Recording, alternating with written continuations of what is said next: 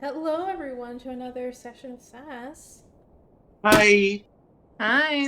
Fucking Hi. dodgeball sound. Hello. Yeah, there was a What? dodgeball Huh? sound. What? Oh, yeah. That Scrivener getting hit by the dodgeball. Scrivener getting hit in the face by a dodgeball. Wow. Yeah. Stop! We can't start the episode with ball. Alright. Okay, sorry.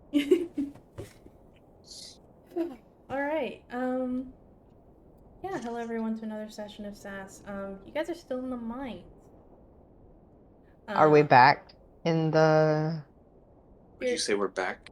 So we're, um, We're I don't think you so guys we... left. I mean, Well, I wasn't in the mine for the past week. yes, so we... I guess so. I guess we as players are back in the mines. Yes. we back in the mud. Alright. None of us have any pickaxes, though. Well, I have sickles and they look kind of like a pickaxe. We have You hold them picks back to back. and we have sickles and we have axe. And that's all we Yeah. got. That's all we need. With our powers combined. Alright. So let me get my mind in order. Yeah, you guys after walking for a bit, more in the mines, with your new best friend Okubi. Everyone's new best friend and favorite character. I'm already in character because I fucking snarled at that. If there was a second longer of silence, I would have done another dodgeball sound.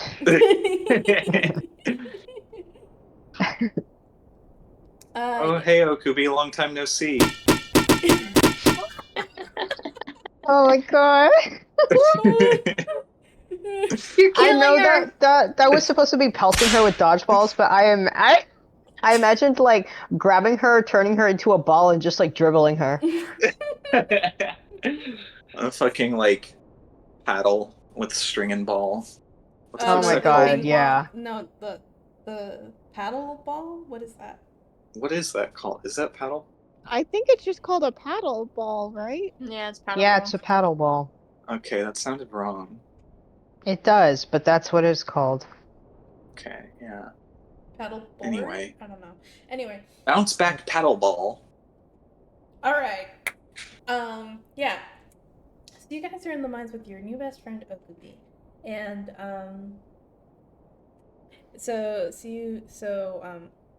going back to where your characters are, Okubi's actually is like, thank you everybody for letting me come with you on your journey. I'm No, so no, no. excited I to be don't here think with that all of you. I don't think that happens. Let's What? get our fucking heads in the game, okay? Haley's done fucking around. Oh, We've been fucking around for too long. Haley's getting fed Lock up with in. us. so Lock in. you guys can fuck around with your dodgeball sounds, but I can't. I can't make a little joke. I can't play a little. Okay, whatever. Get to it. um. Okay, but genuinely, let me get out of my Wikipedia list of Barbie films. Um, you guys will be walking for a bit, and Okubi will kind of turn around to the group and say, "Do you lot have any healing spell?" Oh, right. We like stabbed you, huh? Well, yes, but I have been braving through the pain. My question is, do you a lot have any healing spells for what may be coming up soon? Yeah, we got a couple between us. Any ones to eliminate disease? Uh, do we? Oh, anything that can be fixed with a lesser restoration. Tony would pipe up and say, um, I can prepare a lesser restoration if we take the time to rest. And Okubi would say, yes, good. A lesser restoration should suffice. I only say this because, well, in a few more paces, we should be coming across a beholder graveyard. And, well, beholders aren't well known for their funerary practices.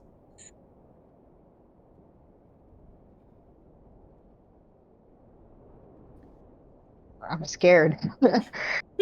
That's not Delos, that's me. I'm so excited. Hey, at least I have psychic resistance. Yeah. Gani, would you like to make me a history or survival check to see if you can pick up on what Okubi's talking about? Yeah, what was the word she said? They are not known to be something. For their funerary practices. Funerary. I believe that's Is that a word I'm supposed to right. know? It's in relation to funerals. Like the adjective of funeral. Got it. Okay. I'm gonna make a survival check. Okay. Okay, not bad, not bad. 18. With an 18, you know that beholder corpses that have been left to their own devices to rot are very, very dangerous. Oh.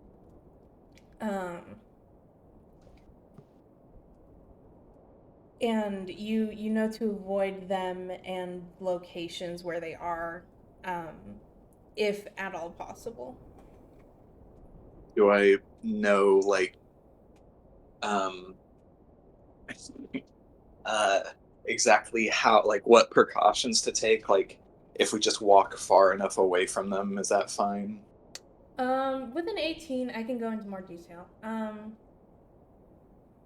Beholder corpses are known for hosting a certain kind of fungus that is born from beholder corpses and reproduces off of them, and the spores and bodies of this fungus are very, very, very deadly when you come into contact with them. And Gani would know that if they have been allowed to grow for extended periods of time, they can grow to the size of an actual beholder. Oh, wow. Could they possibly travel? Could they possibly, like, the spores become airborne? Oh, Have to yes. worry about that? Yes, they are Okay. airborne. They float around freely. Jordan, are you gonna make us fight dead beholder spores? We're gonna accidentally inhale a beholder spore and then It's gonna turn into a fucking beholder kill us. zombie. Oh my... Jordan, I just lowered my constitution. This is the episode where the good guys die. Jordan actually decided he just liked this lowered my campaign. constitution.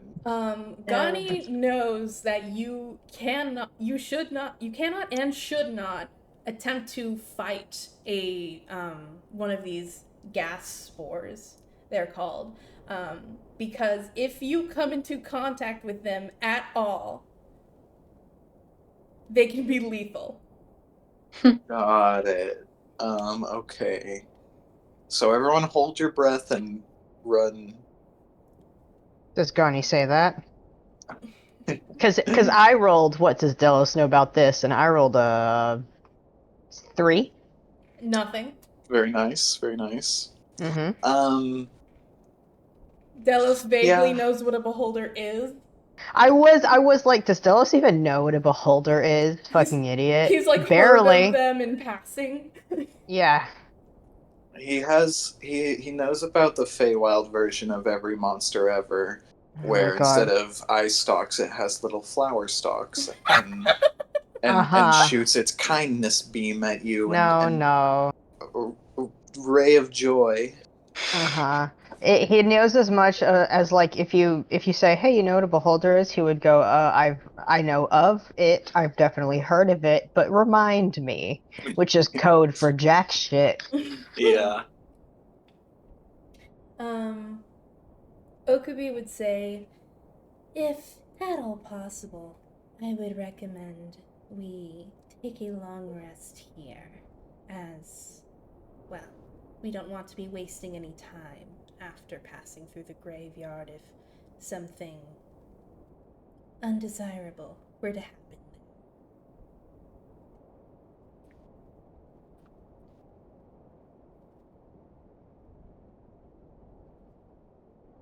Did any of us use up spells or anything? No, but Tony did say that she can prepare lesser restoration over the course of a long rest. Well, I also have lesser restoration. You do, but And I don't need to prepare it. yeah, but I don't. worst case scenario, if all of you fuck up, then you're going to need to use lesser restoration quite a few times, and as level 5 players, you guys don't have a ton of level 2 spell slots. Mm-hmm. That's fair. I'm a level 3 Yeah. bard. Tony should definitely get that. Alright. I promptly sit down. All right. Let's get set up. Let's get camp set up. Yeah, you guys can set up your bed rolls and stuff in a like part where the tunnel gets a little bit wider.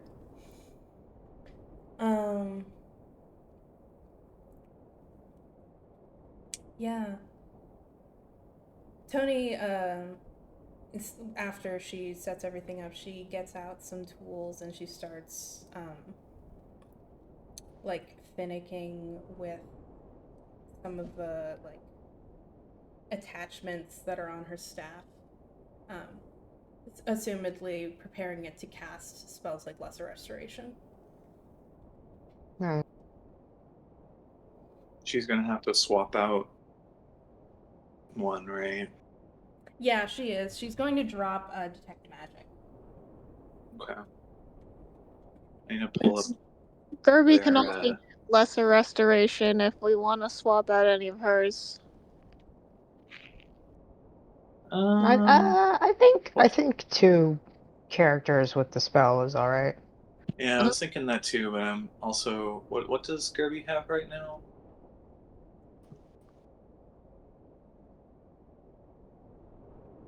She could switch out enlarge reduce. I think you should probably keep that. Yeah, I said just keep your spells. Yeah. Okay. If you have a spell that's like, yeah, I never use this, or I don't really see myself using it in the future, then you could trade it out if you want. But I don't think it's necessary. Alright. Yeah. Yeah. Alright, I'll keep my stuff as is. Yeah, I think 2 restorations will be fine, and then we also have 2 cure wounds. Mm-hmm. Yeah, Tony can cast Lesser Restoration twice. Or 3 actually. Or actually, yeah, she can cast Lesser Restoration twice. I don't know how many spell slots Delos has off the top of my head for level 2, but... Let me see. I have 2 second level spell slots. Okay, so we can cast Lesser Restoration 4 times between all of us. And we can probably cast cure wounds like 12 times. Yeah.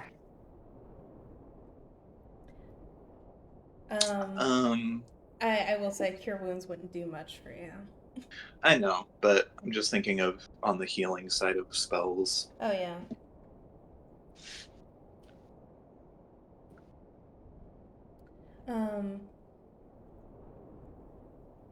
I think while everybody's setting up, Okubi would approach Delos and say, well, Delos, I would like to make an appeal to you. I believe I've followed your 3 strikes or you're out rule pretty well so far. Yes, I would say so far. Well, I am humbly asking for permission to speak with Gani during this rest we're taking. Just a conversation. Delos looks like he's really thinking about it, like puts his hands up to his chin. And he goes, "Well, since you asked so nicely, you She's have my permission." she smiles, and then as you say permission, you can see that smile kind of like, ah. But she still smiles and she says,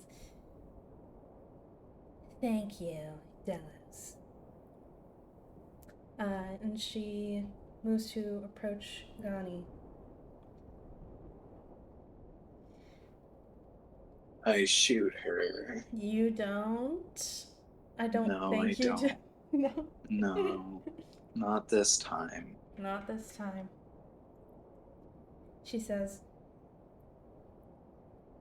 "So, Gani,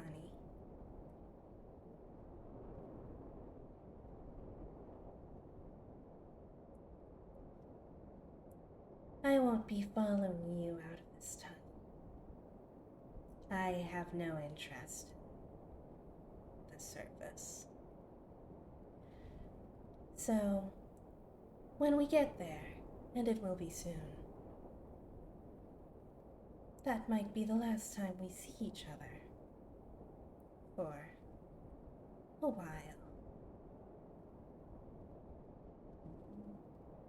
And why are you telling me this?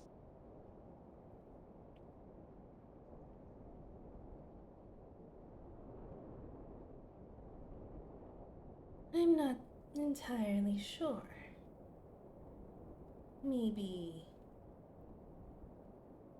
I was wondering if you're okay with that.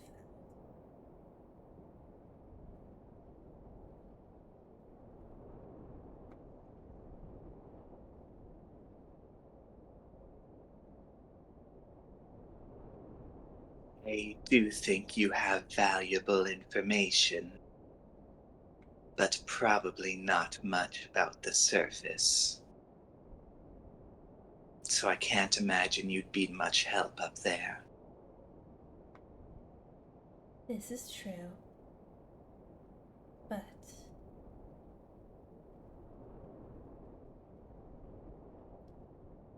perhaps running your discoveries by me, especially if I continued to keep an eye on this group that you're so interested in. Maybe I could offer a fresh perspective, an informed perspective. Don't you agree?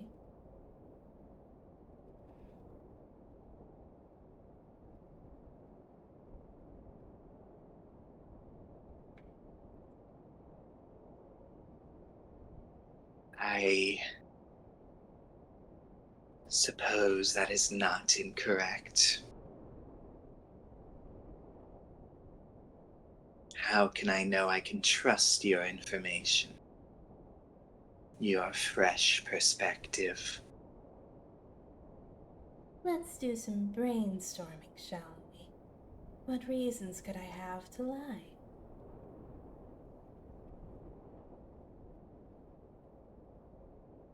You could be trying to gain my trust again, and everyone else's, so you can twist the knife.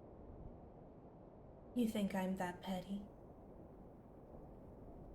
I think you are very goal-oriented. And you think that my goal is something so petty as to simply get back at you and your new friends, should I call them? I think you will do whatever it takes to get what you want. And if that encapsulates manipulating me and my friends, then I don't doubt you will employ that. So, to put it another way, you know I'll do anything to get what I want, and you don't know what I want, so you don't know what I'll do. Is that right? Yes. Why are you so interested in this?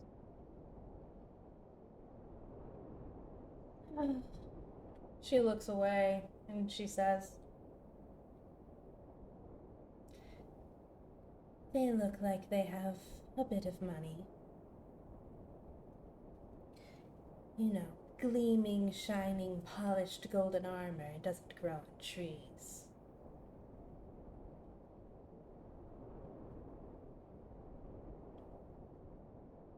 So that's all the money? I'll be transparent, Connie. There's not much else for me. If I weren't chasing the thickest wallet I can see, I don't know what else I would be chasing.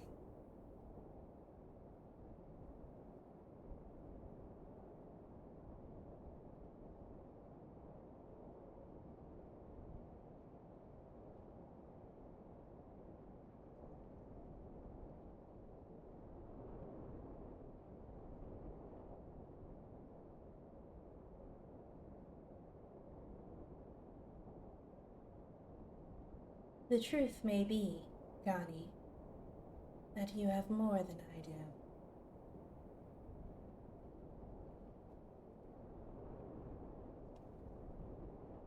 Honey, even after you took so much.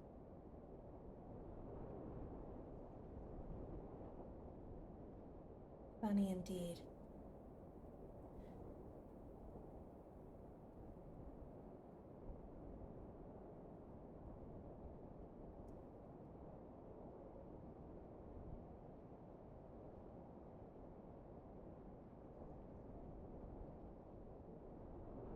Well, I don't know when we would see each other again. Perhaps if you all were to continue investigating these mines, I could be of some help. Does that sound agreeable to you?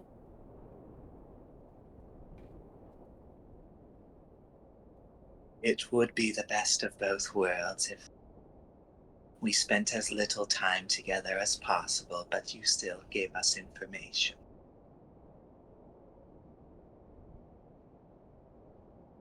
I see.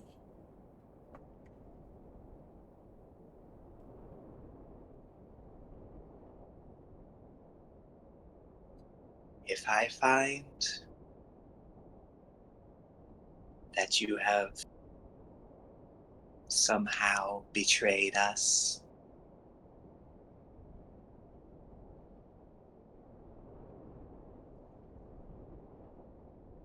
I will kill you.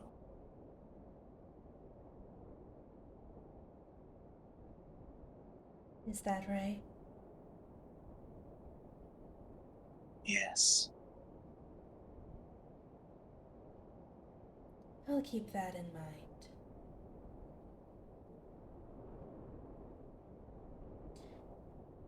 After I left, you stayed in Garinja, did you? Yes.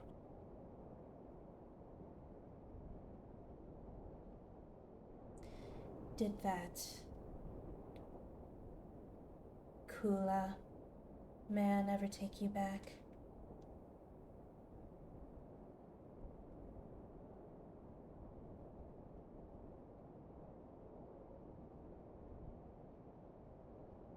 No.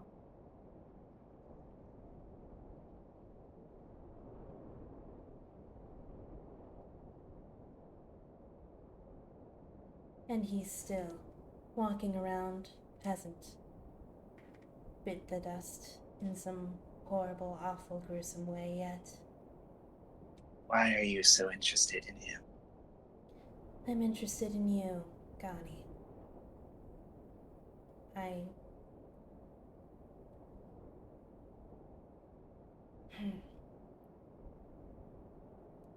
I don't know why I'm being so honest with you. Part of me wants to know if you really had such an awful life.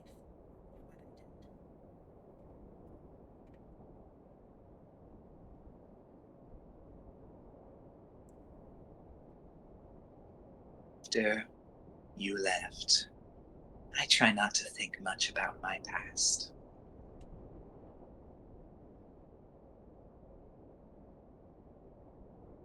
I've moved on.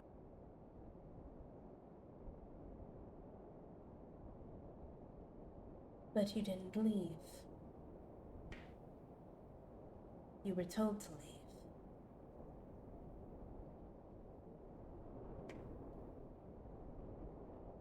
I only do what is optimal. For who? For me. Maybe that's true. No one else looks out for me, so someone has to.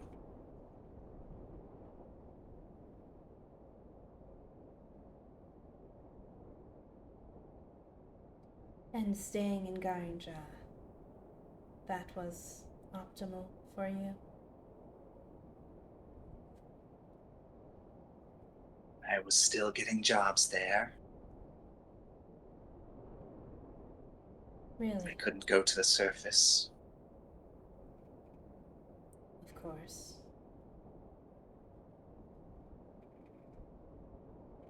Well, I can't blame you.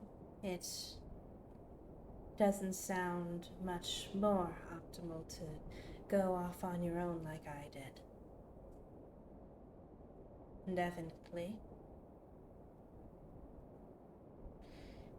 You are leading a more exciting life than I am right now.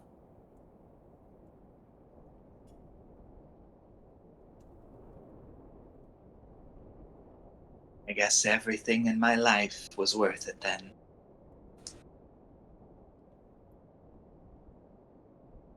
You just wish you were me, don't you?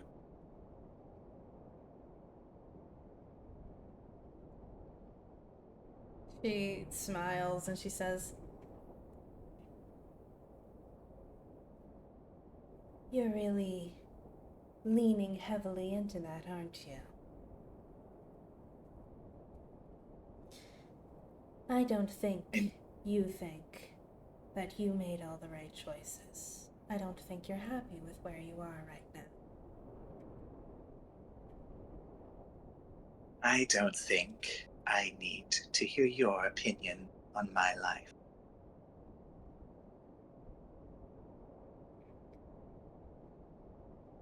All I'm saying is that if the Gani that I was talking to right now was happy, she wouldn't look nearly as much like the Gani I knew.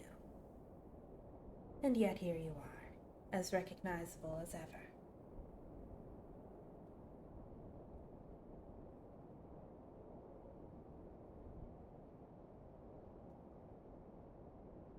I suppose this isn't the best way to get on your good side. No, But like I said, I'm feeling uncharacteristically honest. Maybe I'm just too tired to lie anymore. well, the only way to get on my good side now is to give me the information that I require. She smiles and But she says, "That wouldn't get me on your good side. We both know that." you're right.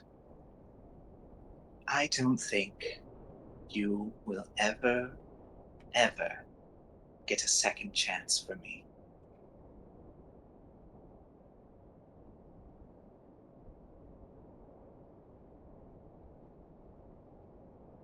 All right. She stands up and she says, "Good night, Gani." And she walks away.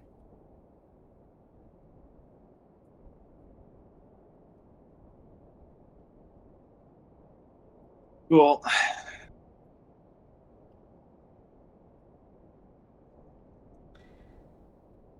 So that's all from her. Does anybody have anything they want to do during this long rest? I was imagining Gani would they'd all gather around the fire or whatever, and Gani would let them know about the fungi and the spores and shit. Oh yeah, we can. Unless you wanted to roleplay that.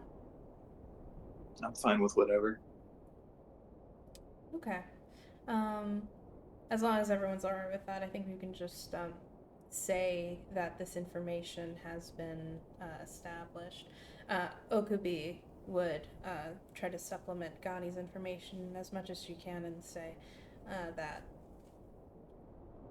the spores are so lethal when inhaled that it's probably best if you all go through the cavern one by one. Scary. Interesting. Scary. Okay.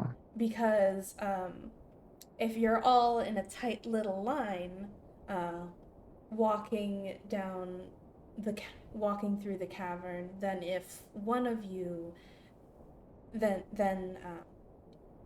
it's much less likely that you guys can start and stop on a dime to avoid these spores.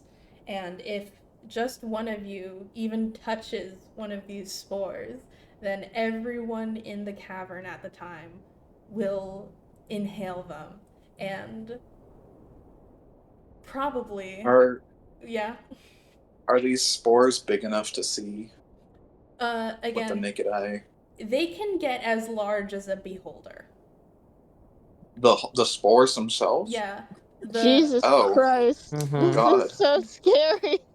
The I hope Or I thought you were Scrivener just rolls saying like the not fungus was. yeah, the I'm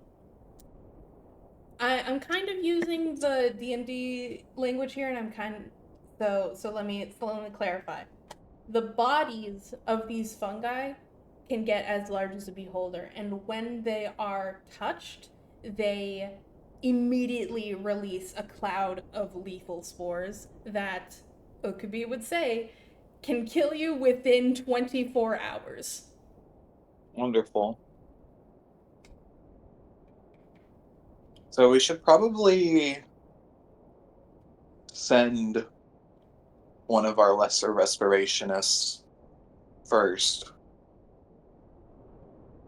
so they can be waiting on the opposite side in case anyone gets fucked. Yeah. Oh wait, does lesser restoration does lesser Oh. restoration apply to multiple people? I don't remember. I think it's single target only. Okay, then yeah, then I think either Delos or Tony should wait on the opposite side, getting ready for like thick old Scrivener to come crawling over. Mm-hmm. All right. Delos can go first. All right. And they can of course also use it on themselves, so Yeah, I'll also say Gerby still has enhance ability, so whoever the two people who are like worst at, I assume either this I assume this would either be like a dex thing or a constitution thing. We can scope out the situation. yeah. It would be a dex save. Yeah, okay. Probably wanna do well actually let me double check what the dex thing does. I imagine. Well, I have no idea actually.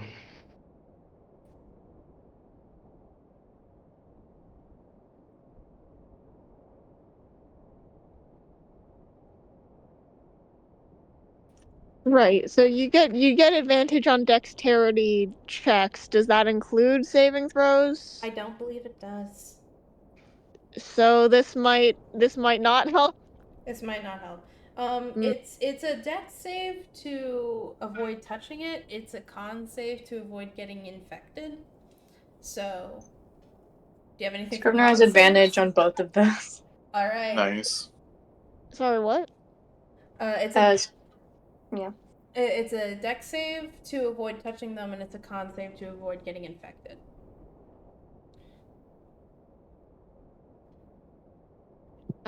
Okay. There is a thing for advantage on constitution checks, but that again is not a saving throw. Yeah, again, it's not a saving throw.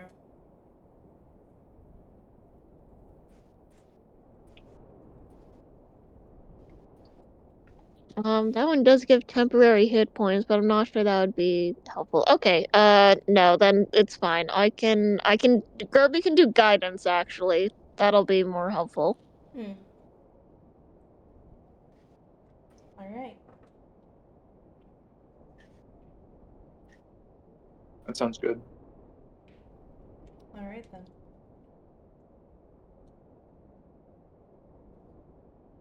Do we have tents? I don't think these tunnels are big enough for tents. I think you just have like bedrolls. All right. Why? I was just gonna say Gani hides in her tent. She hides in her bedroll. Yeah. She's so small. She She zips herself up and then can't find the zipper to get out. yeah, she gets stuck in there. Okay. All right. So if we're all long rested up, Mm-hmm. I am prepared to go through this. To go through first. All right. Yeah, unless anyone, I don't know, wants to do anything while we're resting. Doesn't I'm sound good. like. Doesn't seem like it. All right. You guys can take your long rest. And a few hours later, once everybody's gotten enough rest, you guys can pick up and start walking again. And after a while, you guys do get to another gaping cavern, like the last one you were in, where the symbols kind of the glowing symbols on the walls and a black cavern opens up in front of you. Ooh, yeah. Okay. As there are no lights in the cavern, nobody who does not have dark vision can see, but if anybody has light or anything, I have matches. That's about it. Gerby can use fairy fire again in like some area. yeah. Um, the let me describe it real quick for the people that do have dark vision. Um, you can get to the cavern and it's just a thin, straight shot to the other end of the cavern. The last one had a bit of a platform. This one does not. So you are basically like playing Frogger here as, again, those with dark vision. You can see, first of all, the smell is awful. Apparently, these corpses have simply been thrown into the bottom of the cavern and left to rot, and these spores have been allowed to grow and reproduce uninhibited. So the smell of that rotting matter is it's just filled the cavern, and those with dark vision can see large sacks of this fungal matter just wafting through the air eerily, mushrooms growing out of its side mimicking beholder tentacles as a false eye is plastered on the front of it as it wafts aimlessly through the air. You can see just off the bat at least like 6, 7 of these large, just like fungal bodies floating through the air.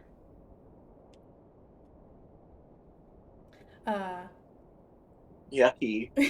It's Yeah. very yucky. Ugh. Those knowledgeable in the party will say that the eye is false, and these fungi cannot detect light or movement with them. They do just wander around aimlessly. And then we're gonna walk in, and then the eye's gonna lock onto us, and we're like, "That wasn't supposed to happen." Oh no! So, if you were to light a torch or a match or cast a spell or whatever to aid your vision, for those who don't have dark vision, there shouldn't be a problem. Okay. Yeah, I'll just light a match. All right. I'd also like to look at through my moonstone just to make sure that nothing is an alive creature in here. Yeah, your moonstone does not register plants as having auras, and these are technically fungi. Fungi, not Yeah. plant. In D&D, they're registered as plants, so zip. Yeah, these are technically fungi / plants. So, no, they don't register, and nothing else in the cavern does either. Okay, perfect. And this is when Jordan's like, I knew he was gonna do that. They're alive fungi that don't register. I mean, I would listen. Okay, that's great and all. Just making sure. I would imagine if they're like zombies, that also wouldn't register. So my guard's not completely down.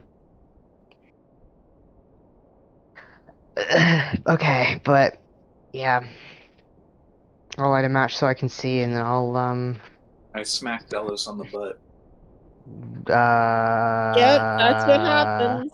to get him going. Donnie slaps Stelis on the butt. Yep. dude, I don't think that's true. She goes, "Go get him, big man. I don't think that happens. That does not happen, no. Go get him, big cat." Big I don't. cat. What? He's a Yeah. goat Buenas ear noches, creature. Delos.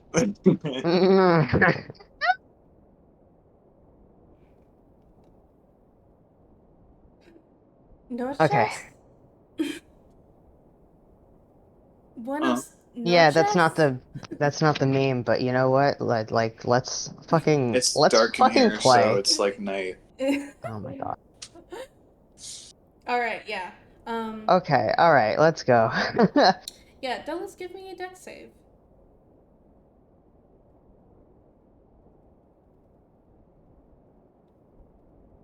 Oh my god, that scared me. I had my max at 10 instead of 20.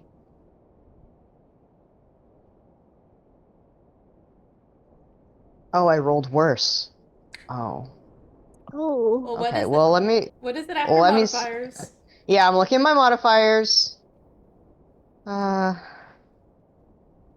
have +7 to dexterity saving throws, which makes it a 10. And then, because Delos is going first, Gerby casts guidance on him. I think it might be a little late for that. Yeah, alright. I rolled a 10. You did say that you were gonna cast it earlier. I'm gonna be true to shit and say that I would confidently say, I don't need that because my dexterity is amazing. Wow. Okay. Yeah. If you're sure. Um, I feel like it'd be cheating. maybe. I would allow it if Andy was okay with it, and if Chelsea told me with 100% genuinely that Gerby would do that. You know what? I think maybe if Delos is like goes up very confidently, then I think Gerby would be like, "Oh, of course, Delos. He's very dexterous. I probably can save this my concentration for someone who needs it." All right. Sorry, guys. I think I fucked everything up. Okay. So let's see. What does a 10 get me? Yeah, let me just describe what happened. So maybe it's because Delos is just so big. Maybe He's very he's big. disadvantaged because he's a bigger target. But or maybe it's Delos' confidence that is his downfall. Maybe it's his hubris. Maybe he His flew too hubris, close yeah. to the gas spore, because what happens is that Delos, you begin to walk down the across the cavern, across the way, and maybe you didn't notice it, but as a gas spore is wafting by Delos, you do make contact with it, and it On immediately your horn. starts releasing. It actually fucking sorry. That's too passive of a word. It explodes. No. God. Okay. He would fucking cover his like nose and mouth with his hand as soon as he realizes that has happened. You can do that. Just gonna put that out Yeah, there. you can do that for flavor. It will not affect mechanics. The Oh, gas jeez. spore. You also got your eyes. Oh God, you're right. The gas spore explodes with a violent, and the spores disperse throughout the air around Delos in an instant. Give me a Constitution save. I'm gonna Oh, boy. fucking die. I'm gonna fucking die in here. I'm so sorry, guys. I think you. All right, that's a 14. Better. With a 14, Why didn't I roll that earlier? Shit. you can cover your face with your cloak and just try as fast as you possibly can to move out of the fucking blast zone here. And you can get to the other side, coughing and just trying everything that you can to expel anything that could have possibly gotten into your system to the other side. And did everyone see that happen? Everyone fucking saw that happen. And he was But holding a Okay. match, lighting himself up. Yeah. Delos, you are able to your reactions were quick enough that you were able to get as far away from the point of contact as possible quick enough, and you are not infected. Okay. Wow. 14 for no infections, not too Oh, bad. God. Good luck, everybody else. There's spores in there now. Yeah, I can say that the spores do disperse fast enough that it's not very long until the coast is clear and somebody else can go try and cross. Oh, good. Thank God. Okay, this time Gervy takes this as a sign that she should cast guidance before everyone crosses. It is a touch spell, so the thing is, whoever goes after her is not going to have it, basically. Okay. I guess she could go last then. Yeah, she could go last. Scrivy can go. All right.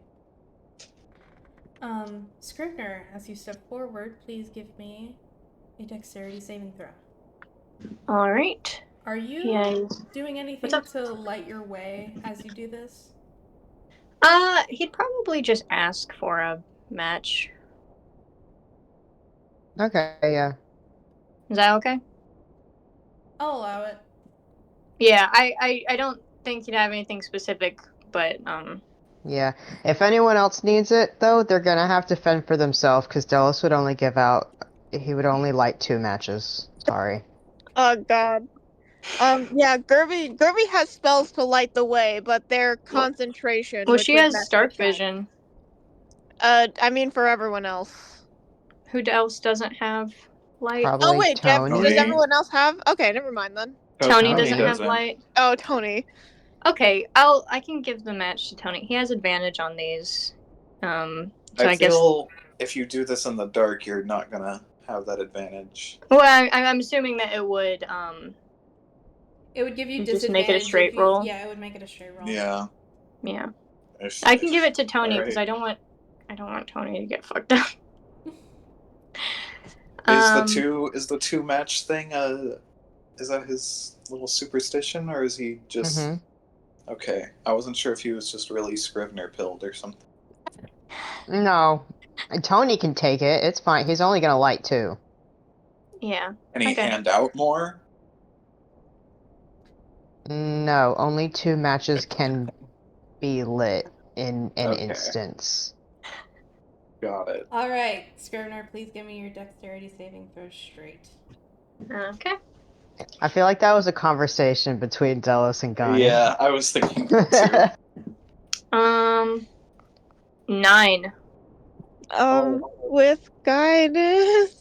What's guidance at? 1d4. Yeah. 1d4. 1d4. Hey, baby. That's a 4. So 9 plus 4. That's 13. Okay.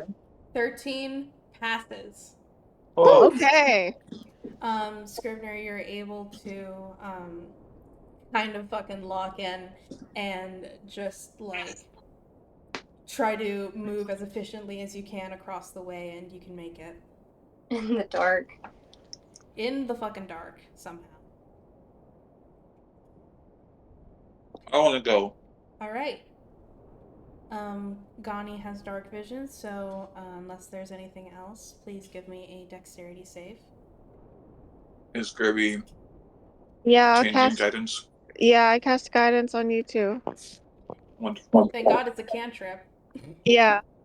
Oh, is it? That's good. Yeah, we're doing the guidance spamming. Let's go. Let's go. Let's go. All right, that is a dirty 20. With a dirty 20, Gani feels very at home in the Underdark. She has slipped past very dangerous creatures, much larger and much more powerful than her before.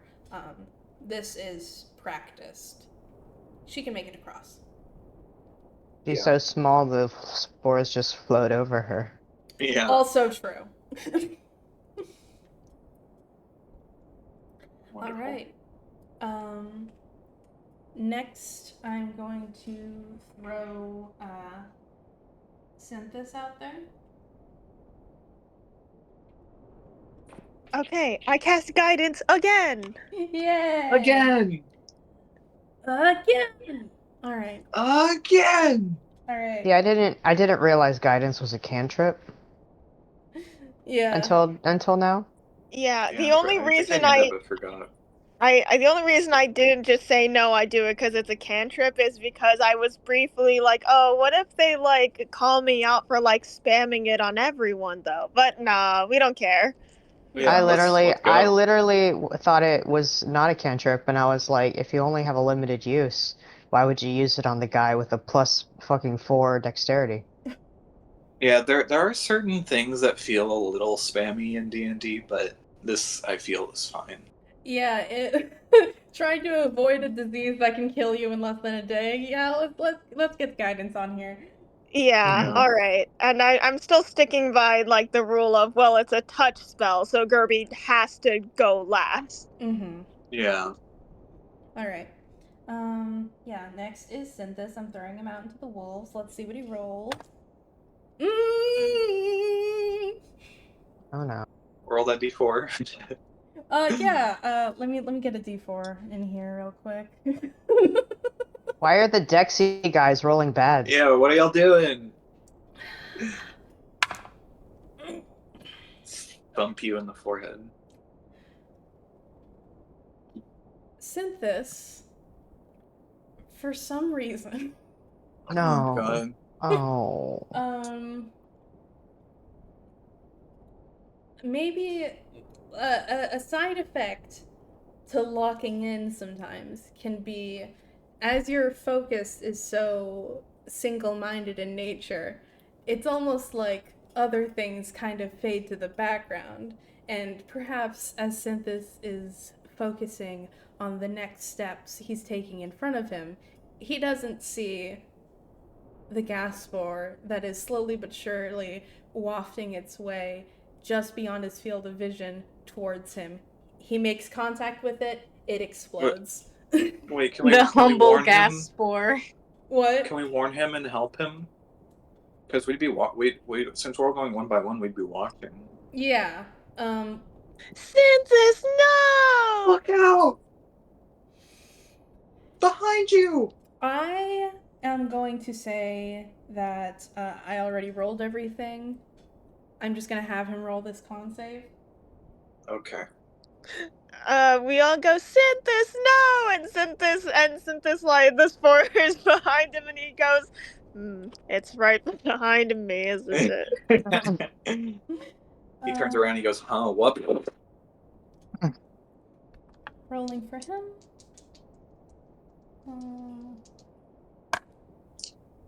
That's cocked.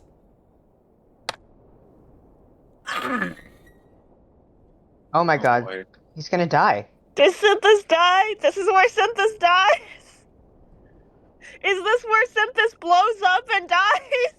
This is where he blows up and dies. He has advantage on con saves. He rolled a 1 Does and a he? 2. Oh. Oh. Dude, Oh my god. So what's wrong with you? with a 4 after modifiers, Synthis fails to react quickly enough to cover his face. I think he may just he might just try as quickly as possible to he might even he just tries quickly as possible to get out of there as fast as he possibly can, but doesn't think to cover his face. And he can make it over to the other side, but coughing and hacking. Where Delos, you coughed and you tried to expel everything from your sinuses that you possibly could, and eventually, were able to calm yourself down.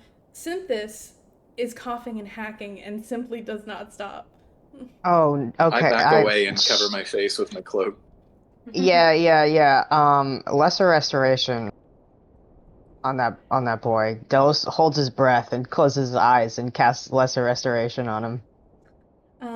You can cast Lesser Restoration on Synthis, and as you do, his airways immediately open back up, and he can take some labored breaths as he's attempting to bring himself down from a panic attack. Oh no. But eventually, he can, even though his breaths are labored, they are deep, and you can tell that his airways are not obstructed anymore, and that any disease that was able to take hold in his system has been magically eliminated. So he takes some time to calm himself down, but he is safe. Okay. Okay, good. Jeez. All right. Tony next.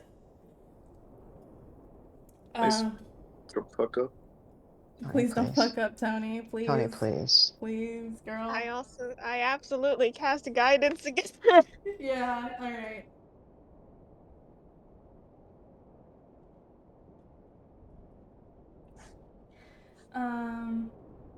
Okay.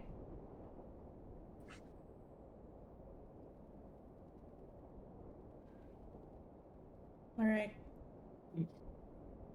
And that is... Okay. What does that mean? Yeah, what was those clappings? Nat 1. Oh my Okay. god! Can we do maybe We're We supposed are to having a lock in, bad guys. time in this forum! Tony and Synthis just suck when we're not controlling them? I think so. Oh no. Wait, but what about the plus D4?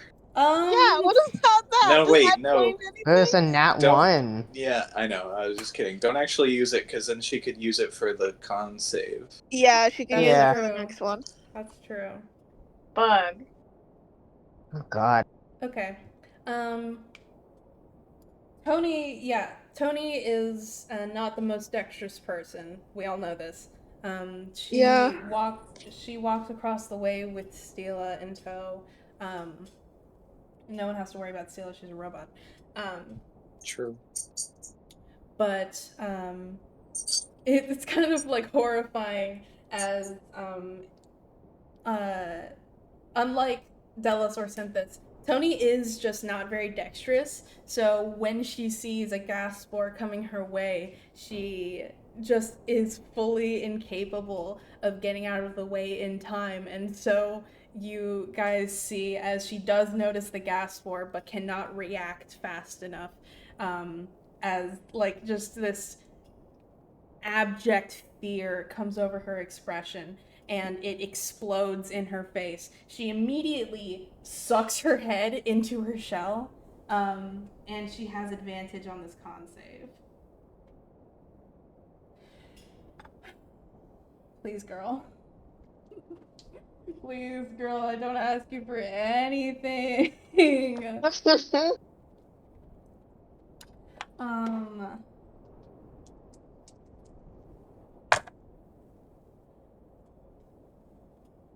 She sucks her head into her shell, and Stila kind of picks up pace as she runs the rest of the way, and Tony can get to the other side.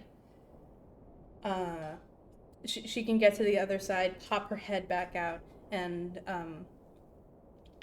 calms herself down a bit as she was really very scared there, but is unscathed and unharmed. Okay. So now, on the other side is just Okubi and Gerby.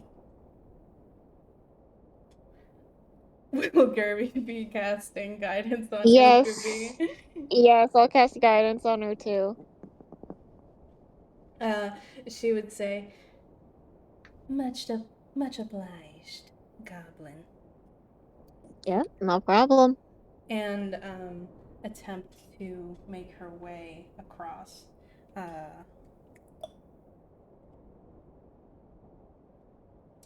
Get her die out.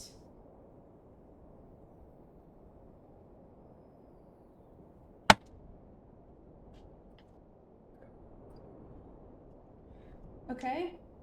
Let me roll her con save. Oh boy. Yeah, even with guidance, that wouldn't be enough to pass, so I'll just have to bet my it on God. the con save.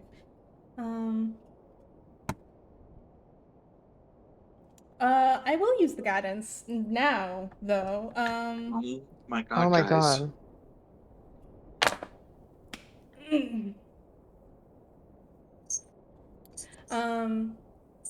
Okubi is, at the end of the day, not as good in a fight as Gani is. Gani has 5 levels in Ranger. Okubi has 0 levels in anything. She is very skilled for a kobold, but not that skilled as she attempts to make her way across, but just like fucks up, puts her footing somewhere she shouldn't, and unfortunately makes contact with a gas spore that explodes in her face, and when she makes it to the other side, she is doing that same thing that Synthis did, where she is coughing and hacking and simply not stopping as she kind of falls to the floor, every cough racking through her body. Oh god. Tony approaches her and casts a lesser restoration, doing that same thing where Okubi's airways open up and she, unlike Synthis, who very openly was trying to calm himself down, Okubi stops coughing and hacking, but just kind of like as soon as she physically can, just shuts her mouth and tries to make as little sound as possible as she curls in on herself. Oh. All right. And last is Gerby. You got this, Gerby. Can Gerby cast All guidance right. on herself? I don't know. I know it's a touch spell. I don't know if you can do it on Yeah. yourself. You can? Yeah. If it's touch a willing creature, you can do it on yourself. Okay, then yeah, she's gonna do that. No reason not to. As long as it says any willing creature other than your. Oh, like. Oh yeah. It doesn't mention. If it doesn't say other than yourself.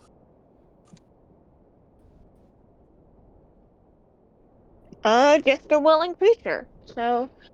All right. Yeah. Totally works. All right, let's go, Gerby. Dex save.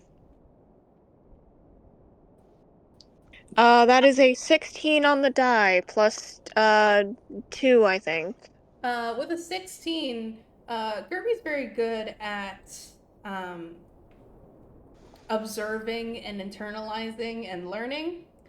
She sees like half of these people fuck up, and two of them be absolutely like racked with disease as their respiratory systems immediately panic.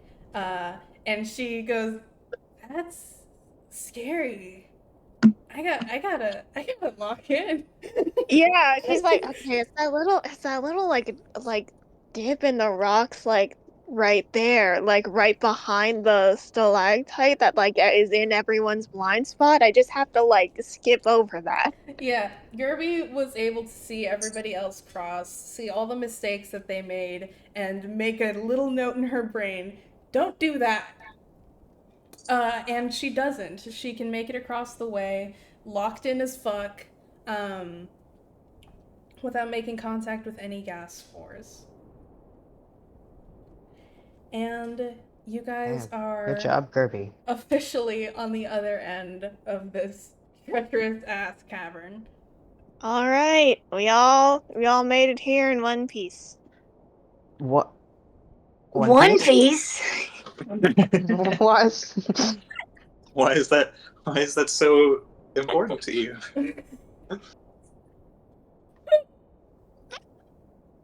Can we That canonically happened. That did not happen. That did not happen.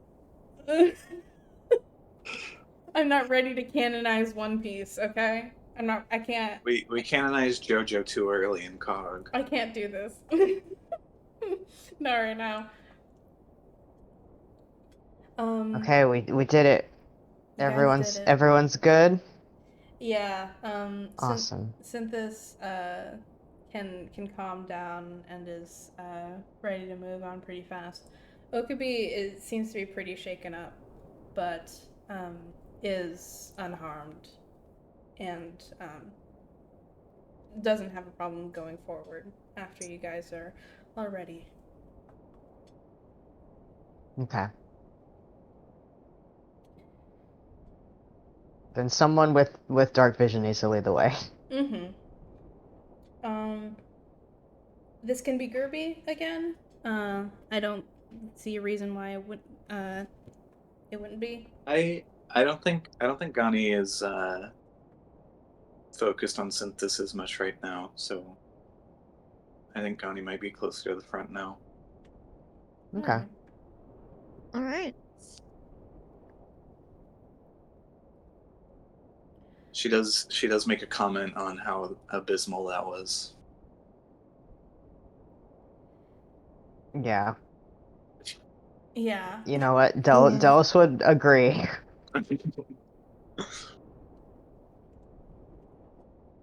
Okubi. And we trudge on. Yeah. Yeah. Okubi would turn around and say, "Well, I suppose you all can count yourselves lucky that you have such talented spellcasters in your group." I suppose so. I mean, you know, we pick certain spells for a reason. She offers a strained smile and then looks forward again. And she says, "That was the last wide open cavern that intersects with this tunnel until we reach the end. There shouldn't be much now."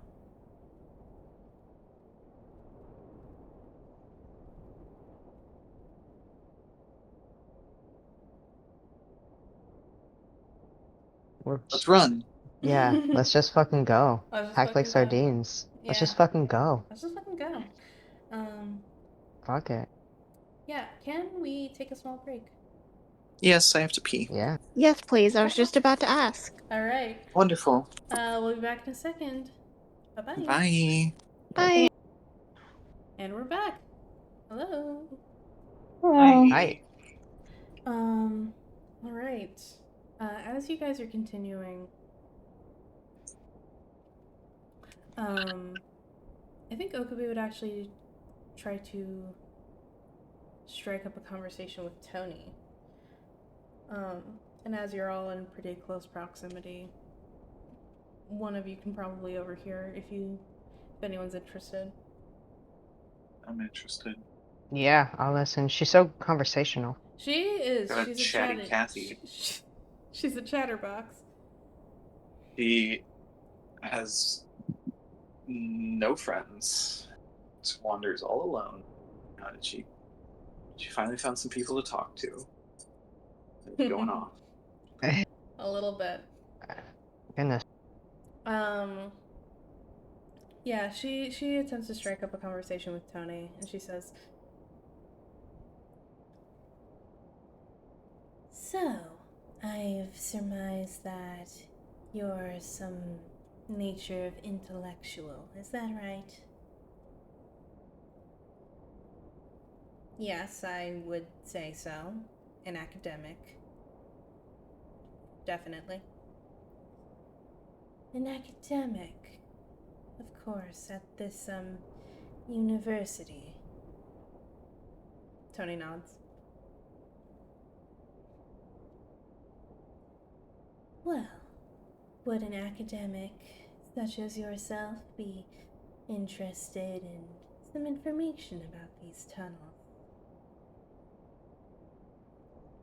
"I suppose it would depend on what information that you have, but I don't believe any knowledge is bad knowledge."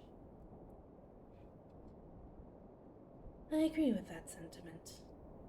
Well, I'm no academic, but from what I can find, I'm sure you've noticed that these tunnels are too deep to intersect with any goblin or orc encampments, but is too shallow to intersect with any larger Underdark settlements." Tony, is just kind of taking in this information. "And these markings on the wall, they're very distinctly arcane. Although, it wouldn't take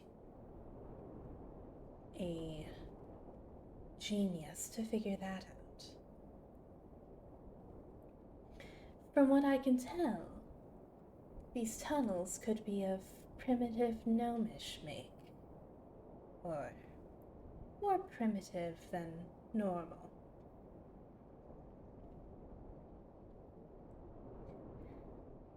It's possible that these tunnels could even date back to ancient conflicts. I'm sure you're aware of the conflicts between the gnomes and the kobolds. Yes, I believe that is borderline common knowledge. Of course. Well, these tunnels could very easily have been used as escape routes or an very, what's the word?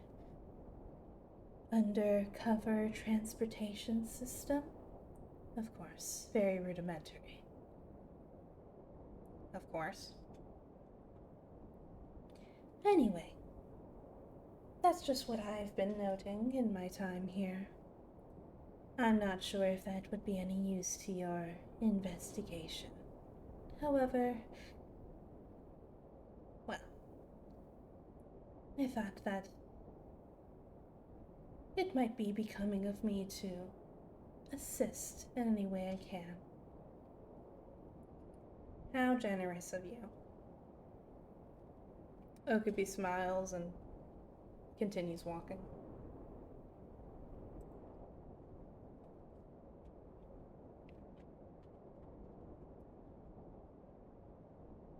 Is there anything anybody else would like to take note of or do or say?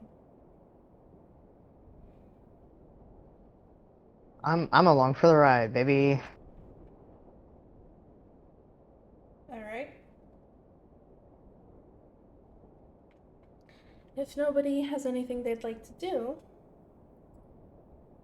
after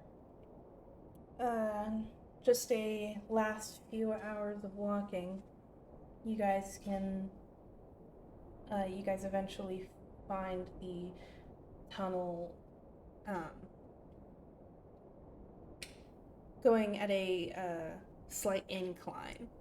And as you continue walking up this incline, it becomes steeper and steeper until it gets close enough to the surface. And it opens up into a natural cave. It doesn't seem like there's any mine shafts or anything, unlike where you entered in from. But the runes fade out, and the runes fade out just as the light from what seems to be the sun shines through the cave opening. Oh my god, finally. And Okibi says, "Well, I've made good on my end. I've done all I can to assist you all, and all I can do now is wish you luck on your investigation."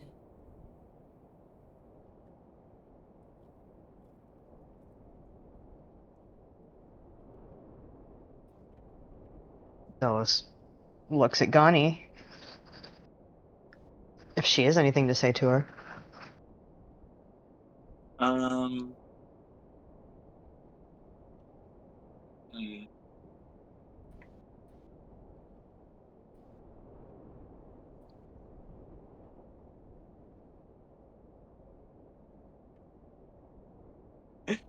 Um. Johnny,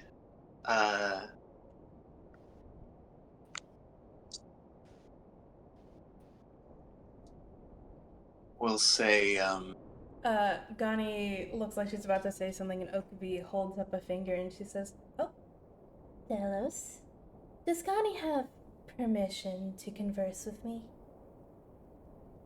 Well, you haven't used any of your strikes, so we can make it a strike one. Alright.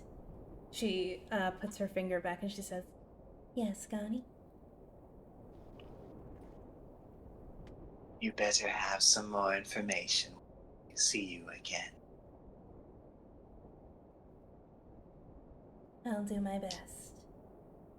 As long as I can get some information from you as well. Yes. And I don't suppose I could appeal to your generous nature and, well, ask for some compensation for my efforts. And she holds out a hand.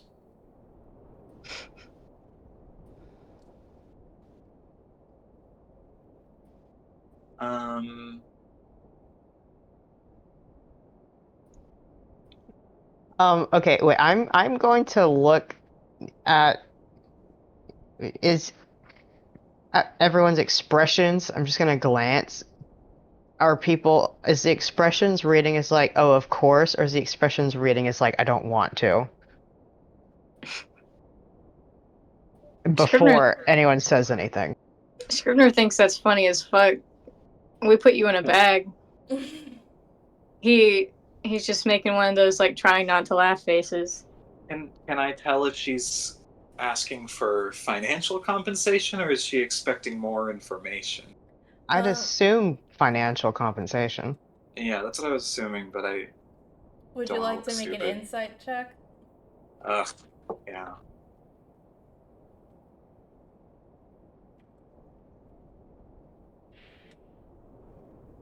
21. With a 21, she's expecting financial compensation, but if you have a especially juicy piece of info, she'll take that. Right. Okay. Dulles goes, oh, right, of course. I mean, that's only fair. He reaches into his cloak and just puts a bunch of herbs in her hand. She gently closes her hand and then turns it around and then puts it back in your hand. I have no use for that. I apologize. Well, you might think that you don't have use for it, but that's quite important and valuable right there. This will protect you. See, this one is sage, and so it's sort of protection from the outside. Is it This valuable? one is your life valuable? Can I sell it?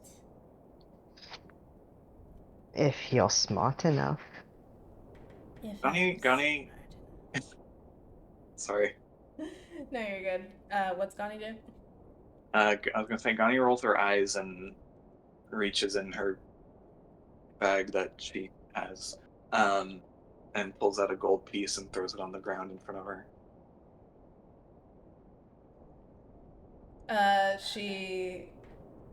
Okubi looks at the gold piece on the ground and she says, "What are you, poor?" Can Scrivener pick it back up? No, nothing's stopping him. Yeah, I think he picks it back up and he probably looks at Gani to like say something before he tries to hand it back to her and says, "Are you sure you should be giving her something if she's going to be ungrateful?"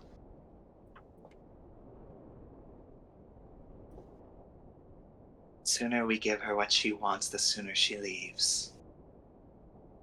And Gani will walk over and try to take it from Scrivener. He gives it over. She fucking throws it at her head. Oh my god. And she says, I don't think you're in a position to be making that claim. Give me an attack roll. okay. Just like, do I add my dex mod or anything? Or like unarmed strike? What am I doing? This is an improvised weapon. I think you can. I'll let you roll with dex if you want. And Okay. Okubi has commoner stats, so this will kill her. This'll kill her. Exactly.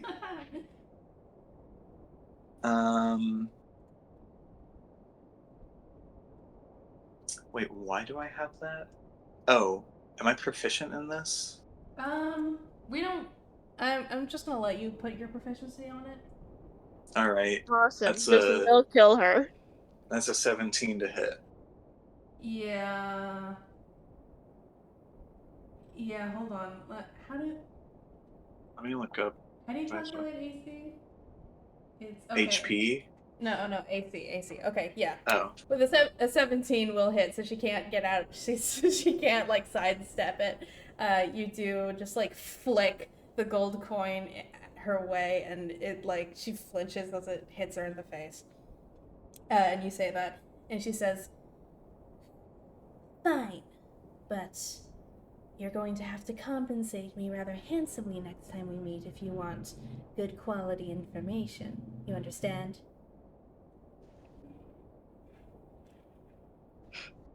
I think we could just use the bag trick next time too.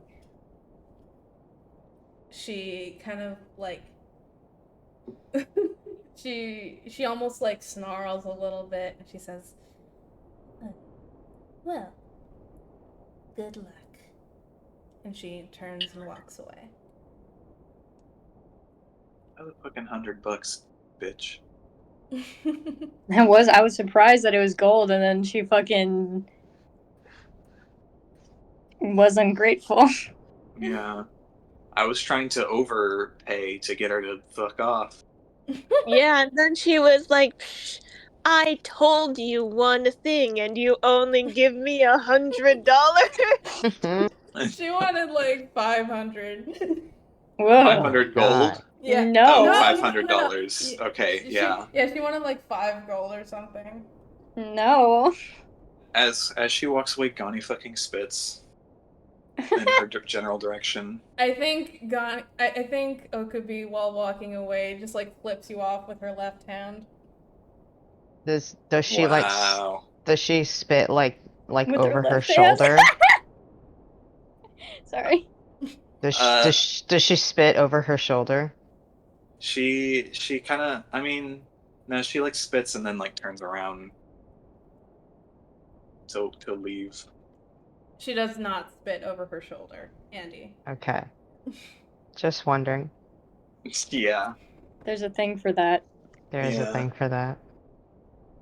He's about to fucking toss barley all over the room. No, that actually would be good luck. He would be blessing her. Oh, how sweet. Mm-hmm. So I guess it's good that she didn't. All Alright, right. let's get out of this fucking cave. Dallas is ready. He's like he mumbles getting under his antsy. under his breath. He's like, I want out of this fucking tunnel, and he goes. Yeah, let's see where this place finally leads to. All right. You guys can walk through the cave, eventually reaching its mouth and walking out. As you do, you are greeted with the bright light of the sun for the first time in days. Probably takes your eyes all a minute to recuperate, especially those with dark vision. And when they do, you guys can see this beautiful forest, dense with trees, with it's getting to be February, the end of February for us.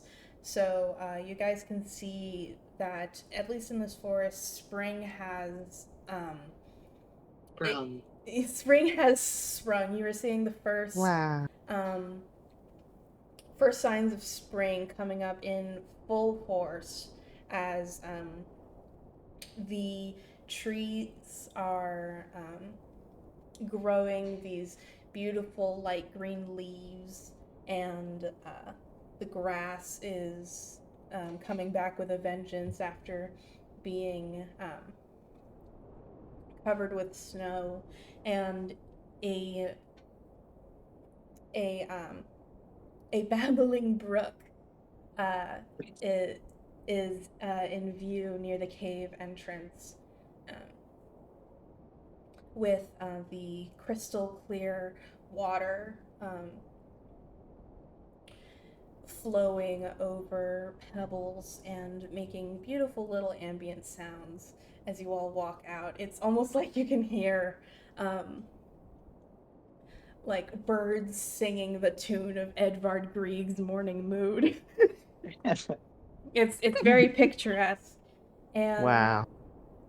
can I get perception or nature check? Oh, can I get perception checks for everyone? Delos and Scrivener can pick nature if they would like. Oh. Okay.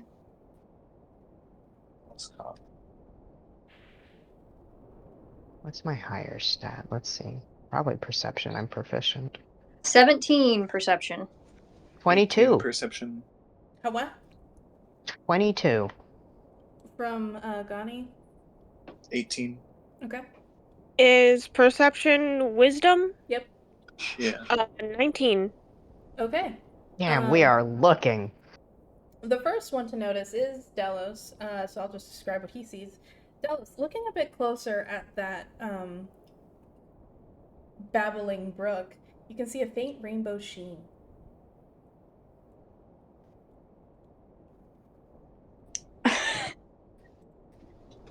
Huh.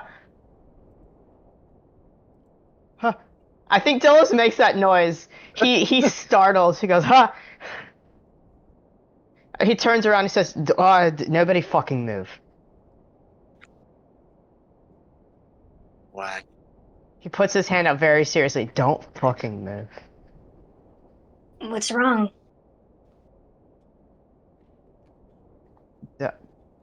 Delos is gonna go up to the stream and drink from it. Alright. Delos drinks from the stream. You don't have to roll a con save. But very faintly on Delos' tongue you can taste the distinctive flavor of wish water. No. Delos also does that diegetic. He goes, no. Nar. No. Gerby is standing very still, but is like whispering to the others, like, what's happening? Did he, what's this? Okay, I'm looking around. I'm looking around. Okay, looking around, everything in this forest just seems completely normal, a bit pretty. Like, it's probably one of the prettiest forests you've seen in a while, but it doesn't look especially fey, except for the Babbling Brook. However, give me a history check.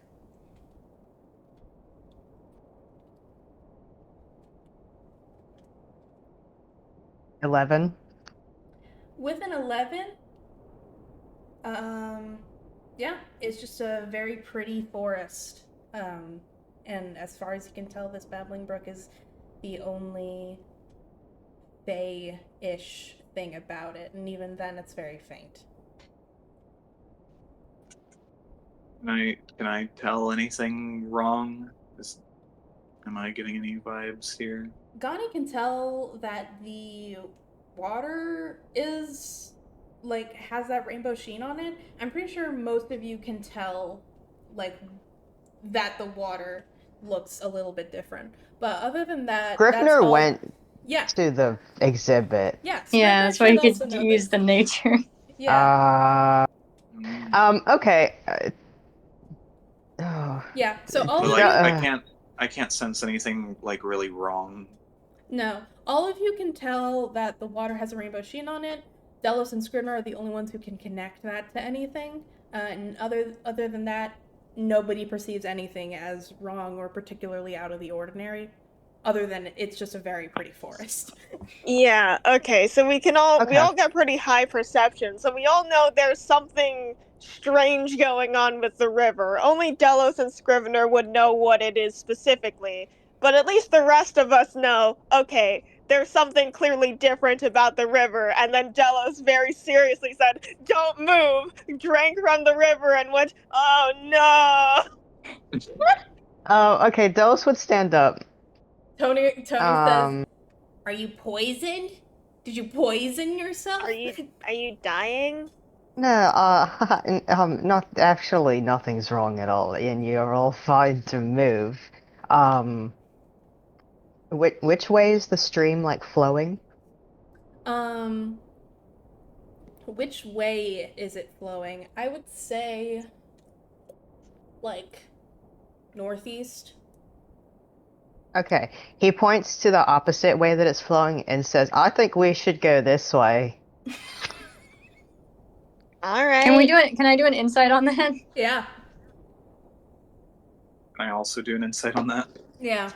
Kirby's also gonna do an insight on that. Yeah, Delos, would you like to roll perception as everyone here does an insight on you? Perception or Deception. Deception. Yeah. Well, Dirty 20. 18. 5. 28. Oh, Fuck you! All right, everyone believes that Delos thinks you should go that way. All right. Gerby is gonna ask. I mean, okay. Oh, You seem to know what's going on, so I trust that. But like, can you tell us what you think is happening? those. He says we should all go this way, and then he like stops and he goes, I mean, well, actually, this way, and he points down the stream. And then he thinks Oh. about it, and then he goes, "Actually, no, we should go not against. We should go away. Actually, somewhere there." And points like away from the stream. Then. Okay, listen, man. You can lead the way. Just like, what do you think is happening, though? Is there like a monster, or are Oh we no, cursed? everything's perfectly fine. If you're so indecisive, then I suppose half of us could go up the stream and the other half could go down. No. I think the source or the ending of the stream is not relevant to what we're doing. I think we need to go somewhere else. I think Okay. that, you know, there's do you bad think luck it's about following water, that you shouldn't do it. okay? If you think it's dangerous, then yeah, we can go in another direction. What exactly is so dangerous, though?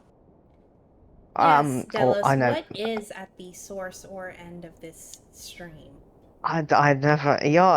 I know you're putting words in my mouth. I never said anything was dangerous.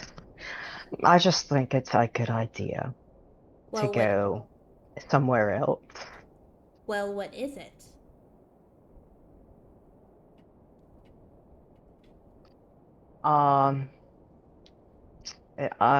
It's he just like gestures with his hand, like you know that like when you just like rotate your wrist as you're thinking, he just like does that for a while. Your demeanor does pique my interest, I will not lie. Well, I mean, I've been told I'm a very interesting person, so thank you. Not interest in you.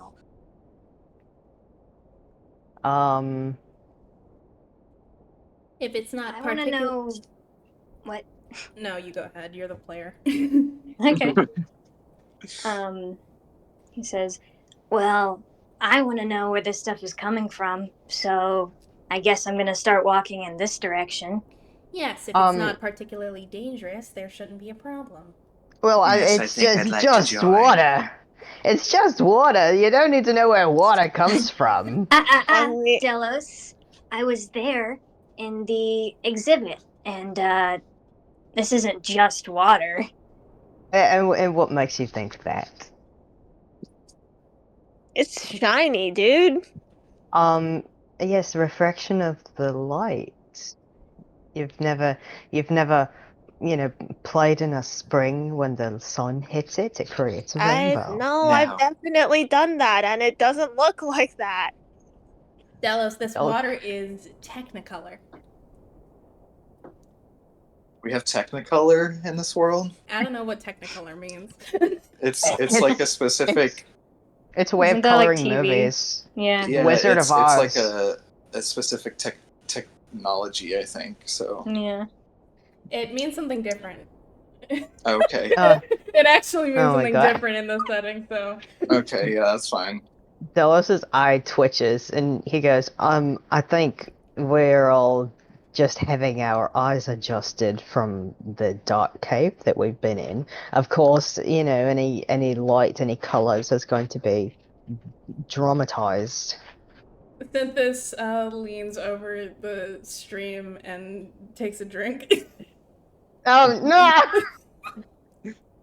I He puts his hand out like I'm gonna have him roll a con save. oh my God. I think if Delos like fully goes like, oh no, I think Kirby straight up says, "Man, I feel like we gave you multiple outs in that conversation. Come on." Yeah, Delos can't stop him fast enough, and Synthis takes a drink. He doesn't seem outwardly affected by it, but he does say, "What is that?" It's just water, and you shouldn't drink more of it. There could be diseases. Why did you drink it? I'm immune to diseases. It's wish water, right? That's why you drink it. Are we in the Feywilds? Everyone looks at Delos. Delos like has such a cartoonish frown as he just looks at Scrivener. He kind of speed walks over to the I guess entrance exit of the cave and looks at it. He goes, oh, well, I don't think so. We shouldn't be in the Feywilds. And he's looking for like symmetrical markings or like something along the exit of the cave. Is he trying to Oh, find something that could make it into like a fake crossing? Yes. Okay. Um, I'm just gonna say Delos doesn't find anything like that. It seems to just be a very natural opening of a cave. Yeah, and all the flora and fauna is very material plane besides the water. Yes. Okay, yeah. He goes, oh, well, this isn't the Feywilds. The Feywilds is much more grandiose and beautiful than this is just material plane. Um,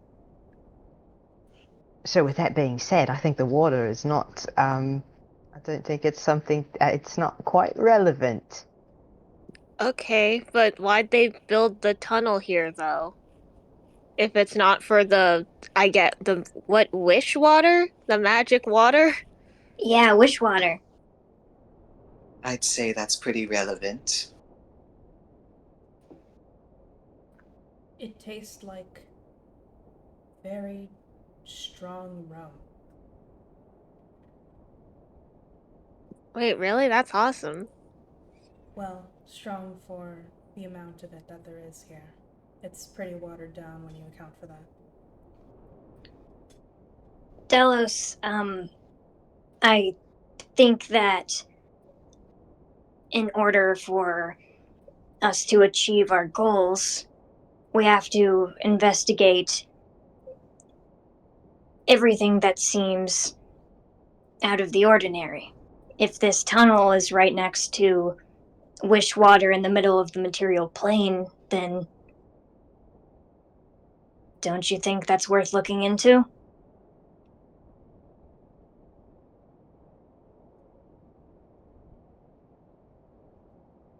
I agree with Scrivener. Like I said, I don't believe any knowledge is bad knowledge.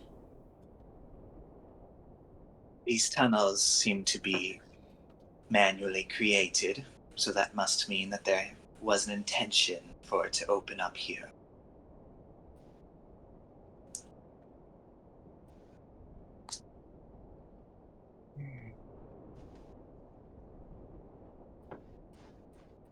You think? If we don't investigate it now, I'll just want to come back later.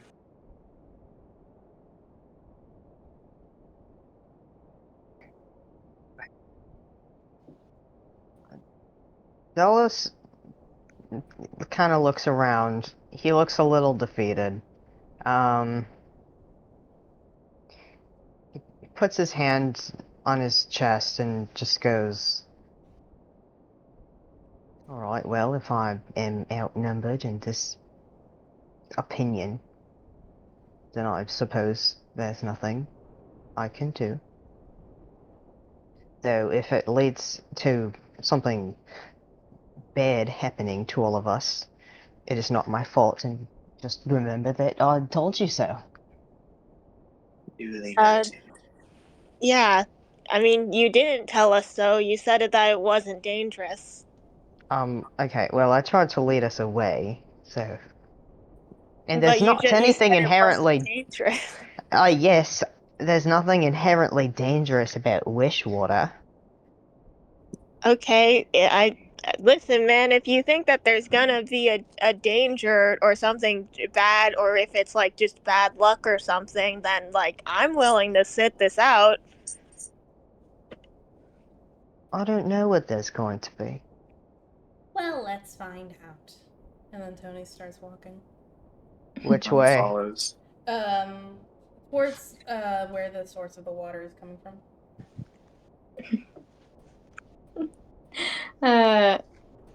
Scrivener is excited to get going, but he would say to Dallas, he'd like point at him and he would say, nothing bad is going to happen to any of us because you're all under my protection. And he flexes. And then he runs away. Oh boy. Delos gives him the saddest, most hopeless look.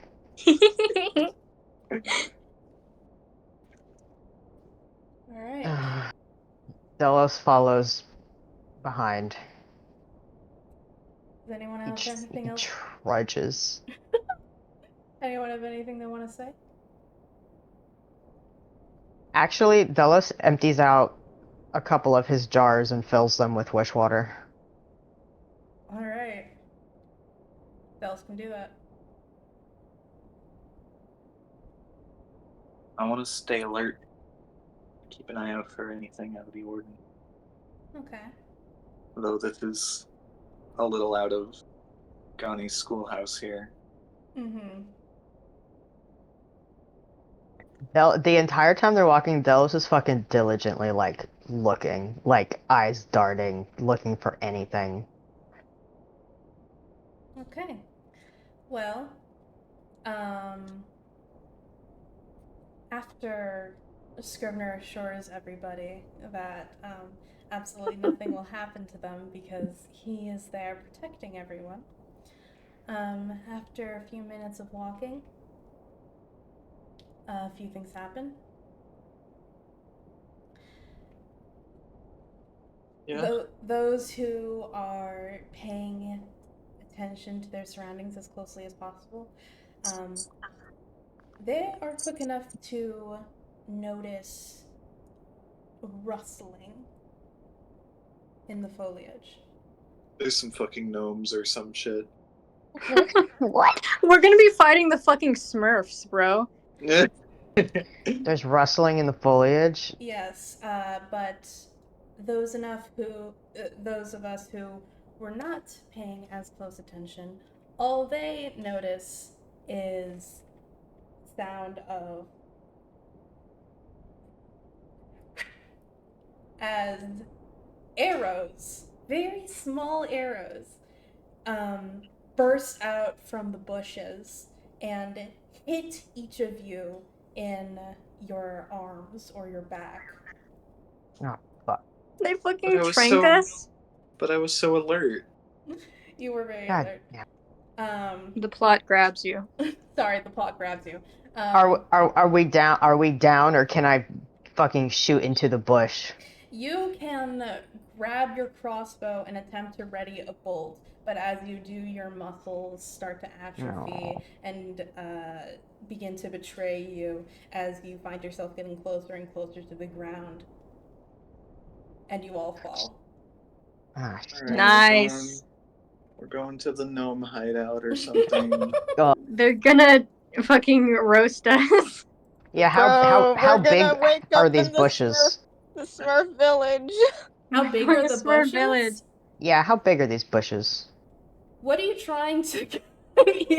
Well, everyone's like, "Oh, the little gnomes have got us." Are they bushes large? I guess we'll find out soon. But are they bushes large I enough mean, for like I don't a think that really medium-sized creature? that doesn't really count because they can just lay on like their stomach and shoot tranks at us.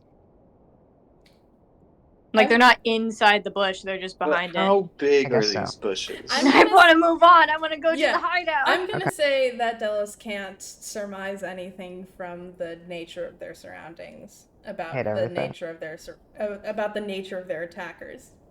I'm sorry. I understand Gani now because I'm like I was gonna say I hate playing a paranoid character because now I'm paranoid and I'm like, oh Val, is this what it's like? Yeah. Oh goodness. We're Okay, gonna we're out get spit cold. roasted. Mm-hmm. Gross. Let me see.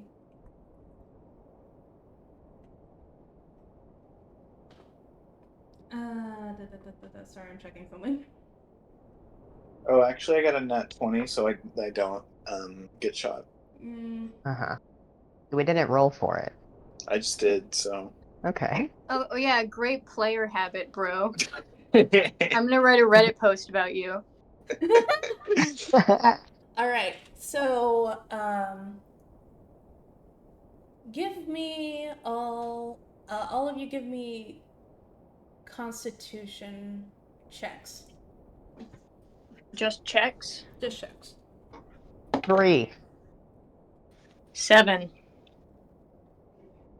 That's weird. Sorry, I had to grab my charger. I'm gonna get my dice now. 19. Nice.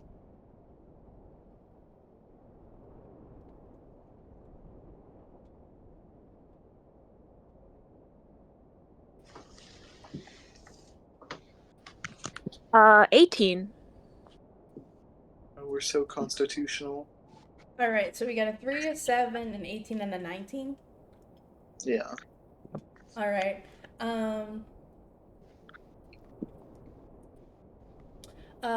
Okay. Gani is the first one to wake up. You Okay. guys, Gani, you wake up in a building that has been constructed out of wood and construction like mud. I don't know. It's made out of very natural materials, and you can see when you wake up in a building made out of very natural materials. There's a window with some light coming in that is sealed off with more of that material, but enough to look out of and enough for light to come in. You are tied up, and you look around, and you can also see Delos and Scrivener also tied up. Oh, so Gerby's family got us. Oh fuck. I'm trying to think about where Synthesis Tony would be.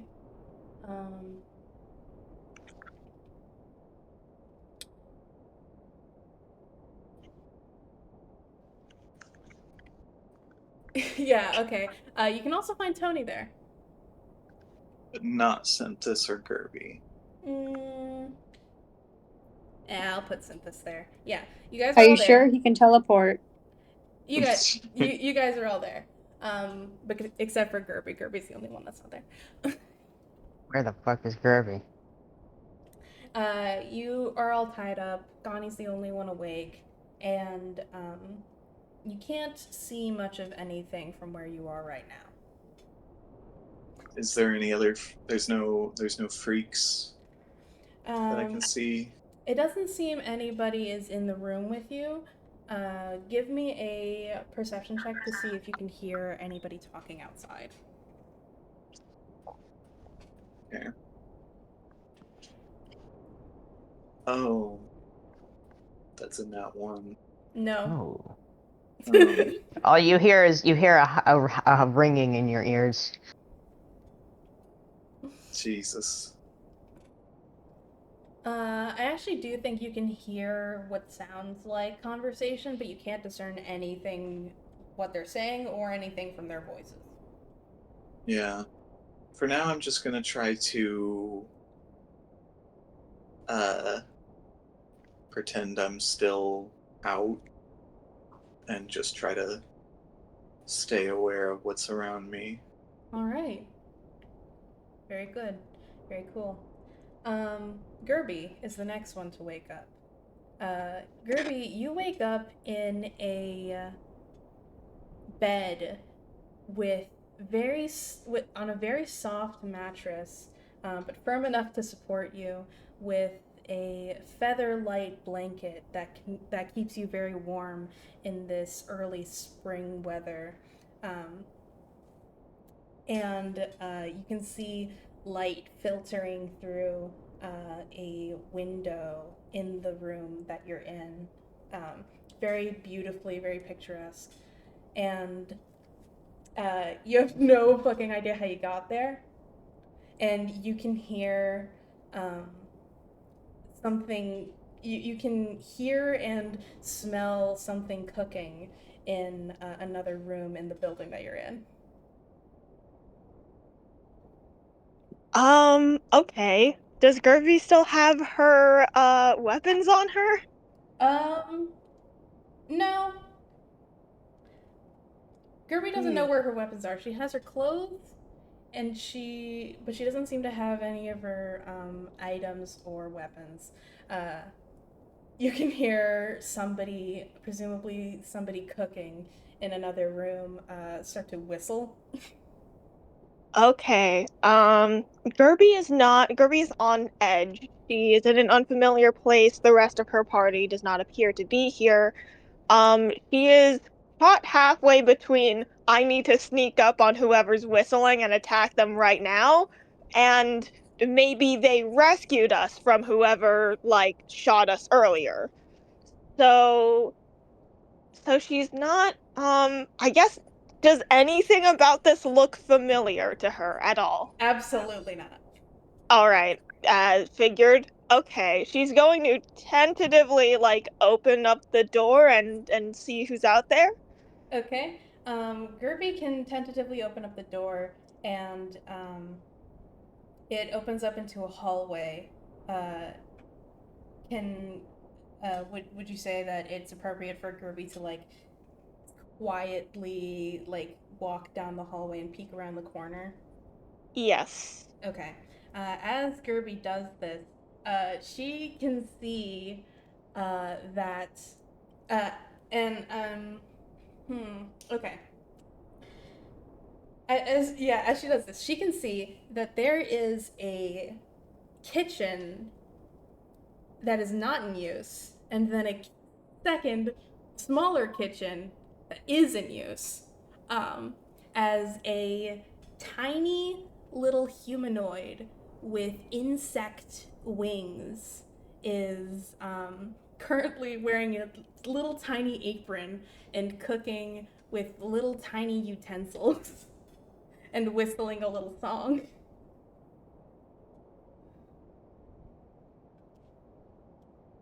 Oh.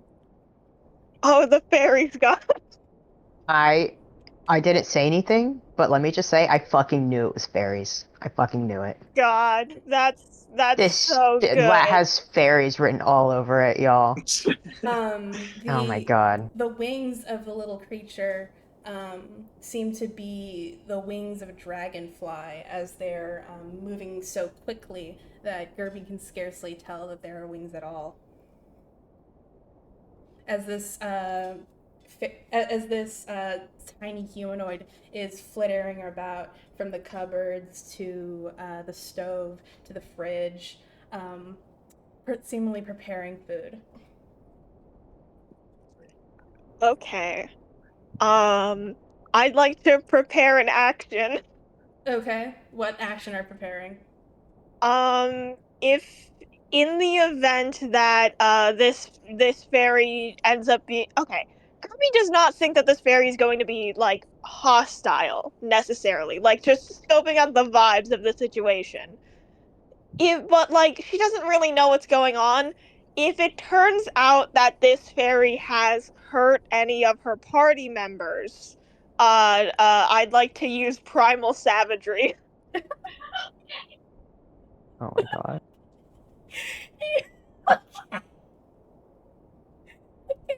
All right. I'm gonna tear this thing apart with my teeth. Okay. All right. Okay. Okay. Okay. All right.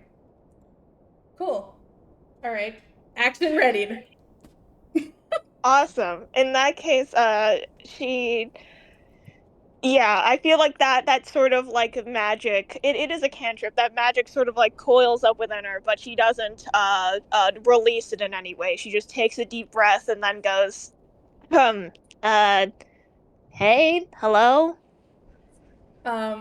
The whistling stops and the little creature turns towards you, and he says, "Oh, you're awake." Please sounds like that. Oh my Tiny- god! Tiny little fairy. Oh. Oh, you're awake. Yeah, he says Oh my that, god, that's and awesome. then says, "Just a moment. I need to finish sautéing this." Oh, all right. What you making? Oh, just some mixed greens. Gotcha. Okay. Yeah. Hey, I know you said you're busy, but just like while you're cooking, how'd I get here? Well, me and my men found you and your party walking through the woods, and we weren't sure if you were dangerous or not. So, we. How should I say this? We neutralized you and saw if you had ill intentions or not. And you, he puts down his utensils and he takes his stir fry off the stove, and he comes over to you and he like puts a hand on your shoulder and says, "And you, goblin that I don't know your name, you had a very pure heart." Oh, wow. Hey, thanks. I didn't know you could just tell that. he he nods and with a smile on his face, and then he says, "Yes, sprites have an ability to tell the intentions of another creature by just a touch." And he takes back his hand and he says, he flits back over to the stove and he says, "And I can tell that you have a cantrip ready to hurt me." Oh yeah. Yeah, I'm not even gonna try to lie about it or anything. Yeah. I mean, I just didn't know if you were like if you were trying to hurt us. I mean, you did like shoot us with arrows. I was half expecting to wake up and for you to be like, "Hey, we're gonna kill you now." So, No, no.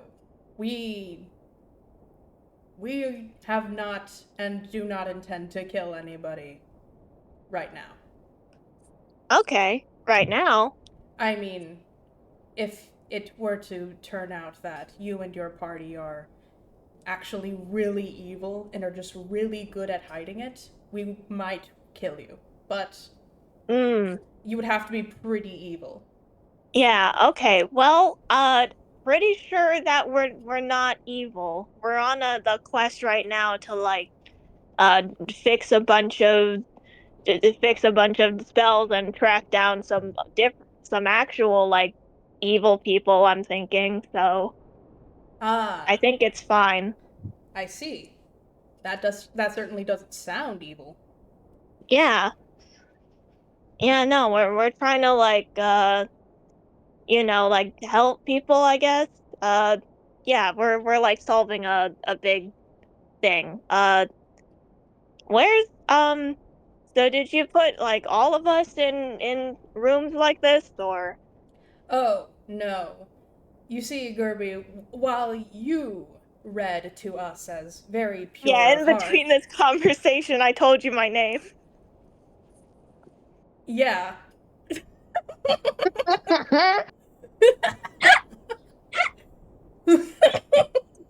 I'm sorry. I'm sorry. I just had to take the jab at you. I'll be honest, I assumed that was intentional. No,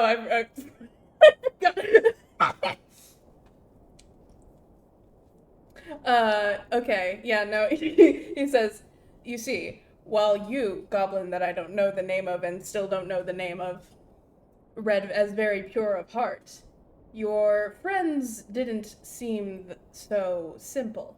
They seem a lot more complicated, and complicated things are scary. So, they are currently tied up in a shed. Unharmed, but they are tied up in a shed. I love this guy. Like, oh, okay. Not great. Can I, um, yeah, can I go see them? Of course. Just let me finish this sauce. Gotcha. Okay. You need any help? Oh, yes, if you could please just get the olive oil from the pantry over there. That would be a big Yeah, help. for sure. It would be great to speed this up so I can go see the rest of my friends. Of course. And you can help this fucking sprite cook some fucking food.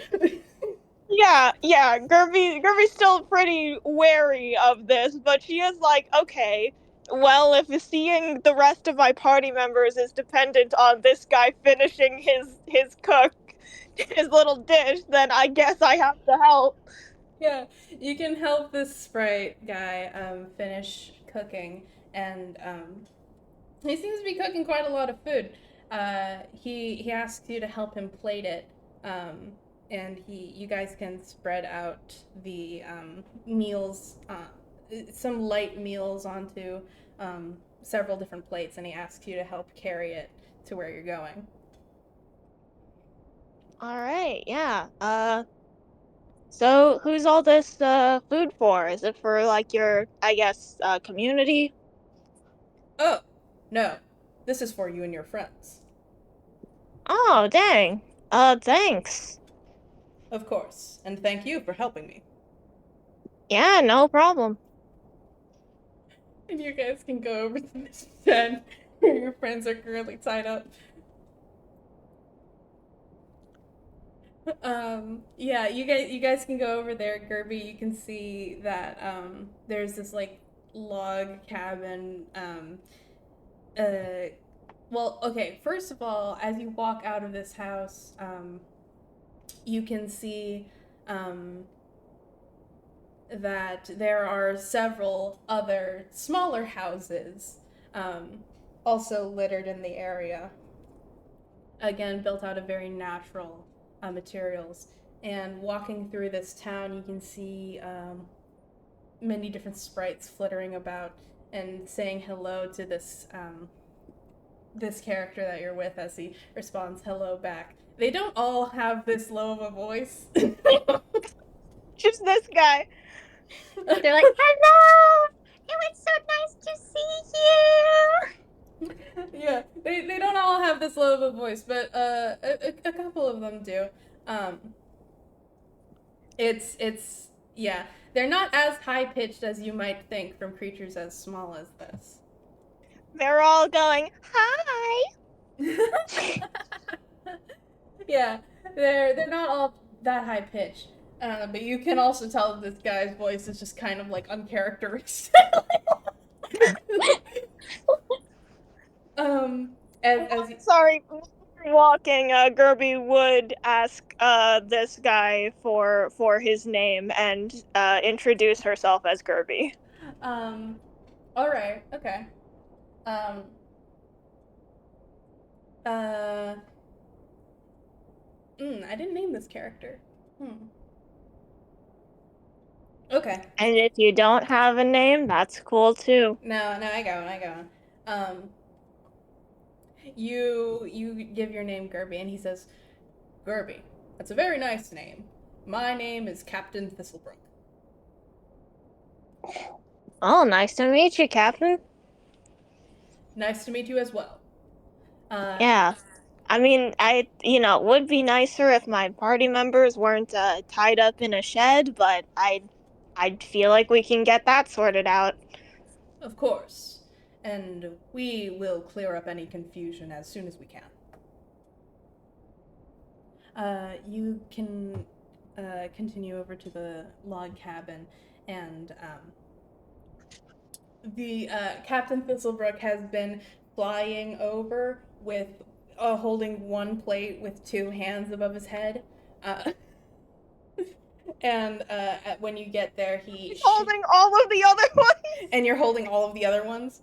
Uh, and he shifts the plate over to one of his hands as he gets out a very tiny key and unlocks a very tiny lock on the normal sized door, and swings the door open to reveal all of your friends now awake and tied up in this room. If we're all awake, Delos is like struggling. Yeah. He's like kicking and trying to get out of the. Yeah, I'm Gani. assuming we don't have our weapons on us, right? No, none of you have any of your weapons or items. Yeah. Delos might not even No. have his cloak because it was just so full of shit. Oh my Wow. god. Yeah. Scrivener's wriggling like a worm right now. Yeah, Yeah. you all are in there like struggling to get out of your binds, and then Gerby and this tiny sprite guy walk in carrying plates of sauteed arugula. Just Oh my god. greens. Delos is so in a bear trap right now. Yeah, Gerby's gonna she puts like the plates down in front of everyone and then shrugs and is like, okay, so apparently the fairies here are trying to read our intentions. I'm good, I'm clean. Uh, I guess they're not that sure about the rest of you guys, but I think we can just, explain what we're doing and then we can go. Is that right? She turns back to Captain Thistlebrook. Yeah, she turns to Captain Thistlebrook, and he has his hands behind his back, and he nods very professionally. He flies in front of all of you, and he says, "Yes, we are the guardians of the local Fey Crossing, and when you all arrived in our forest and started approaching, we became nervous and neutralized you to read your intentions. Of all of you, your friend Gerby here, her intentions were read as very pure, while the rest of you had complex motives, some more complex than others." He looks towards, who would he look towards? I think he would look towards Delos. And as he says, more complex than others.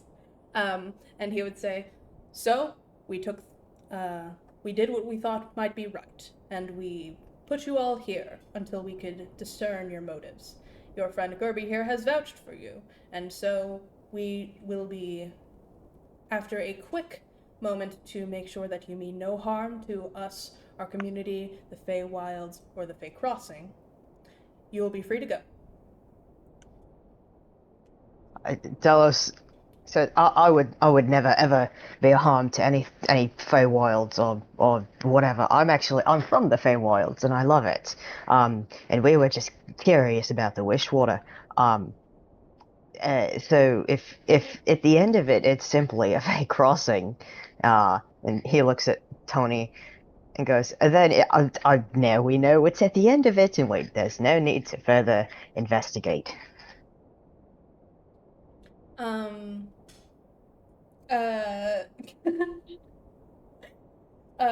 Captain Thistlebrook flies forward in front of you, Delos, and he says, yes, you are from the Feywild, but your relationship to it is fraught. Oh, well, what do you mean? I left the Feywilds. Gerby's going to cut in. Like, yeah, that's great. So just to make sure that we have all the information, Captain Thistlebrook, you said that you guys can, magically discern, uh, our intentions, so, it's good to be as honest as possible, right? Yes, that is true, Gerby. Alright, yeah, just making sure. Want to figure this out so we can get out quickly. As as I was saying, I love the Feywilds, though I haven't been in quite a while. So that's probably the anxiety that you're picking up on. Yes, we understand that your feelings towards the Feywilds are positive. However, that love that you referred to has been tarnished and corrupted. And quite honestly, we do not know what you are capable of.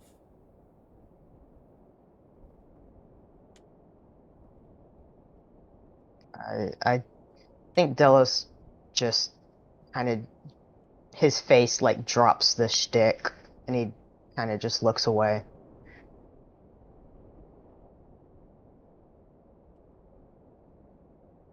Will we be untied now? He flits over in front of Gani in an instant, and he says, "In due time. We don't wish for you to be uncomfortable. That is why I have handmade these meals for all of you." Grass? With our hands tied. It would be much easier to eat untied. Yeah, I'm gonna vouch for the rest of my party members again. I feel like, I mean, me personally, if I woke up and I was like tied up in a rope, I'm gonna be honest, I'd freak out, and I'd have like way worse intentions than if I wasn't tied up. So, if we want to get like a good read on everybody, I feel like we should probably like let us go, or else we're all gonna be in like fight or flight, you know? You all say your piece, and he takes a moment and he quietly says under his breath, "I didn't think about not being able to eat." Very well. We shall untie you, and we shall have a amicable conversation over dinner. All right. Are our things in the same room? I see No, them. you guys still don't know where your things are. He flits over Oh, to yes, so you said they would have taken his cloak, right? yes, Would they have like taken off his necklaces too? no. Okay.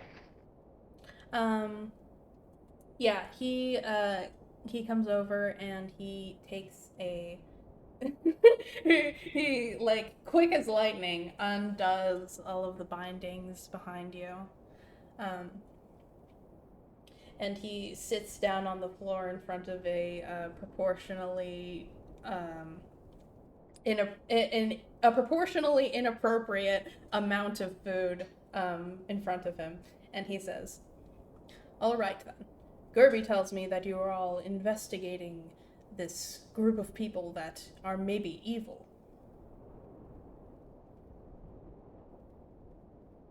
That is true, and we would like to put a stop to their evil. What is it that they are doing that is evil? We think that they are taking away people's memories. Hmm. That is pretty bad. It is quite evil. Well, what are you all doing to stop it?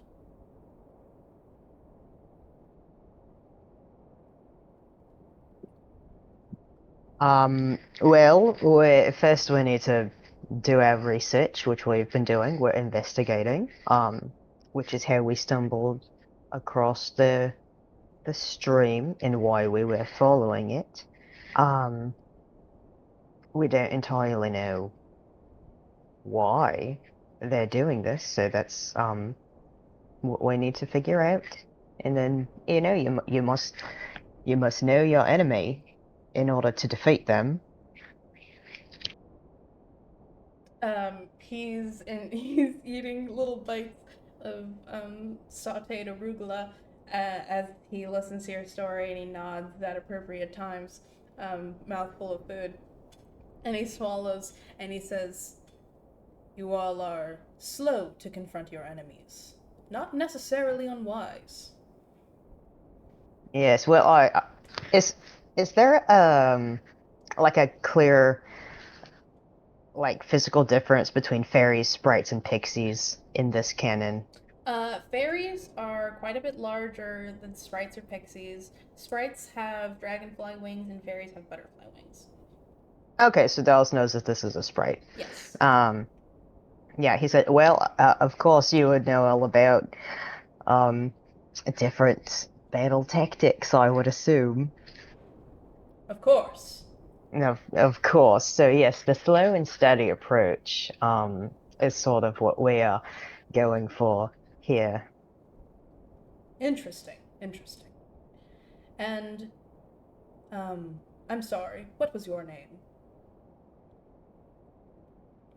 I might have My, said it.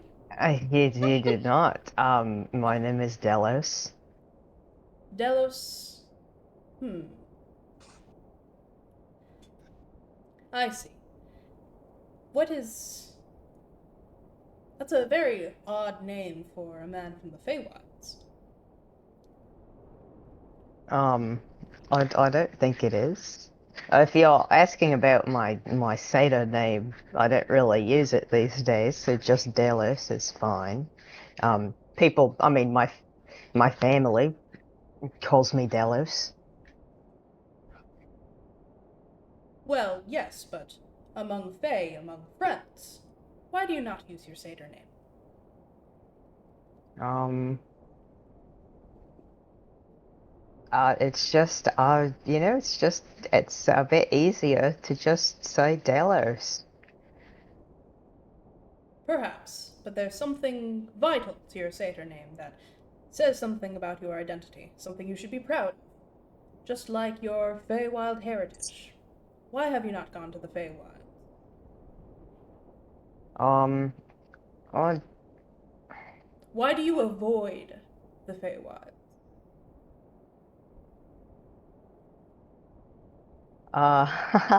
well, He puts more arugula in his mouth. um, why, well, why do I avoid the Feywilds? Are you 100% positive that I avoid it? Um, I'm also, I simply just don't have a reason to be there. He swallows his arugula and he says, "I know that you're avoiding it, Delos. When my people read your intentions, we saw a deep love of the Feywild, but a deep shame and fear. You've committed something terrible, but we couldn't find out what that is." Uh,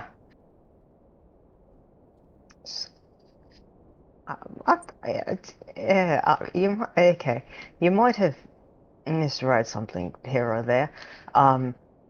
But uh, We don't it's misread things, Delos. It is magic, and it just works.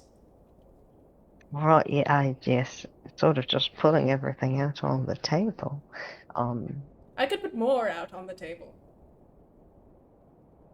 that won't be necessary. Um, If you're uh, sure. He puts more I'm arugula in his mouth. I'm quite sure.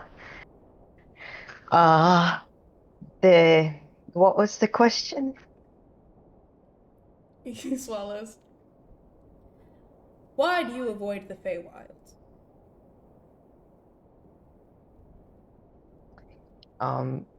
Well, if your readings are correct and I've done something, let's put two and two together. Perhaps I'm afraid that someone would be mad at me. That someone would be mad at you. Yes, usually, if you do something bad, someone gets mad at you. And you don't use your satyr name because you believe somebody could be mad at you for doing so? I don't use my satyr name because I just don't want to. Is that true? Well, I'm not in the Feywilds right now, am I? So sometimes it's just easier to acclimate to where you are. And it's easier to tell me about how you don't like to use your name than to tell me what your name is. Alright, well, my name is Delos. Your My, satyr name. my parents named me Delos. I didn't get my satyr name till later. He puts his, again, disproportionate fork down, and he says, Delos, please tell me what your satyr name is. What do you need to know? It's not important. He I just agree. looks. I don't believe that it's relevant. He just looks at you, Delos.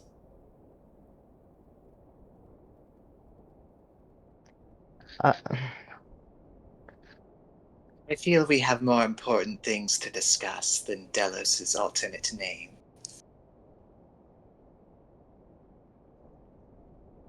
His expression doesn't move. Alright, well, if you must know. In the Feywild, my job was that of cosmetics. Primarily, my focus was tattoos, as you can see, and he sort of shows his arms. Um, so rightfully so, I was given the name Poke Pelt. Are you happy now? Please don't call me that. I would like to be called Delos. Captain Thistlebrook smiles and says, That is a wonderful name, and it shows a wonderful part of you. Thank you.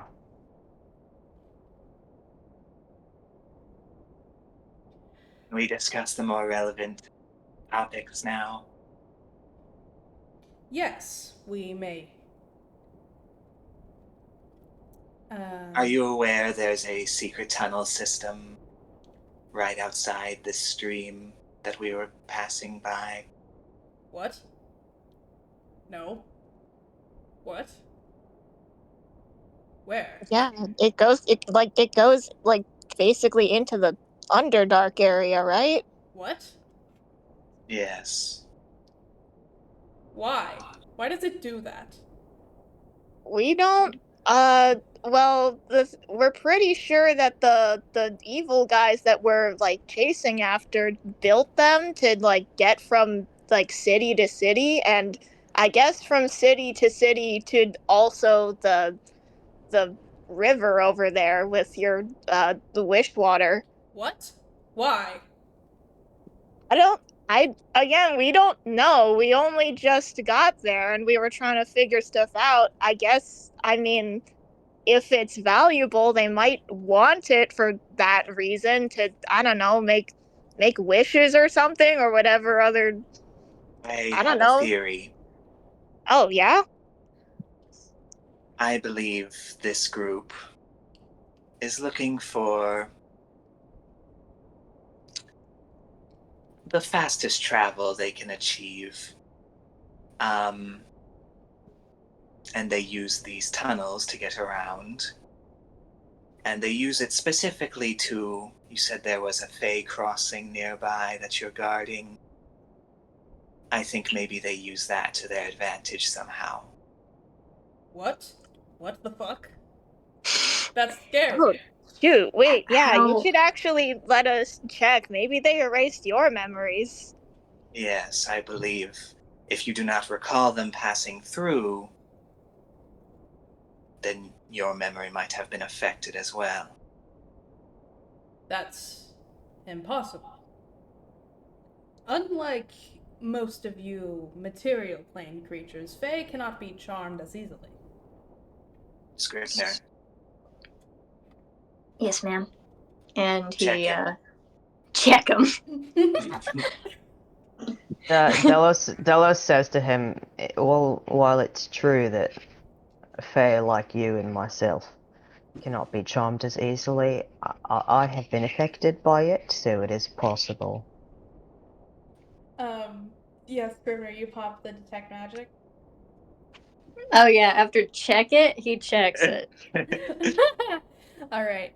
You do get a very, actually, Okay. Give me an Arcana roll. What? Oh, Sorry. interesting. That's new. Arcana. Okay, he doesn't have anything in Arcana. 4. Oh. Okay. With a 4, what do you see with a 4? Just give me a vision, God. Show me the way. Okay, with a 4 on Arcana. What you get is that the forest itself seems to be infused with magic, so much so that you are reading, you're getting readings that absolutely make no sense. Like, you look over at like the wall, and the wall is giving necromancy magic, and then the other wall is giving like abjuration, and it's like, that cannot be right. Jesus. Oh, okay. Scrivener kind of shakes his head like an Etch-a-Sketch, and kind of mumbles like, shoot. And he says, I can't detect anything accurately. It seems like the whole forest kind of has this magical residue all over it. Great. Well, my point still stands that it is possible that you pixies have had your minds erased. Miss Gunny, they are sprites. Yes, we are sprites. Whatever. That is, Well, there's a distinct difference between the two. it's really not difficult. Yes. I mean, look at the wings. And Gunny, look at his demeanor. Gunny's face is in her hand. Yes, could you imagine me as a pixie? I would be lecturing you all on how to make a flower crown. Very Yeah, strange. yeah, you would be perhaps maybe the most ferocious pixie I've ever met. He would laugh heartily at that. Delos is also laughing. They're fucking laughing. Is there someone perhaps more competent we could speak with? He he he raises a hand at Yugani, and he waggles his finger back and forth, and he says, very rude. Yeah, just gone it. He is the chief, remember? So we must respect him Captain! as such. Oh, I apologize, Captain.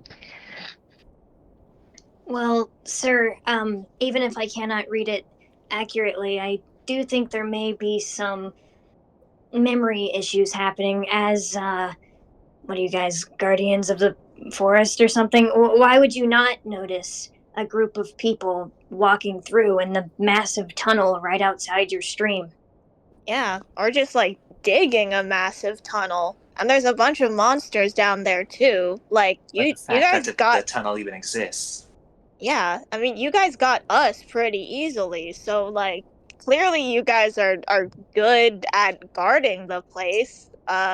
So these guys have some way around that, which is pretty concerning even if if they didn't erase your memories, then that just means they can, like, stealth by you. Tony says, actually, according to what Okubi said, the tunnels may predate the existence of this group that we've been looking into, but it's fine. That's like it doesn't even like matter. It's whatever. How long have you folks been guarding this crossing? Well, our group specifically has only been here for a few months, but we work in conjunction with a group of paladins that have been guarding this particular crossing for centuries. A group of sprite paladins? Or. No, they seem to be of all kinds. Are there perhaps 8 or 9 of them in gold or platinum armor? What? No. What? Just asking. Just asking. No. And you've never seen a group like that before? No. Is that who you're looking for? Oh, perhaps. Wow. They sound like they would be really easy to notice. Yes. Exactly. Yeah, I guess that's why they're going around erasing everyone's memories. That's true. They should probably Alright. just wear something more practical if they're so worried. Can I ask, why did your group start guarding this fake crossing a few months ago? Well, a group of people from the material plane and quite a lot of people from the Feywild were very interested in streamlining this crossing and making it more of a, well, I should say less of an endeavor to cross. So, And this group from the material plane, do you know anything about them? they're a large collection of merchants and academics that are interested in the cultures and the flora, fauna, arcana of the Feywild, and potentially in trade. Delos nudges Scrivener and says, do you think that's, exhibit people? Oh, definitely the exhibit people. Right. Yeah, I do remember they said something about this.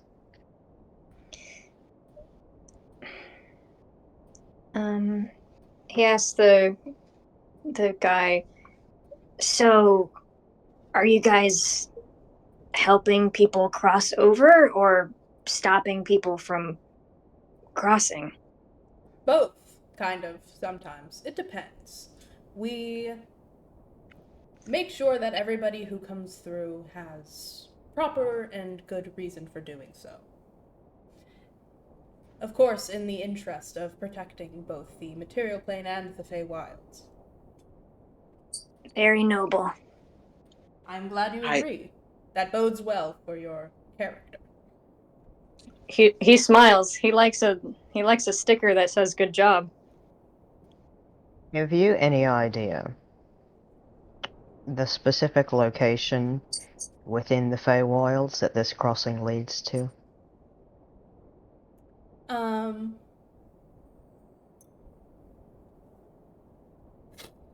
He does. I don't know how I would describe it. Is it, if it's unimportant, we can move on. If it's a little important, you can take the time you need to figure out how he would say that. Okay. Da,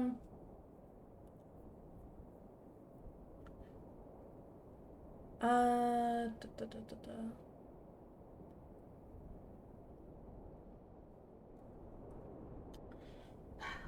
Hmm.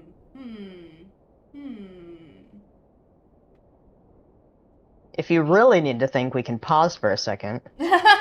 No.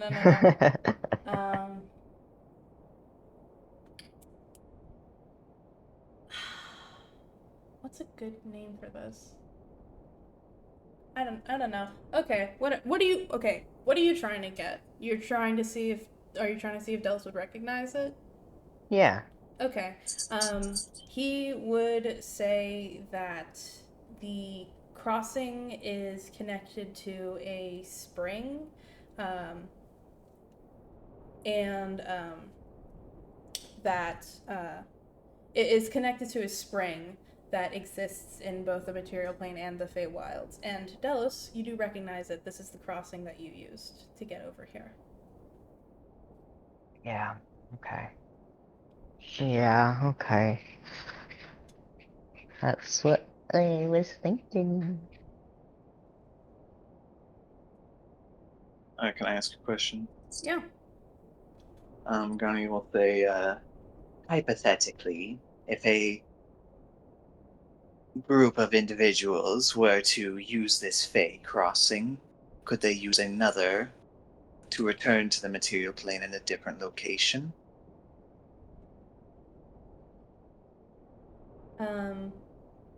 You're asking if they could use. Sorry, repeat the Are you question. asking if it works like another, like the yeah, Nether in are Minecraft? they like nether portals? Um, Just basically, can you go into this one and then come out a different place for fast travel? you you can, but it wouldn't be fast travel because the proportions are. Well, way no, away. yeah, just that you can enter here and then exit somewhere else. He would say, well, yes, although this is the most well-known Fey crossing to both people in the Feywilds and to those on the material plane. If you wanted to go through another one, it would be much more difficult to find than this one.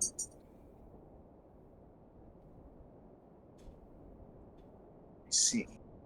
Is there a list of Fey crossings kept somewhere? I'm sure that such a thing would exist. However, they are hard to come by, as they're very secretive and can often move.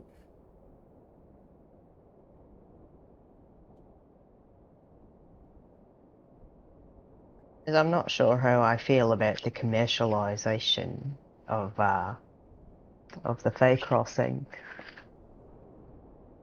Not many people are. However, I've seen many benefits to this operation, and I believe it to be worthwhile.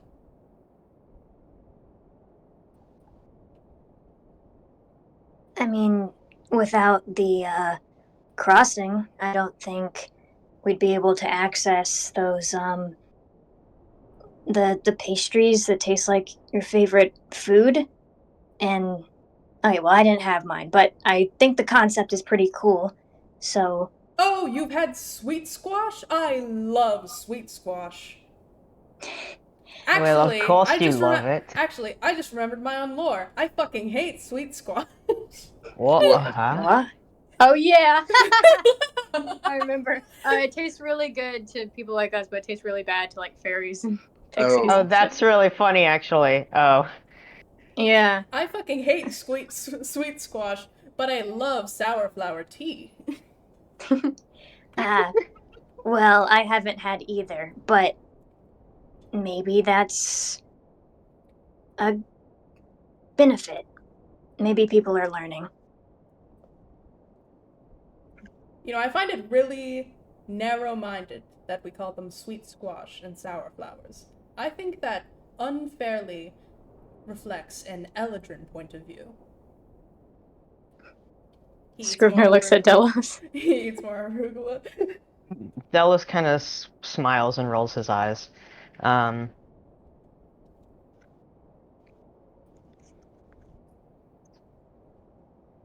Okay. When Delos isn't like making small talk with this guy, he has looked kind of lost in thought.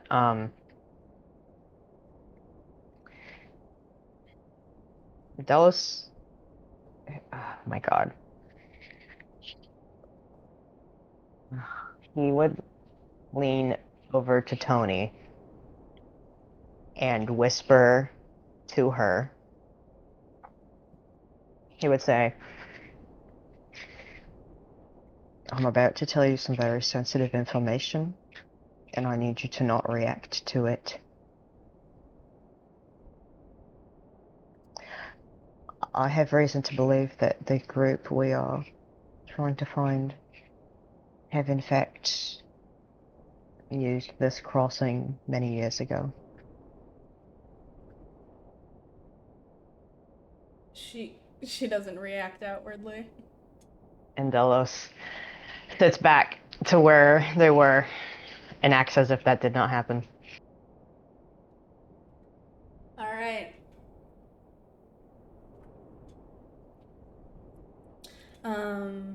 Okay.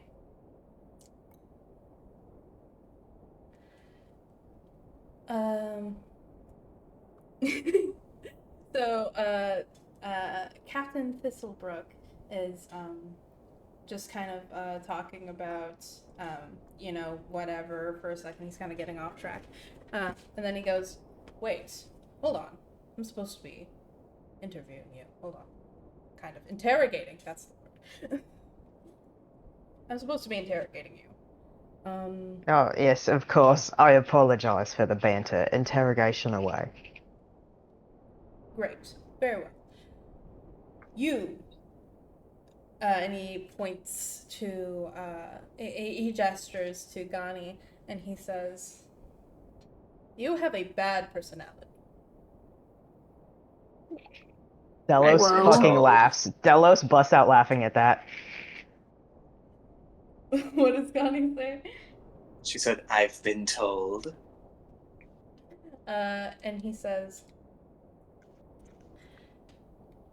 "You keep your intentions heavily guarded.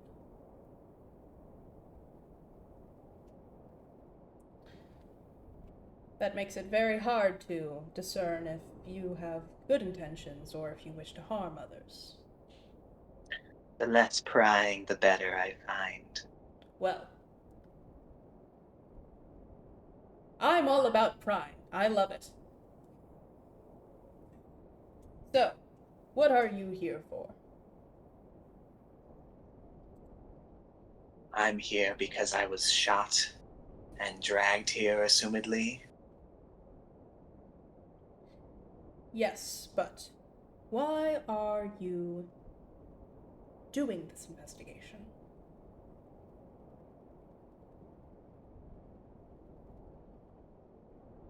If I don't tell you, are you just going to tie me up again? No, I'm just going to really want you to answer, and it'll be kind of unsatisfying if you don't answer. Well, I'll be really wanting to not answer. Touché. If I knew that not answering was an option, I would have just not answered. What did you think I was going to do to you? I don't know. He shrugs. And he, and he says, "You've had a lot of bad things happen to you, and you don't trust anyone because of it. However, you're sticking your neck out. Why?" I was hired to do a job. This is true, but you've gone farther for this job than you have in a while. Why?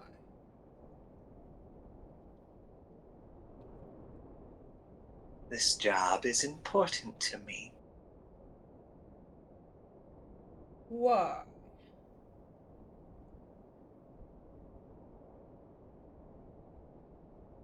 She's... Sorry, I have to, sometimes step out of my own body and realize that I am fucking snarling. Oh my god. I just do this without even thinking. Oh my god. So yeah, she's kind of got a snarl on her face as well.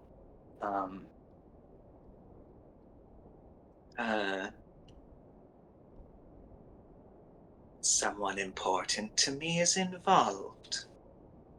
Yes, I've surmised as much. But they're important to you, despite what they've done to you. That's very odd. Yes.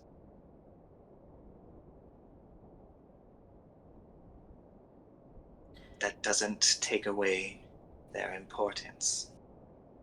And yet, you think of yourself as self-serving. Very odd.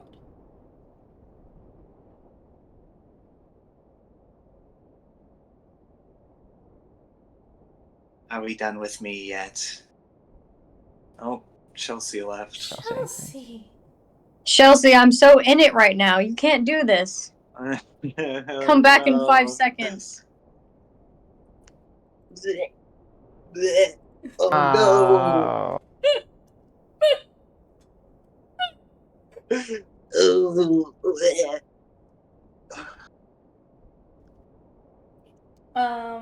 We could take a small break. I need to kind of use the restroom. Can- a little bit. Can we take our Jack in the Box break? We can take our Jack in the Box break, yeah. Oh, Troy. Barf. Yeah, Captain Thistlebrook says, "Yes, I can move on from you. I need to go get some Jack in the Box." And then he leaves. The fucking Fuck, it's Rigolo gonna be wasn't me good when he enough. gets back from Jack in the Box. Alright. See you in a second. Bye-bye. Bye. Hello everyone, we're back. Hi. Hi. So yeah, the Sprite Man says to Connie, and yet you think of yourself as self-serving. Very strange. And then she asks if they can move on, if he's done with her, and he goes, "Yes, I suppose. And you," and he points to Scrivener. You are selfless, and you know it. And it's no surprise why exactly, but it's been a long time.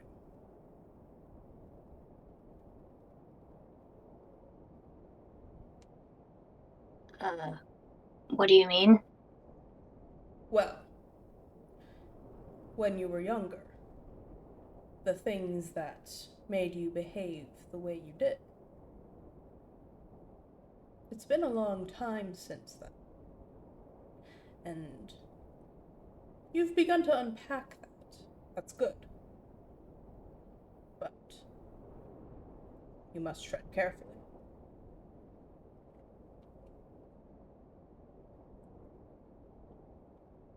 And what do you mean by that?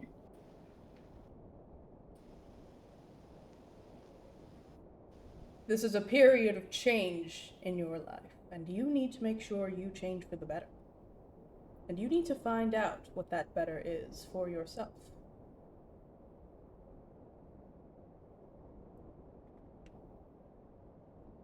This is pretty surprising. I thought I was going to get grilled like these two. He laughs a bit, and he says,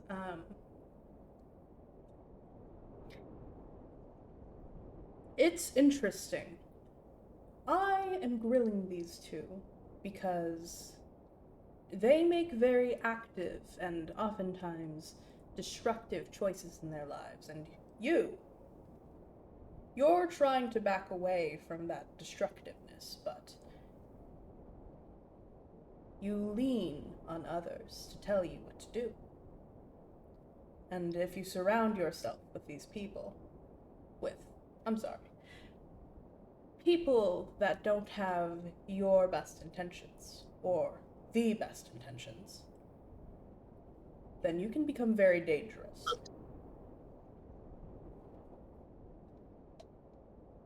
Ah.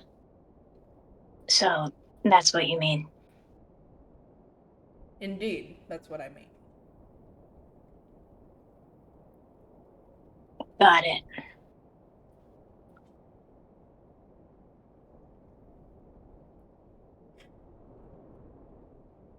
And he goes over to Gerby, and he says, "And you, Gerby, well, you just keep being Gerby." Oh, Alright, I shut can up. do that. I quit the campaign. Yeah.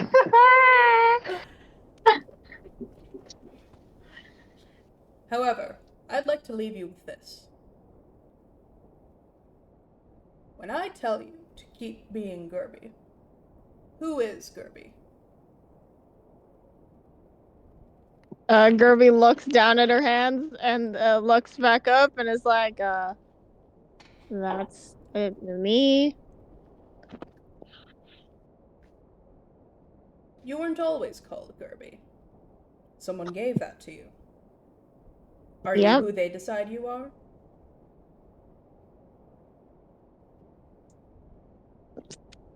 Whoa. Questions. Okay. I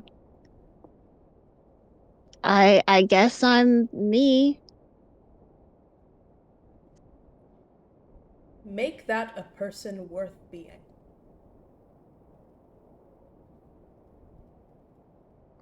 I'll do my best.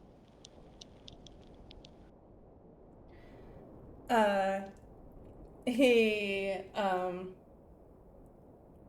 he puts his he takes one last bite of arugula and he swallows and he says and he like pats his belly and he says, "Well, that was a wonderful meal.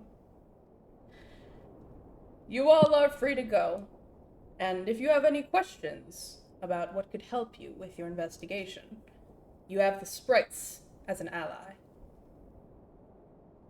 That's great. Thank you so much, Captain. Where's our stuff? Oh, of course. We have left your stuff in the custody of the Watchers. We shall retrieve it for you. The Watchers. The Watchers. That's scary. Are they watching? Oh, they're really not scary. They're that paladin group I mentioned to you. Oh, that's a subclass. Oh, Oh, that's a subclass. I get it. Oh, Oh. I also get it. Cool. Gani's gonna say, If you're offering your help, if we so desire, do we have free passage into the Feywild through your circle? Crossing. Yes. Well, we'll certainly know you, and we'll attempt to help you any way we can, as long as your intentions remain pure and good. I just worry about these shifty individuals passing into your Feywild, and I worry for you all. Jealous narrows his eyes and Yeah. looks at Gani. He also narrows his eyes at you, Gani, and he says, "I don't believe that." Well, as long as your intentions are good, passage into the Feywilds and out is always free. Well, maybe not out. That's not my area. Do you know how? Whose area is that? Why would exiting be any different? Well, I'm not on the other side. I'm on this Yes, side. a crossing goes two ways. There's probably people inside the Feywild who are guarding that crossing. Yes, it seems to explain Oh. itself. I thought you were implying that there's some magical force that's going to keep us in. No, not really.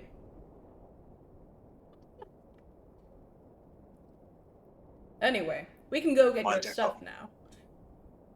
Please. He beckons you all out of that cabin, and he brings you to another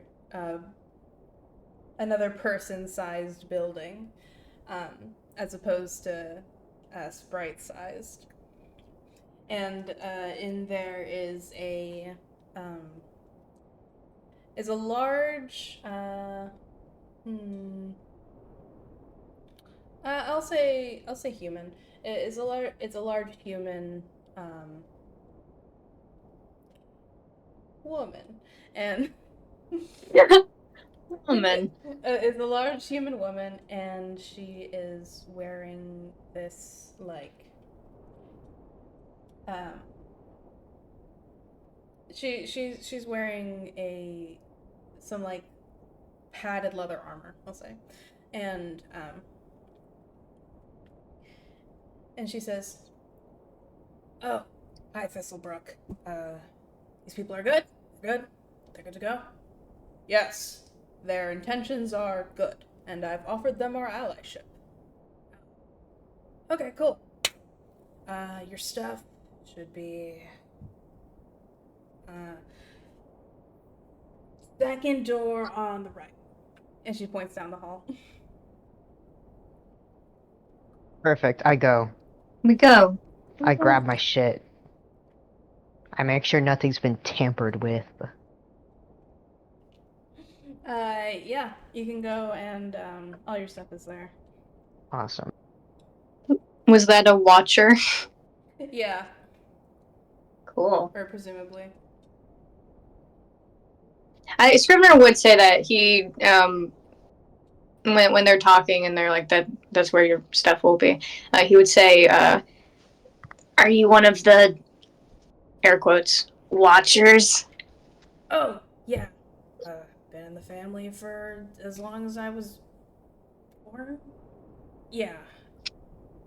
Just as long as you were born? Nothing more, nothing less? That's right, man. Well, that's great. Thanks for watching over our stuff. For sure. And, you guys are on a quest?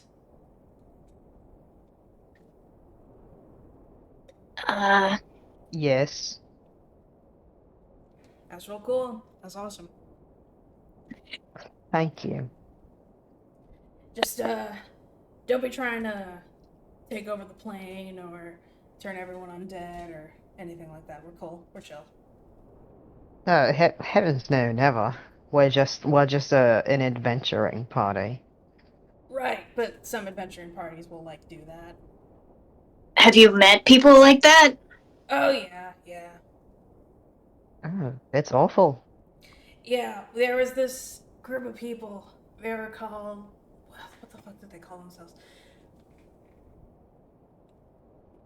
Death itself incarnate. Oh my Oh god. my god. We've... Oh, Scrivener, touch red. Delos, I guess he just puts his hand, like, on your face. Hey, Scrivener, touch something red. Okay. He puts his hand on the other side of his face. No, not yourself. Something else that is red. Is there anything red nearby? um. There's like a picture. There's like there's like a painting or something that has red on it. Oh, okay. Scrivener would scamper over to the painting and tap it and look at Delos. Okay, Delos would go over. They need to be touching at the same time, so he'd keep his hand on his face. All right, they've touched red. Oh, okay, good. Sorry. That was weird. Yes. Well, it's not weird. Well, it's not weird. It's just his beliefs. Yes, it's just because something's different doesn't mean it's weird. Oh, shit, sorry. You should know that you work at a Fae crossing. Hey, goodness. Well, I've worked at a fake crossing. I've never seen that, but like, you know, whatever. I'm sorry. I didn't mean to touch a nerve. Hey, apology accepted. We have met that group. They are the biggest losers I've ever met. Oh yeah. There's no like. Sorry, I'm eating a burger. Are you eating right now? Take the gum out of your mouth. Well, I was eating before you guys came in, so. You're talking to someone. Okay, well, I was gonna say, they're like so pathetic that it didn't even like, we didn't even like kill them or anything. We just like took all their stuff and were like, don't do that, and then they left. That is so funny. That is so funny. You're hilarious. She like winks and points at you and says, "All right, get out of here." Gladly. He leaves. All right, cool. You guys can leave, and then before you guys leave, Captain Thistlebrook says, "Oh, and if you're looking to get out of the deep forest, I recommend going in that direction. There's a settlement of merchants that'll be glad to give you an inn and a place to stay. Those are the same thing, correct?" Typically. Right. A place to stay at the inn. Scrivener looks at Delos and says, "Why don't you talk like them?" What? Like, did- oh, I guess that one was a human. They talk really awkward. Well, Hey, they. what? That's kind of rude. I'm right here. Yeah, goodness.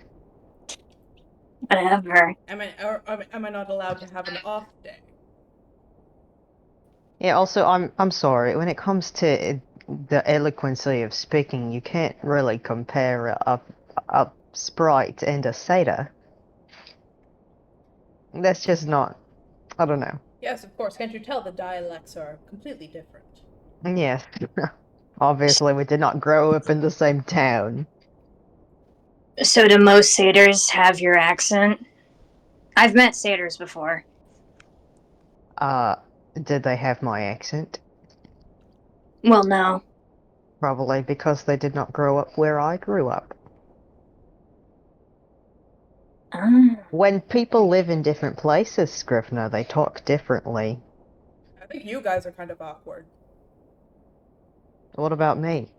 You're fine, mostly. Thank you. Mostly. Alright, let's fucking go to the inn. Thank you, Captain Disselbrook, for all your help. We are your allies now, so that means that we are obligated to help each other in the future. Remember that. Alright, I'm off. Ta. Tough. He leaves. Captain Thistlebrook gives you salute, and you guys are free to go. Jesus. I love that. I love that. Okay, we start going. Delos immediately he's like, alright, well, the inn is where we are headed this way. That should be our first stop and our last stop, and then we can go home. Does that sound like a good idea? Yes, that Yep. sounds a good idea, Zenny. Perfect. Alright. You guys can walk through the deep forest. And I'll be honest, I thought this would take longer. Uh-oh. But it's only been 3 hours. Sorry, we're all just so pure of heart. We're so efficient. I don't know, I had like a whole list of things that were gonna happen, and then they all happened, and it's only been 3 hours. You gotta introduce all of our backstory NPCs now. Yeah, alright, okay. So, No. Marduk shows up and he's like, "Hi guys, what's up? How are you doing?" Gani, you had the hots for Barney the dinosaur? I can't.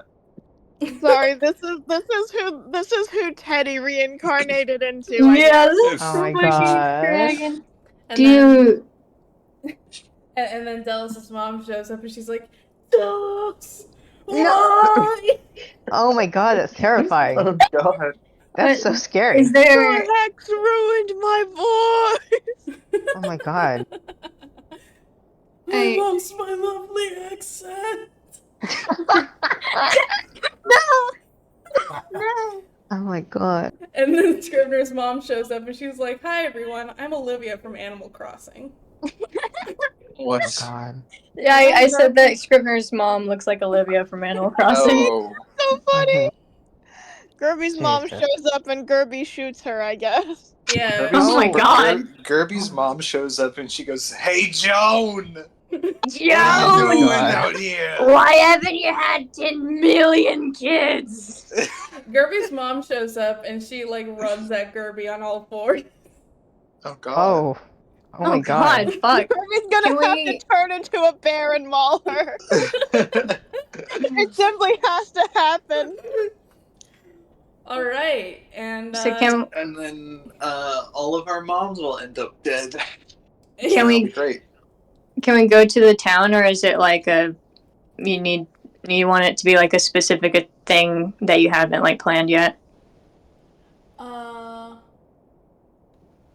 I want to hang out with my friends. I haven't Me planned too. it yet. You guys can like talk while you're in the forest if you want. Yeah, and let's all talk to Tony and Synthis so that Jordan doesn't have any time to plan what the town's gonna be like. I wasn't planning on planning it like as you guys were talking. Okay. Scrivener really wants to go to Gani's room and have a private conversation. Is that so? No, he actually wants to talk to Delos. Oh, we gotta go. Okay. I want it so bad. Okay. We can go and I can prepare something maybe next time, but you guys can be at an inn and have your long talks Yeah, first that you night. love so much. All right. Wonderful. Okay, you guys can walk through the deep forest. It really is beautiful. Like I said, it's so beautiful. It feels like it shouldn't like exist in real life. Delos, this is kind of the feeling. This is like the opposite of the feeling that you get in the Feywilds when you're near a crossing. Because when you're in the Feywilds It's and you're ugly. when you're in the Feywilds and you're near a crossing, it's just kind of like whatever. Yeah. Shit stops being magical and it's like, oh, it's material planes nearby. Yeah, it just gets like really boring. It's like, what's all the whimsy and magic?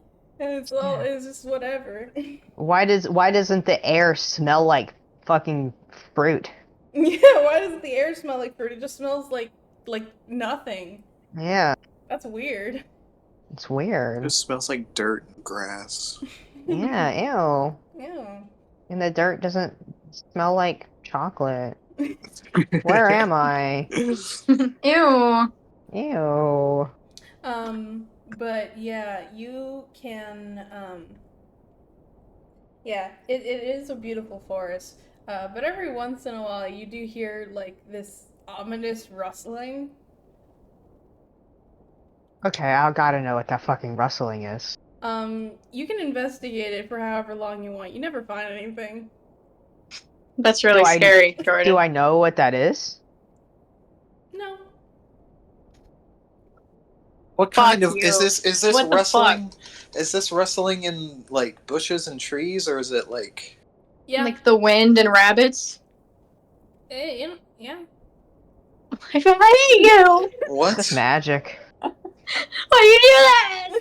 We need to get out of here. I don't like it here. You simply have to accept that you're not gonna know. So yeah, that's about what the walk is like. You guys, as you get closer and closer to the edge of the forest, the rustling stops and the beauty of the forest kind of recedes and just turns into like normal beauty of a normal forest. And you guys can see a very small, very rudimentary town on the edge of the forest. The scale is almost a little bit like Refuge, where obviously these houses, some of them aren't even houses. A lot of them are just like tents. They've only been constructed and put up recently, and there's very little in the way of actual and there's kind of little in the way of resources.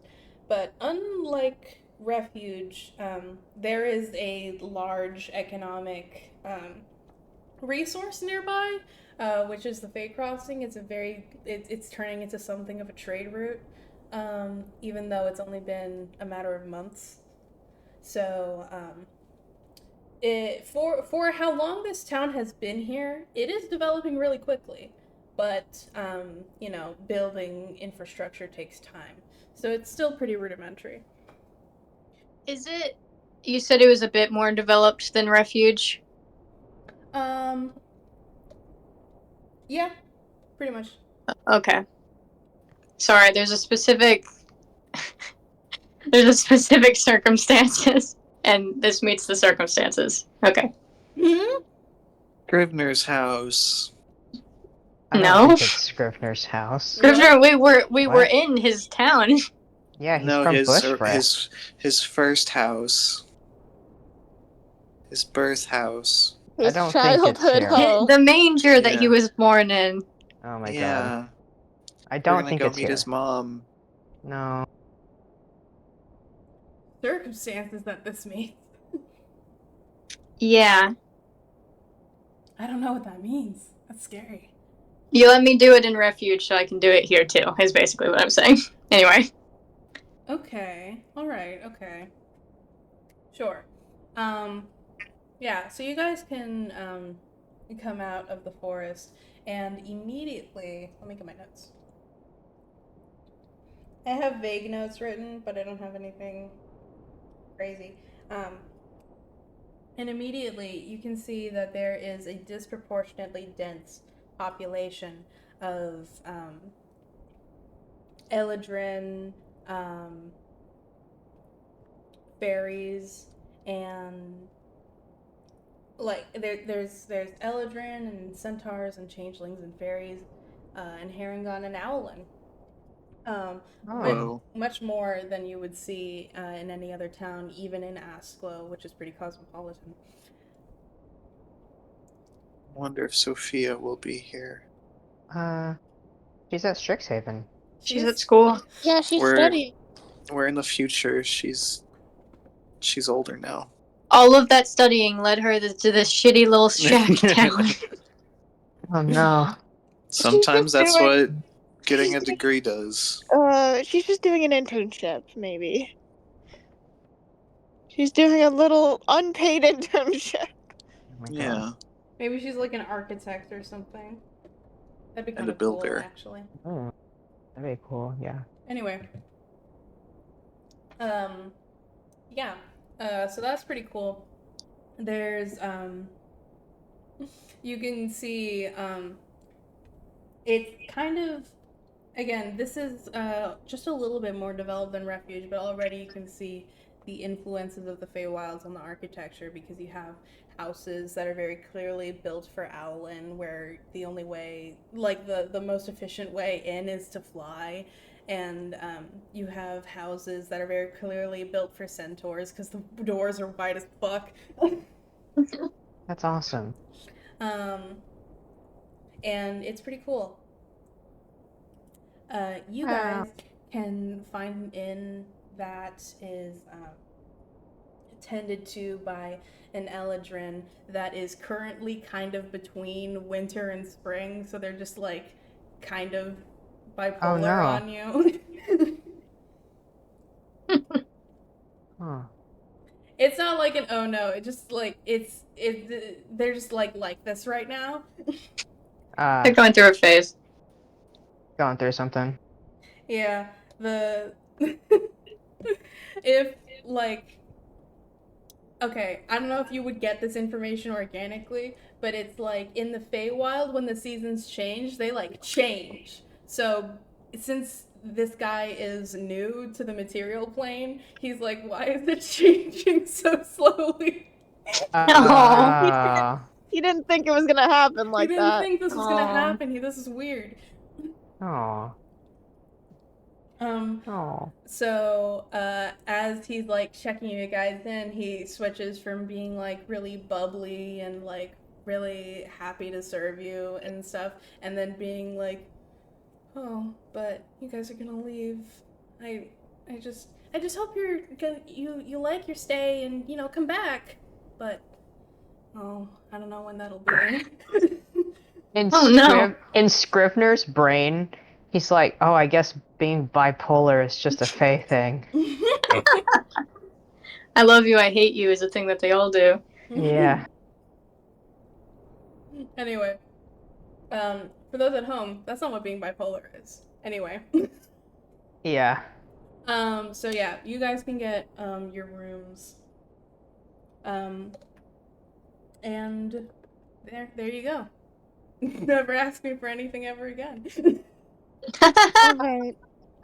Wait, Thanks. can we ask for one more thing? A dream when we lay our heads I don't want a to rest dream. on our We just pillows? had a dream. I don't want a dream! We Wait, just had wait. a dream. But I want to dream. don't want to dream. Oh, wait. I do have something to say to Scrivener. Oh. If he gets into his room, the next time he catches himself in a mirror, he can see that one of his horns has a little fucked up thing on the side. No. Yay! No. Whoa, holy shit. That's the sounds you hear from Scrivener's. Fucking. Ugh, is it just starting, or is it like he's almost done cooking? He's almost done cooking. I will say, in my mind, if Scrivener, like the tips of Scrivener's horns are still like that weird, like filed down shape, because that's just like how nails and like horns work. If you cut them into a certain shape, they're gonna stay that way and they're gonna grow from the bottom up. Mm-hmm. So that's how I'm imagining them. But other than that, yeah. Okay. Can I? If he's pretty much done, can I just send what his horns look like? Mm-hmm. Okay. Oh my gosh. It looks like this. Oh Aw. shit. Oh, I was hoping it would be like that. Pointy with the little splinter, like his name. Yeah, Like his yes. name. Okay. Well, because I was only going to talk to Delos, but then after Delos, I think Connie will have a talking to. So Oh my god. now there's both. Wow. Okay. Okay. Do you think that's something that we would have noticed, or just Scrivener notices that? For the sake of ease, I'll say Scrivener is the first one to notice it. Cool. I'm sure. I mean, because it's kind of like a splinter. I kind of imagine that it just happened. Mm-hmm. Yeah, splinter like his name. Uh-huh. Oh, fuck. Okay. He's feeling like body horror right now. No. Okay.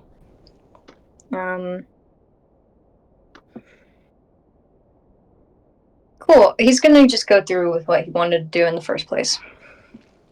Is it nighttime still? I can say that it's getting to be evening by the time you guys are there. Okay. Gonna knock on Delos's door. Yeah, he opens that shit.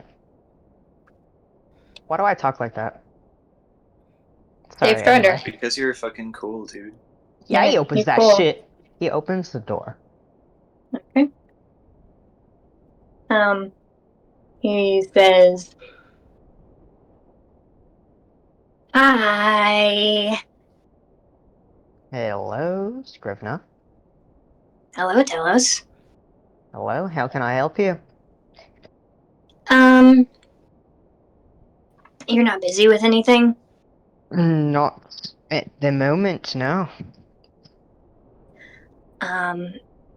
I wanted to tell you that I'm ready to be friends now, and you were right. Well, that's good to hear. Well, of course I was right, but exactly what was I right about? I can't depend on other people.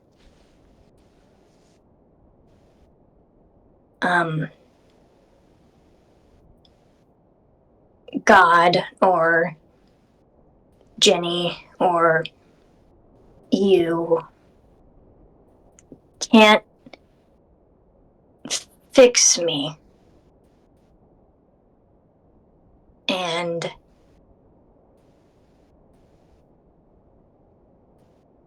I accept that now.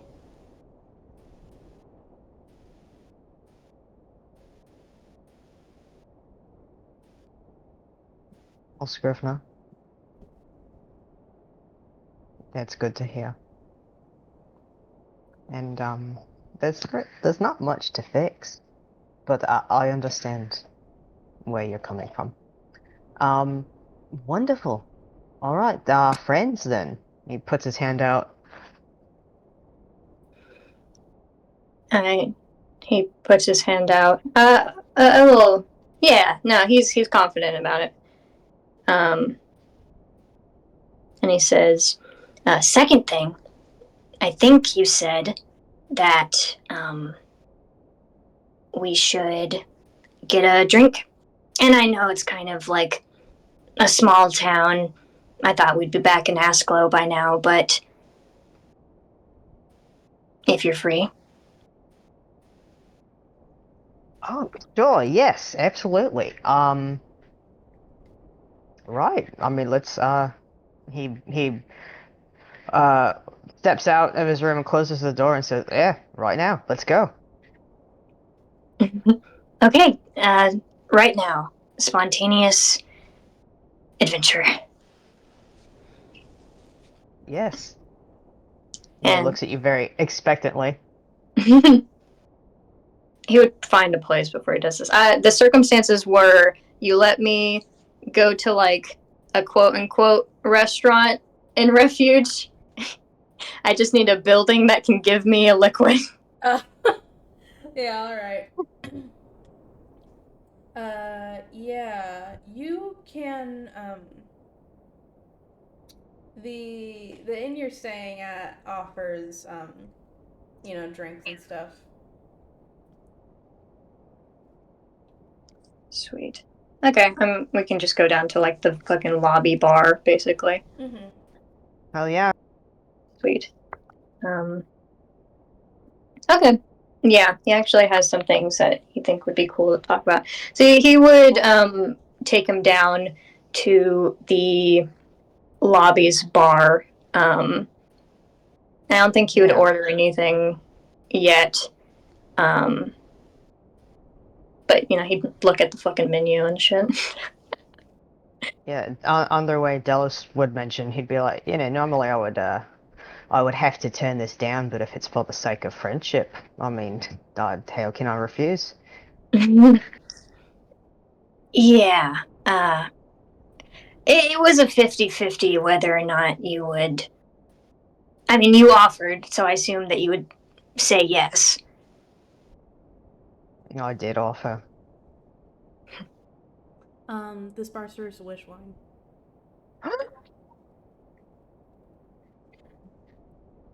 Scrivener, you see Delos's eyes sparkle momentarily. He orders wish wine. Nice. Roll me a constitution save. Of course. Solid 10. A 10, he is affected by it in a way that alcohol hasn't affected him in a while. Okay. Scrivener would also order that because it's new. Okay, Scrivener, roll me a constitution save with disadvantage. Okay.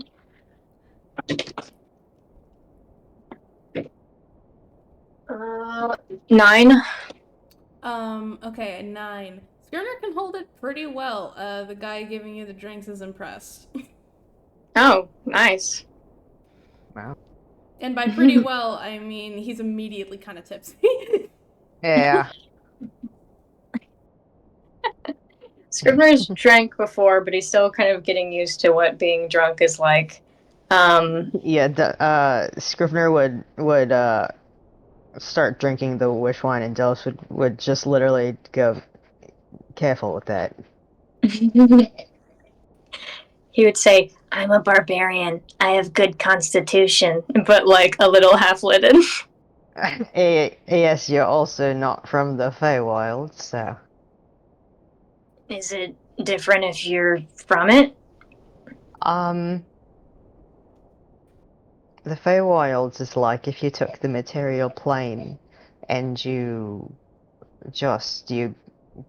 times about 4.6. 0.6. Yes, I don't know. All right. Well,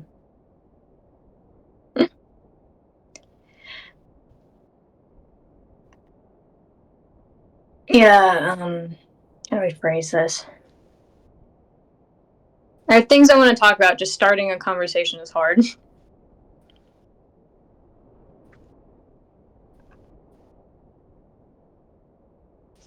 He would say, you feel at home with so many fae around?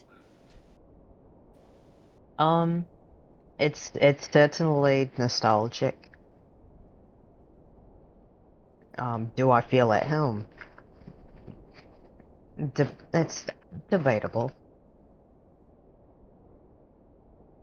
Debatable. What's different? Well, I'm not home. I'm quite close. But you know, what makes home home is not really wish wine or spritzer or whatever. It's the things you care about.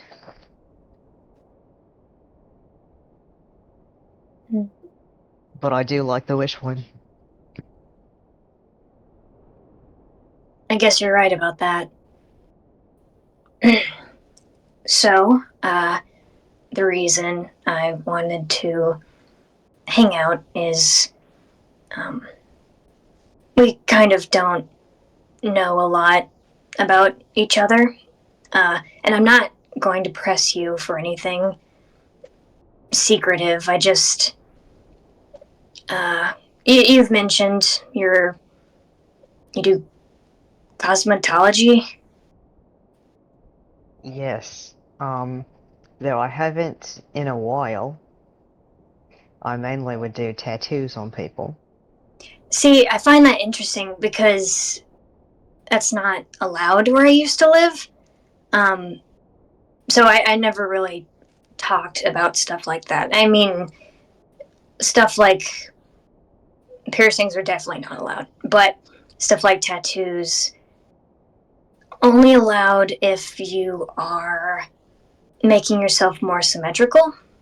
So we had this one guy, and he was the only guy who could do it because obviously people aren't doing it for fun. It was for a necessity.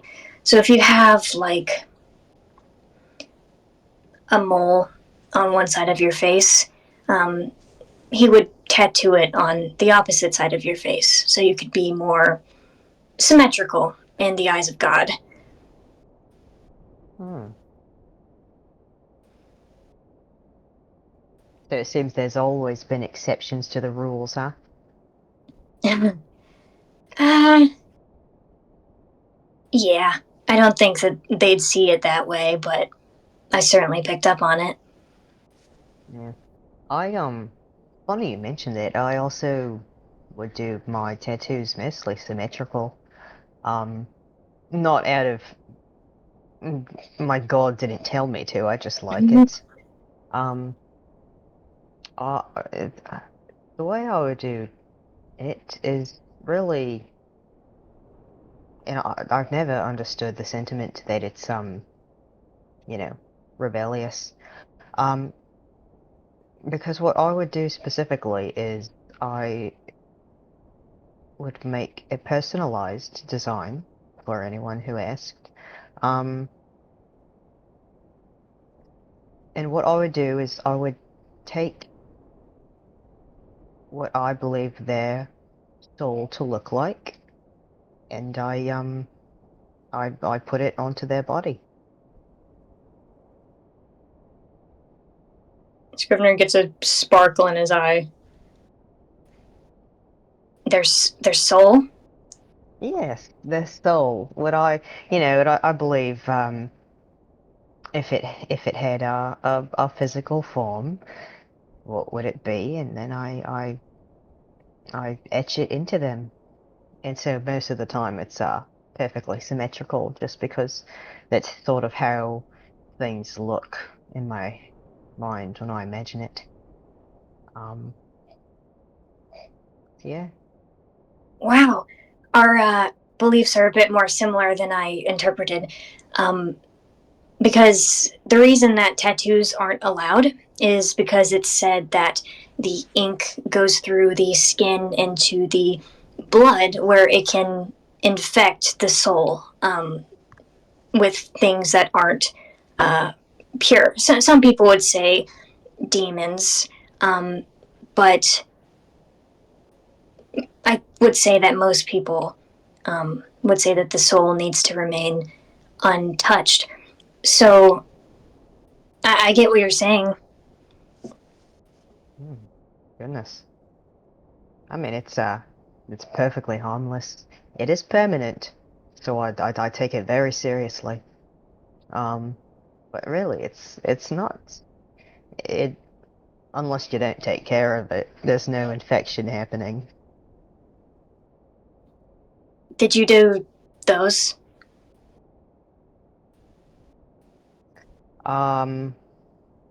I designed it. I mean, I didn't. It's hard to tattoo onto yourself. I had someone else do it for me, but I certainly designed it. Okay, that makes sense. My follow up question was, how did you do that to yourself? So Yes, it's it'd be quite hard to draw onto your own with your this is not my soul though, if that is what you're wondering. But I did make it, so I'm not entirely sure what my soul would look like. It's a little hard to read yourself, so I would have had to ask someone else to do that for me.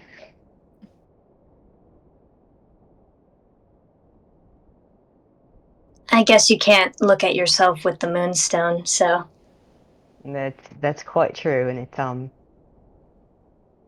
I wouldn't even know if it works through a mirror or not. because you don't look in them. Yes, I don't look in the mirror. Or at least try not to. I try not to look into mirrors, I try not to look into reflections. So if I look particularly atrocious one day, I need you to tell me.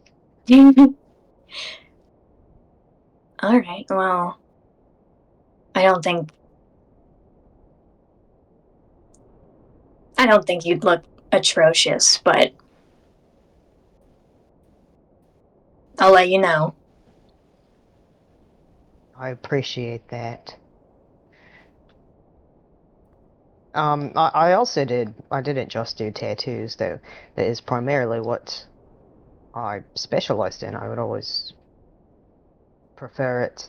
I also do piercings and uh hair and makeup occasionally. And any sort of modifications to your appearance. You know, I lived in a somewhat smaller um town, so people aren't asking for a tattoo every day. You learn to do other things. So if you ever want something, I know how. I also I didn't have to do it often, but since your horns are growing back in, if you want help with any upkeep, I I definitely know how. Well, they're pretty much done, aren't they? Um yes, but I mean you've let them grow and you haven't have you been taking care of it? I don't really know how to do that. Yeah, I assumed as much, which is why I offered.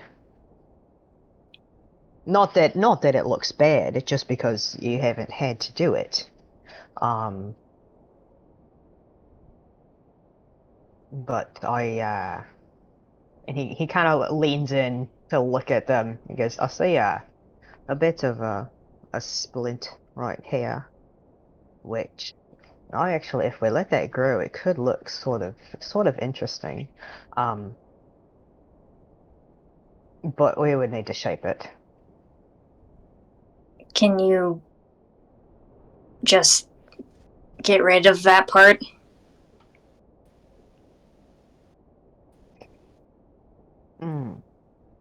I suppose I could, though I think it might grow back. Yeah, I mean, could you just get rid of it every time?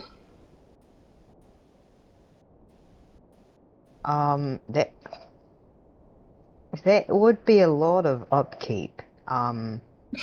I suppose so. But, I mean, like I said, it could look interesting. I mean, it could look sort of cool if you wanted. It'd also be a lot easier to just to let it take shape naturally, I think. I just don't like looking so unsymmetrical. You don't like looking cool and badass, is what I'm hearing Mm-hmm. from you right now. You don't want to look interesting and I don't know. Cool and badass. Yes. Is that what that looks like? Um, if you let me take care of it, then yes, I can make anyone look cool and badass. Okay, well,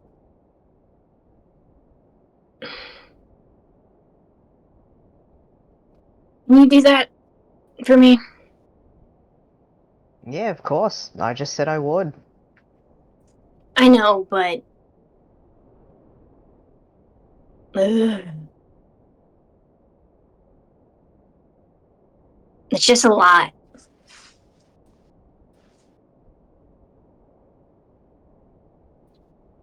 It's a lot. Um, I I understand you might be a bit uncomfortable with it. Um, I was a bit uncomfortable when my horns came in. Though that was over 20 years ago now. Um, it's alright, some of us are late bloomers. Uh, Wow. but it's really nothing to be embarrassed about. I mean, many races of people have horns.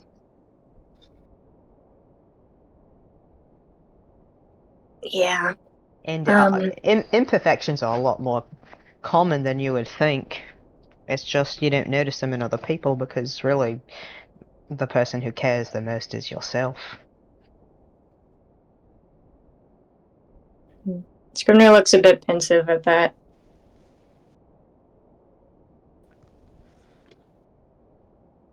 You know who would look really cool with tattoos? Who? Synthis.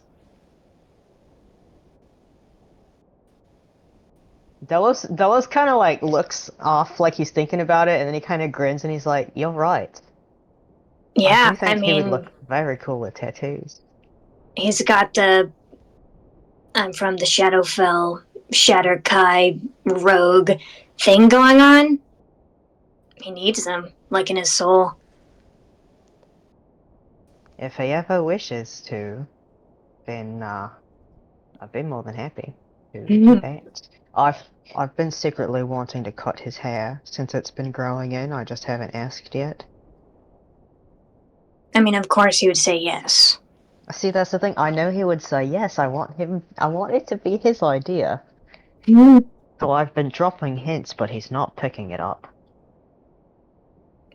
That's about my experience with Synthis too, since I've been showing him music lately, and I can tell that he doesn't like most of it, but he doesn't tell me to turn it off. So I can't tell if he's having a good time despite that or what. But I still get to hang out with him, so I'm not complaining.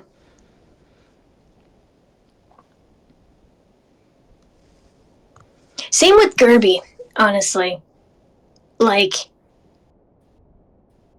I'd consider both of them my closest friends, and I feel like I feel like I get how other people have to deal with me because I feel like I have to tell them what to do or we won't, like, do anything, you know?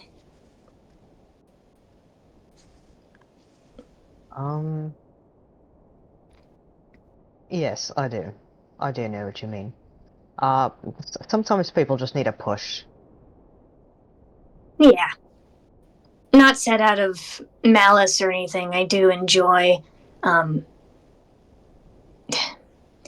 I'm just not used to being in charge, I guess. Well, do you like being in charge?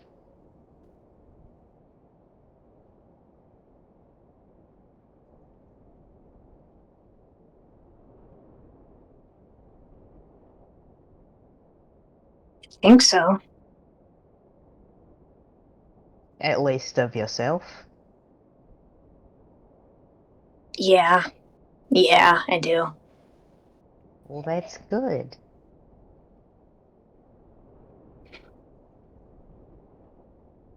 He smiles. Aw. I'm gonna punch him.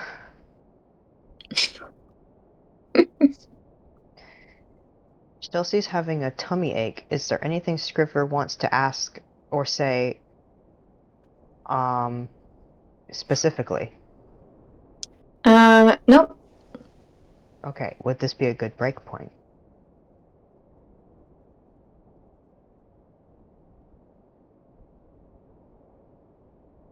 Guys. I'm fine. I'm asking the room. Yeah? Yeah. Yeah. Okay. Okay. Break. Break. Bye-bye. Break. And we're back. Hi. Hey.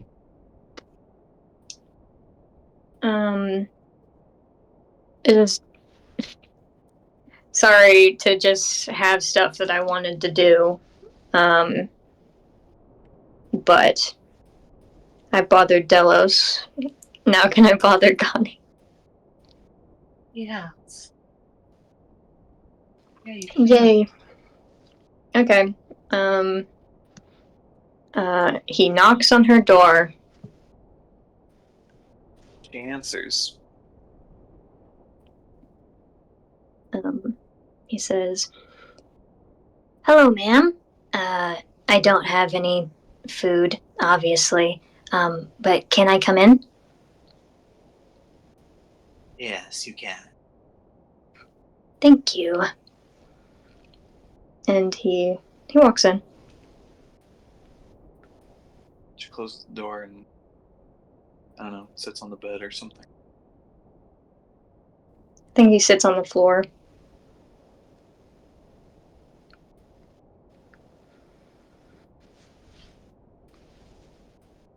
Did you need something? Mm-hmm.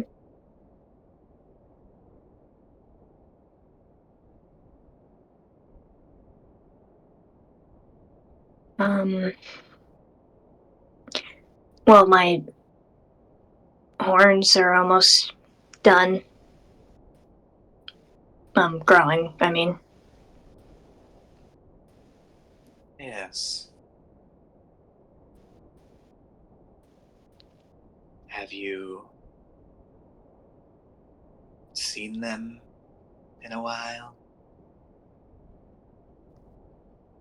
I've never seen them before.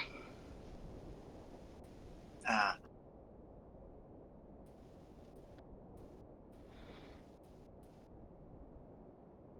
What do you think?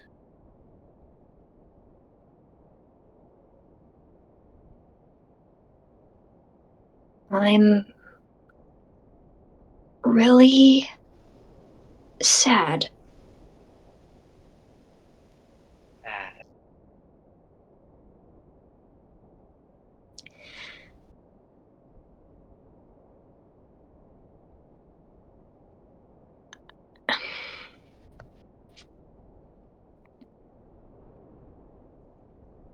Like, this is it. You know? This is me. This is what I look like. Are you And expecting more?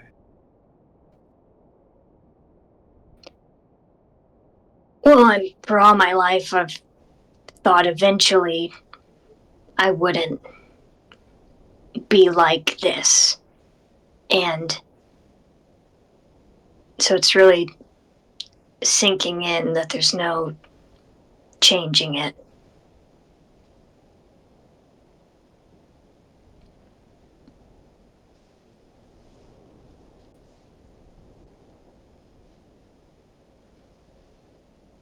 I see. So I just wanted to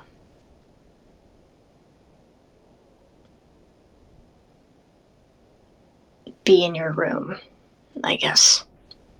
I don't know.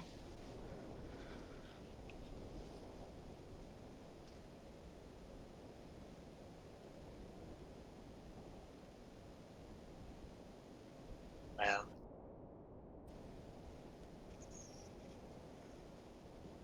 you're in my room. Hi. Hello.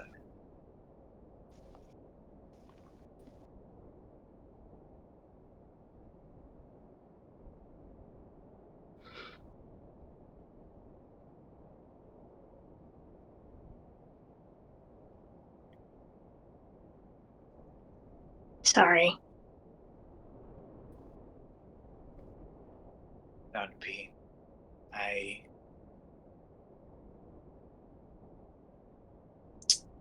I apologize for not fully understanding the surface customs.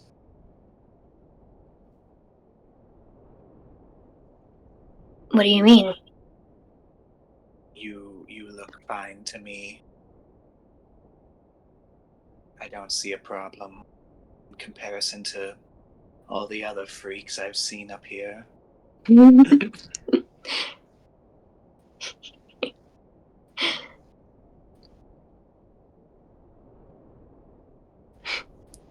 Are us surface dwellers really freaks?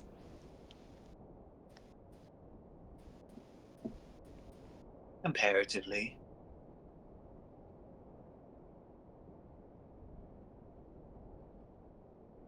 Obviously, I've only known a certain people for most of my life.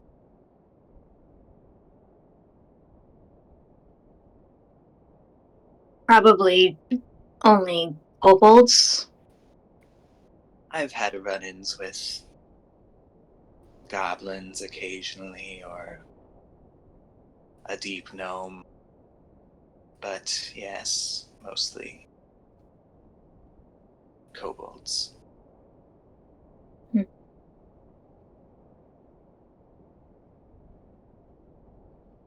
And where I'm from, of course, being red is not a big deal. That's true. You're pink. Yes, I'm even a little off color from most of the kobolds I know. But that's not even still that big of a deal.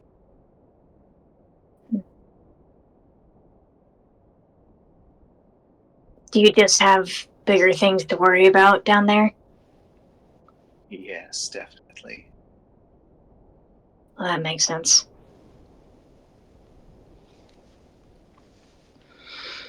I suppose at this point I feel you have bigger things to worry about now.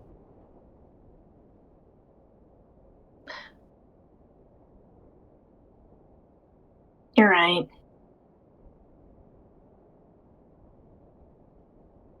Yeah.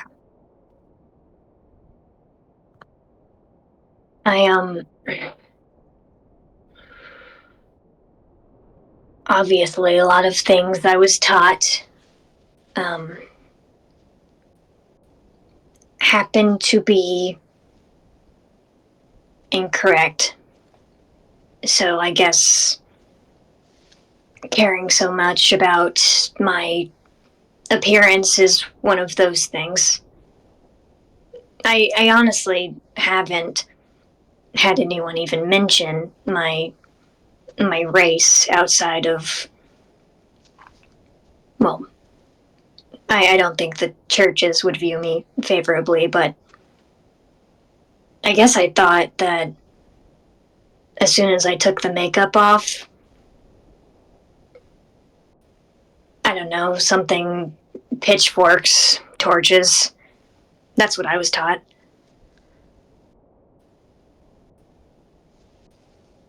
Yes, I hope you can realize that that is an unwarranted fear. Oh, goodbye, Chelsea. Oh, Chelsea. I'm talking to Gani. Back. What the heck, girl?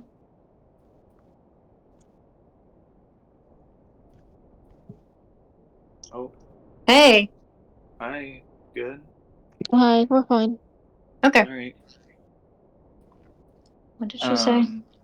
Yeah, she's saying, I hope you can realize that is, you can eventually realize that is an unwarranted fear, but I don't think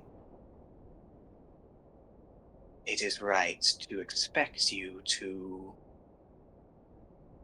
change your worldview overnight with no qualms.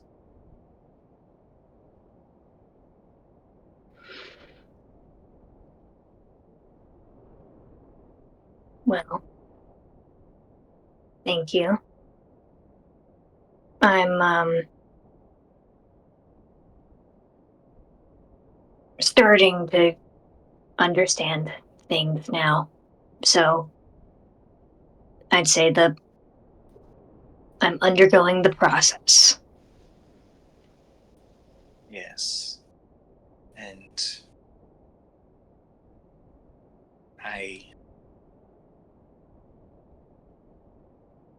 don't know how long this process will take, but I suppose you'll be done when you're done.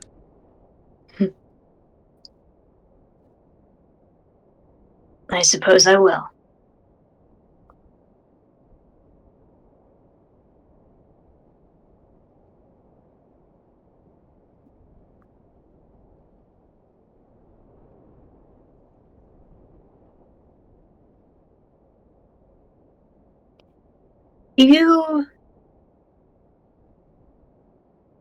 I know you want to return if you can, but do you miss the Underdark? Like how Delos misses the Feywilds? I don't know exactly how he misses the Feywilds, but there was a comfort being back down there for a while.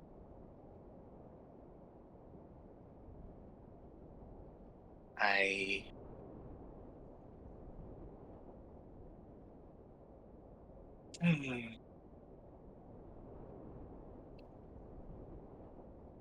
I miss being comfortable in my knowledge of my surroundings.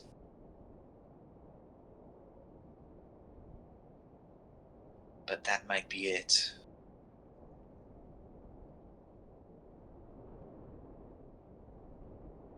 I see. Well, I hope you're having fun up here for what it's worth. Fun would not be the word I used. But the food up here is definitely better. Oh yeah. You you ate the Fey thing. What did it taste like?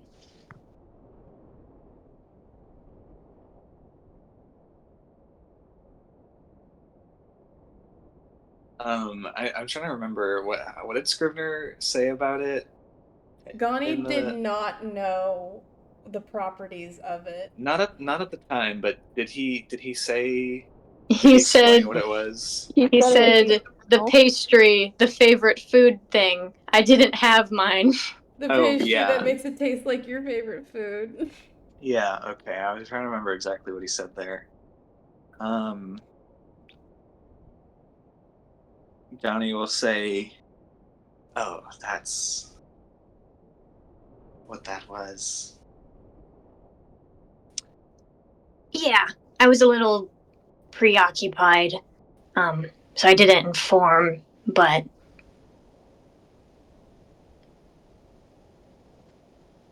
she's really thinking.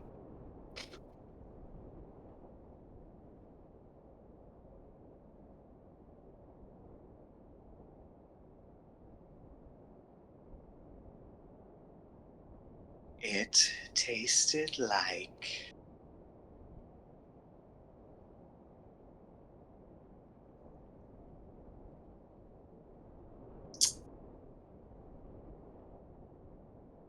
let's just say something very personal to me.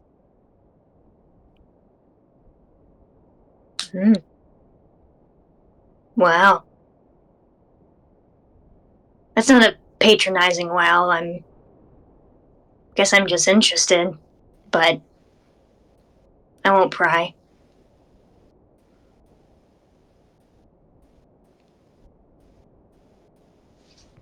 Um,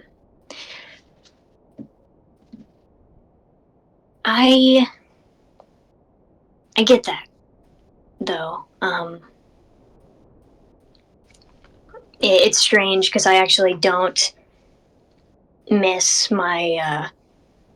I don't miss my mom's cooking.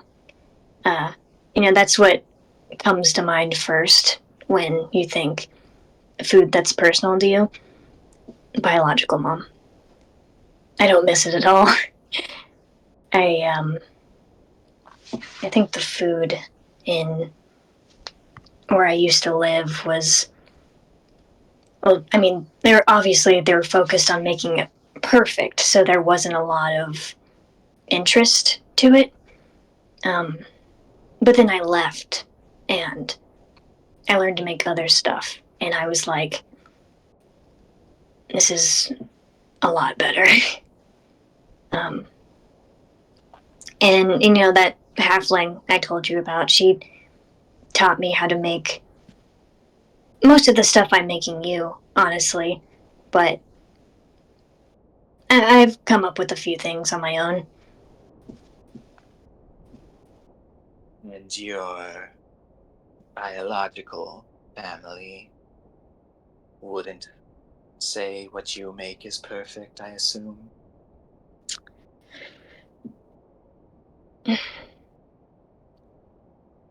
I No, they wouldn't. I mean, I can't really remember what they'd say.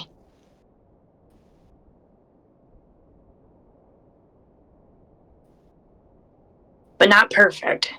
They wouldn't describe it as perfect. Strange.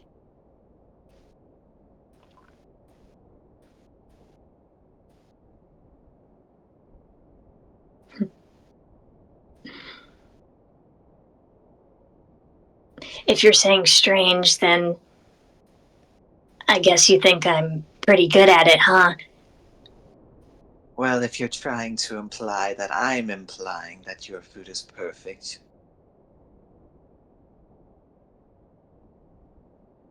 What I'm saying is, if their food was very bland and your food tastes the way it does, it's strange to apply that adjective to it.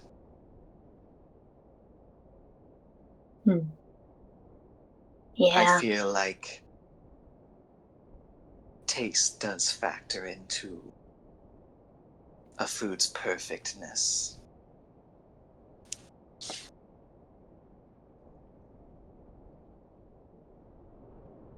Yeah.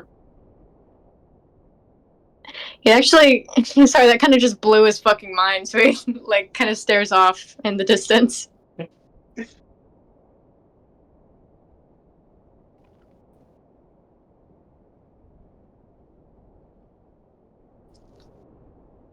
That is strange. Yes.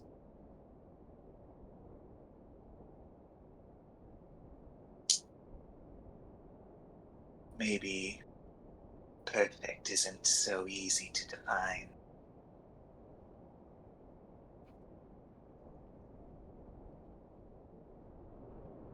I think you're right about that, man. I'm not wrong about many things. He laughs a bit at that.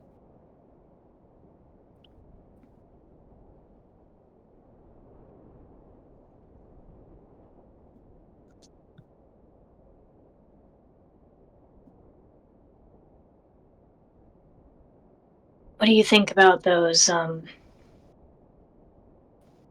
was his name, like Thistlebutt? The little guy with wings? Fairies, yes. The fairies? I thought they were pixies. Or maybe you just said they were pixies. I don't remember. I think Oh, they were well. pixies. They're basically the same, so I don't know. Anyway, sorry.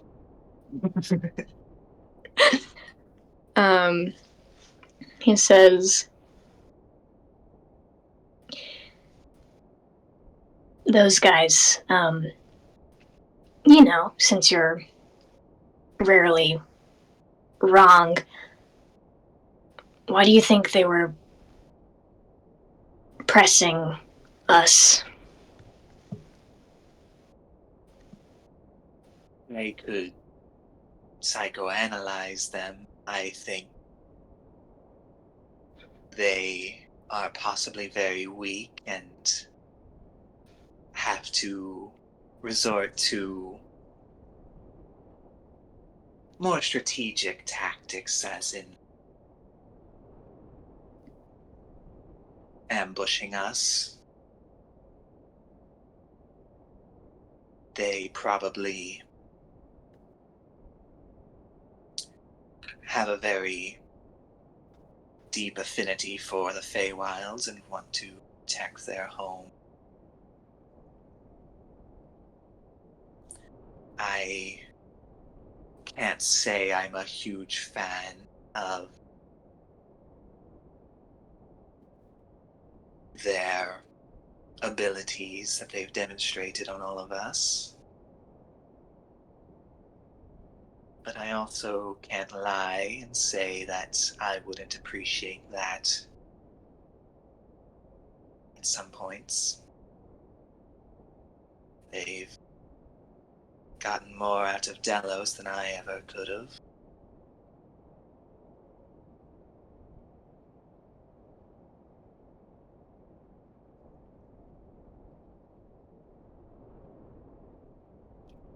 You don't think they were, like, completely full of shit, right? Or basically? I was not very trusting of them. Of course, after being attacked and tied up,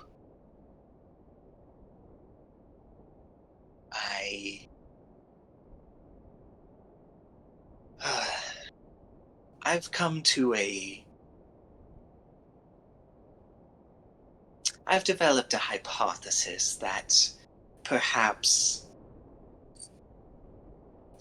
people on the surface, or I guess they're from the Feywild, so people not from the Underdark are a little more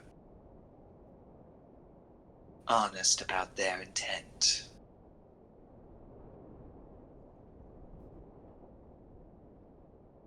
I have spent a lot of time dealing with people, and maybe I just don't have the tells down just yet, but he seems genuine. I believe our group we are chasing has interacted with them as well. Right. I couldn't detect if there was any memory loss. Yes, it's not surprising they have some weird fey magic going on around their base of operations. I don't suppose we could revisit sometime and take them on a walk outside the forest, and I don't know.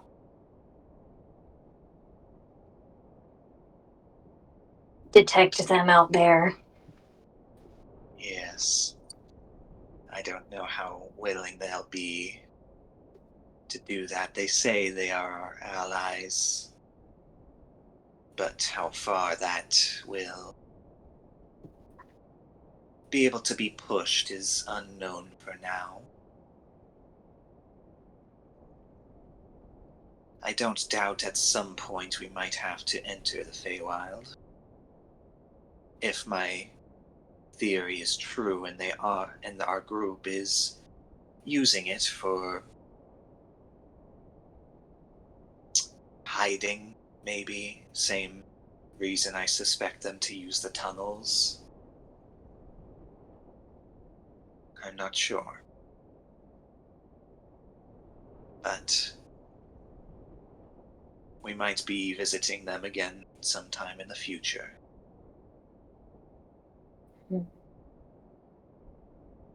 I could imagine.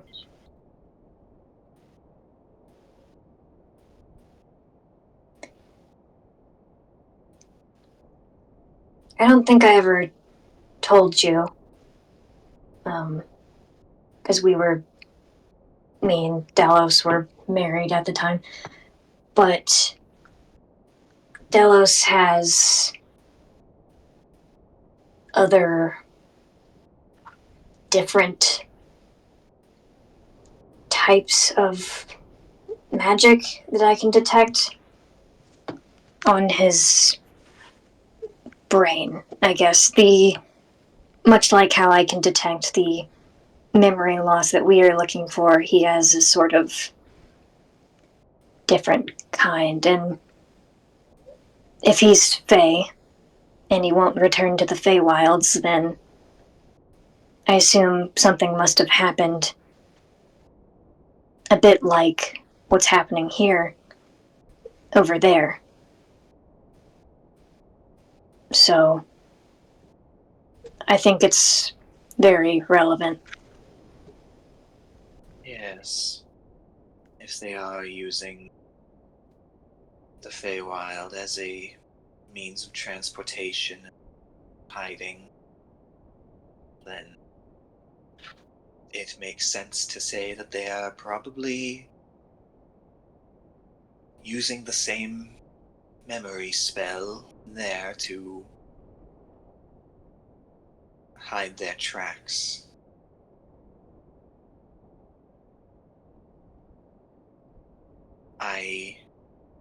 It could very well behoove us to investigate Delos's past further, which I'm sure he will very willingly share with us.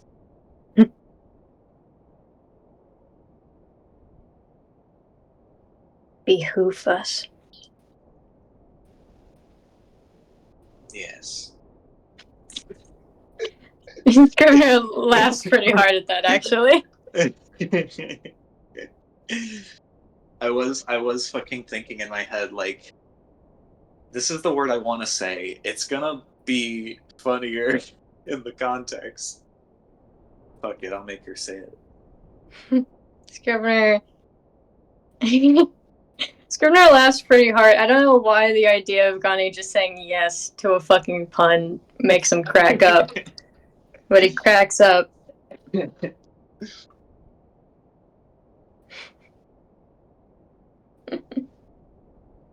Point being, we either need to ask him more questions, and maybe if we prove to him how relevant these answers to these questions will be, he will be more willing to oblige.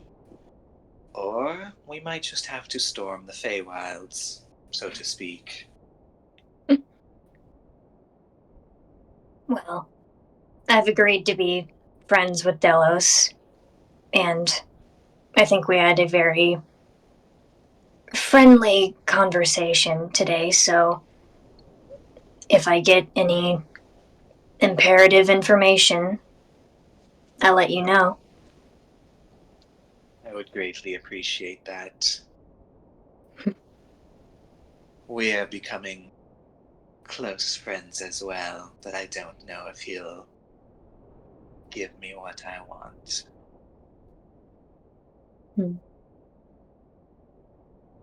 Well, I think I've sufficiently proved my loyalty and trustworthiness, so maybe I'll get something. You'll be our in.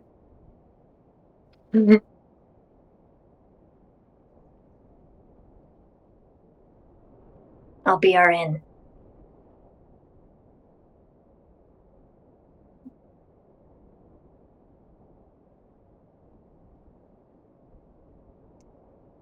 Well, I'm feeling a bit better about the horn thing. So if there's not anything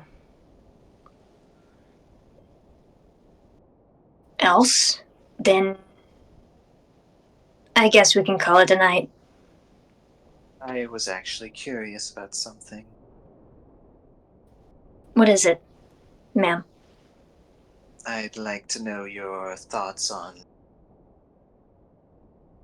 our mutual emerald friend.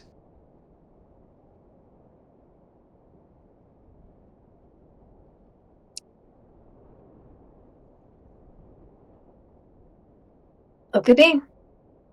Yes.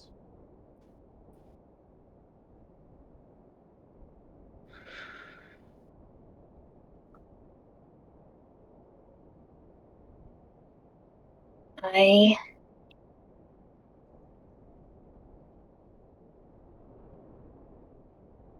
think that she is very socially skilled, despite her hubris.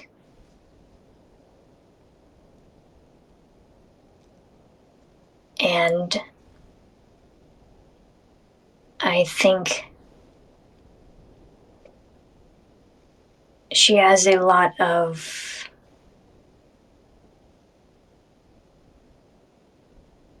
regrets. But I don't think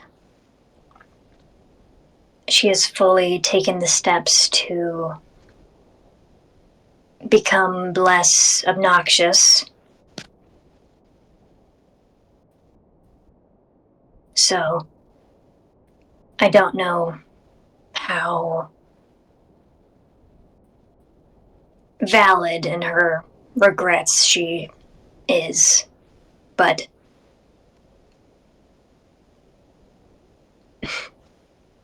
He kind of cocks his head a little bit, and he says, "Why do you want to know?"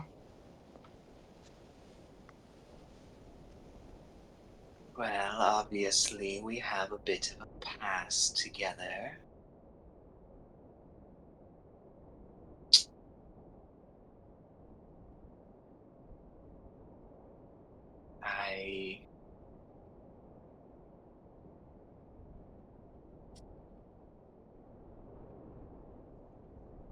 I can also sense a bit of that regret.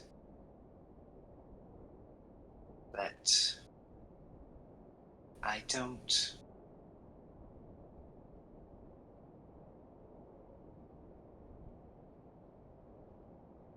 quite believe it.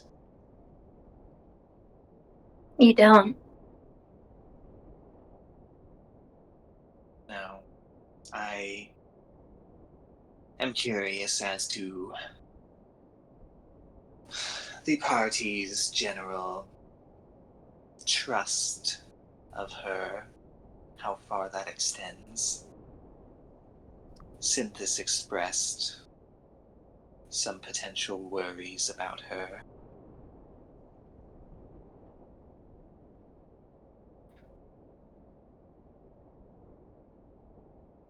She hasn't led us into a big spike pit yet. But that's what they do, don't they? They always wait for the moment you least expect it. Right at the peak of your trust.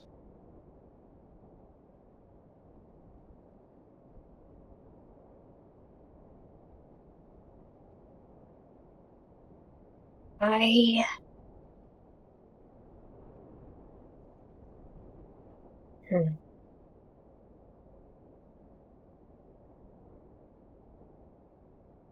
I'm also curious, are you coloring your answer because of the person asking the question? Um.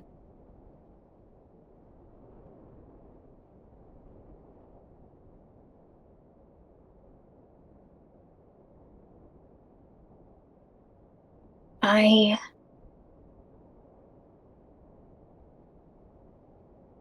She said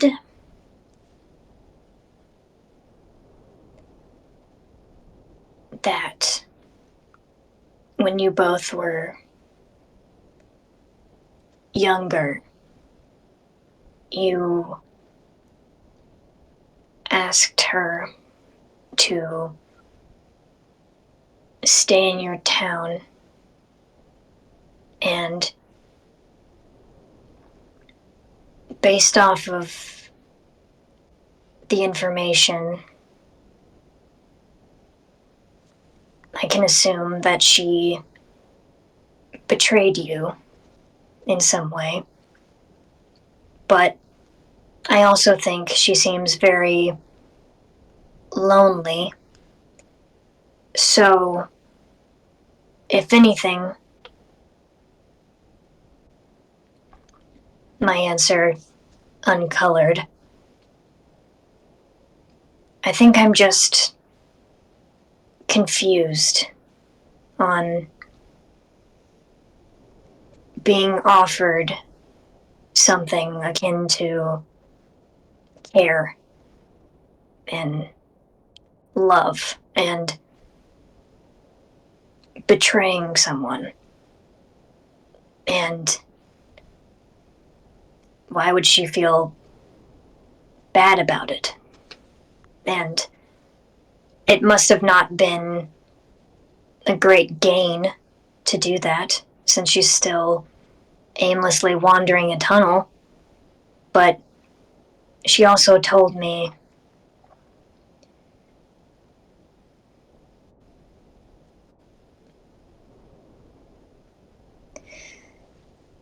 for lack of a better phrasing, not to give up too much of myself to others. And that that behavior can bring out the worst in other people. So I don't know why she would say that. If she regrets or didn't regret what she did.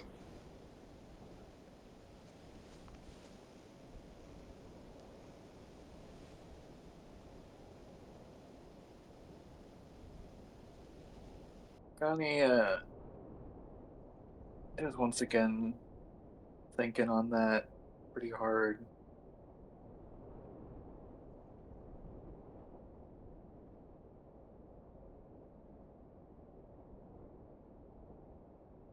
I don't really know much about what she got up to before and after I knew her. I can only guess. So I don't know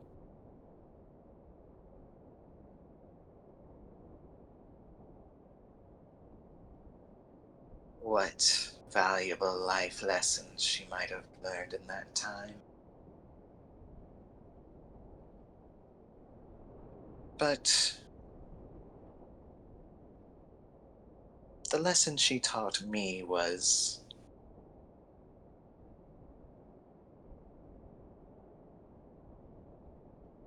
you can't put everything you have into one person, because they will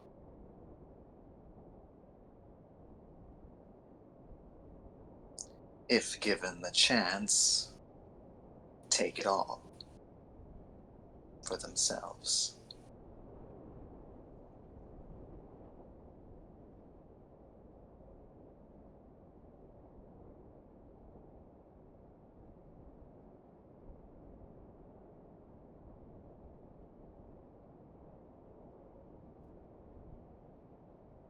Yeah.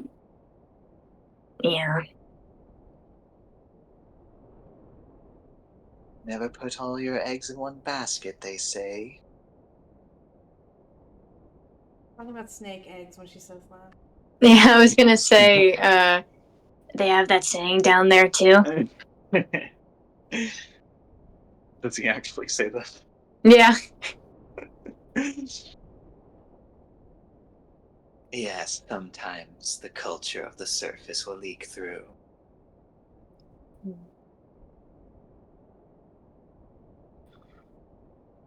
I should have learned that years ago, but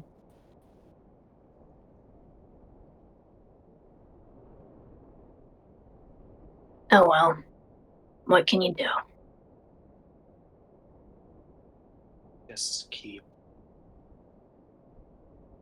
pushing on yourself.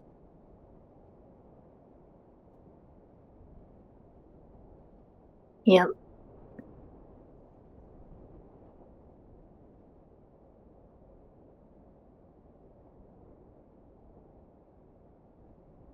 Anyway, I do think she can provide us some valuable information, given that she is not working with the group we are tracking,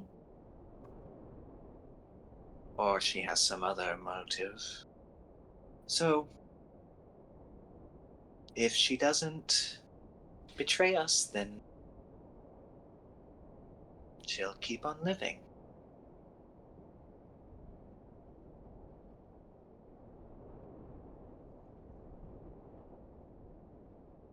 Would you kill her? For real?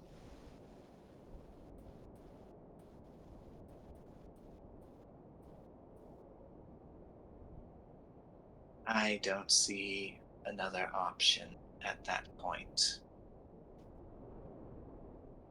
If she comes back to me after what she's done, I'm not I'm done with extra chances. I should have been done before, but I have too much riding on this. Of course. I let her know what her punishment will be. So if she does betray us, she's willingly choosing that.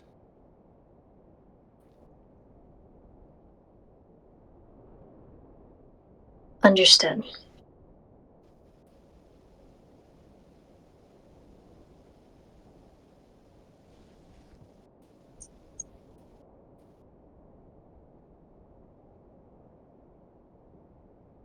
I'd say that she would have to be crazy to betray us, but she continuously acts like our party and her are evenly matched, so maybe she is crazy.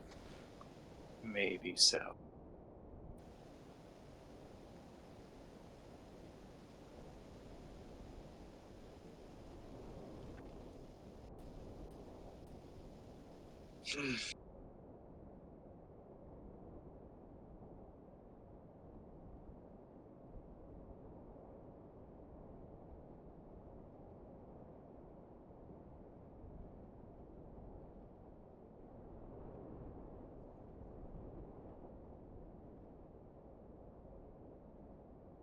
Scrivener smiles, and I think he kind of like scoots himself to the edge of her bed and kind of just like obscures like half of his face with the mattress.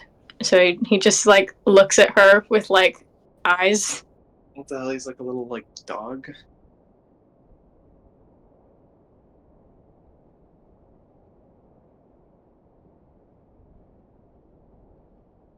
He literally just does that. He just does that. Yeah, he literally just does that. Do you need something?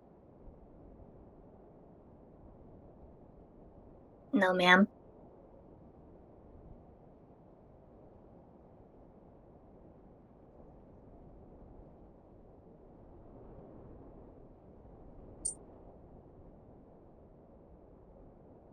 You know, actually, like your horns. She reaches out to. She fucking reaches out to touch where his horn splits. Did she? What? She says she likes them. Yeah.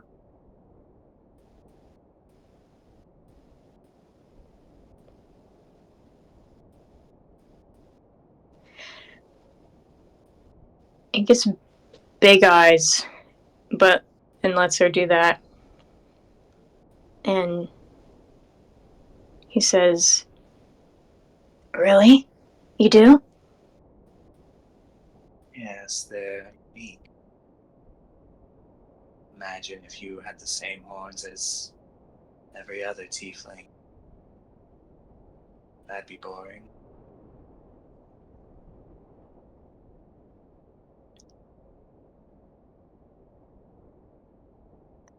Your horns are like your food. Maybe some would say they're imperfect, but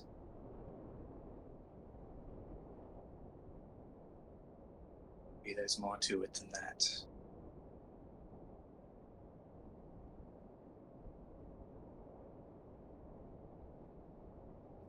Fuck, man.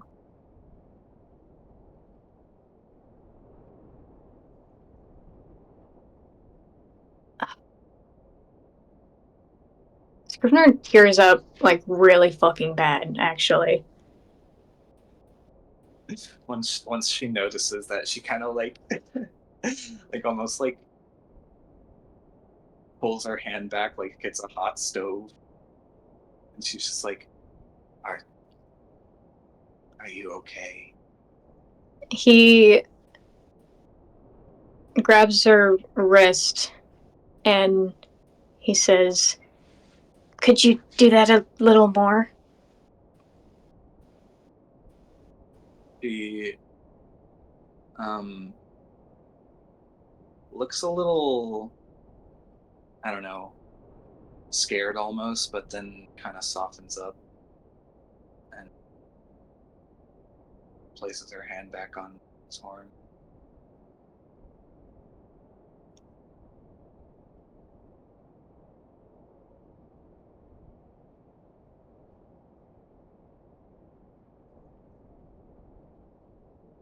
This is why I want it in your room. I think you say the right things. Well, you're probably the first to think that. Really?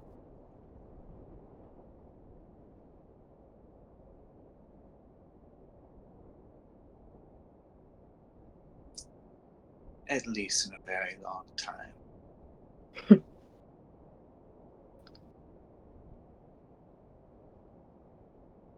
And those who may have thought that definitely don't think it anymore.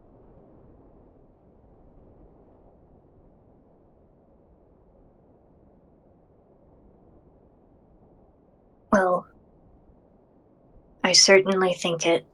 So, I'll tell you all the time.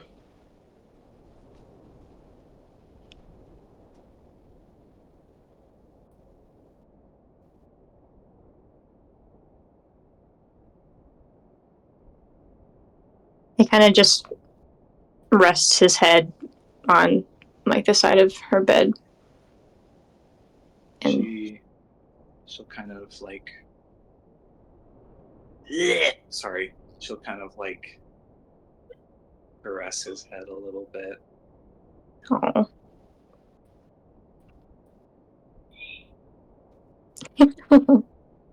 Sorry, that was my impression. Anyway. And yeah. He relaxes hard as fuck. Kind of closes his eyes. If you're not careful, he'll just pass out like this. After once she notices that he's kind of like closed his eyes, she will be like, "Do you want to stay on the floor?"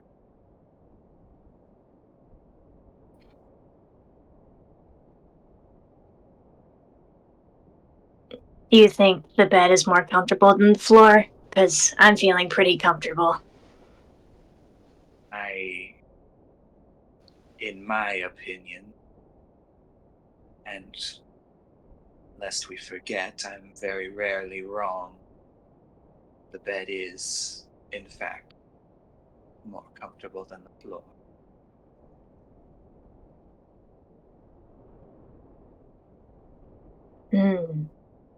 Well, I'll have to see to make sure.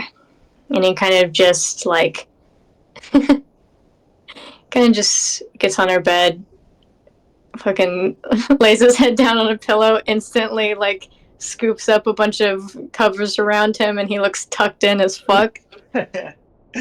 Aw.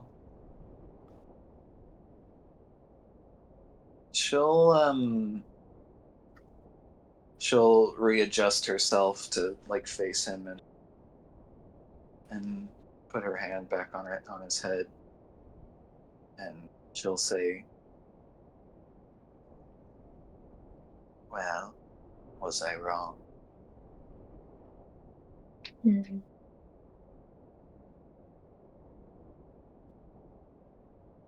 You were right again, ma'am. Add another to the tally. We have like 300 tallies now.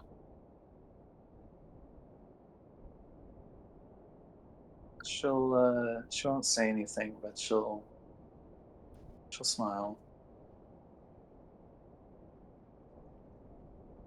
He goes to sleep. Yeah. Like, as he's talking, he's kind of just, like, sinking further. And he's gone. So kind of like, I imagine most of the time she's like, petting his head or whatever, but sometimes she does like touch his little horn tips. Oh. You just get the little twitches that like a dog does when they're dreaming. Then he goes to bed.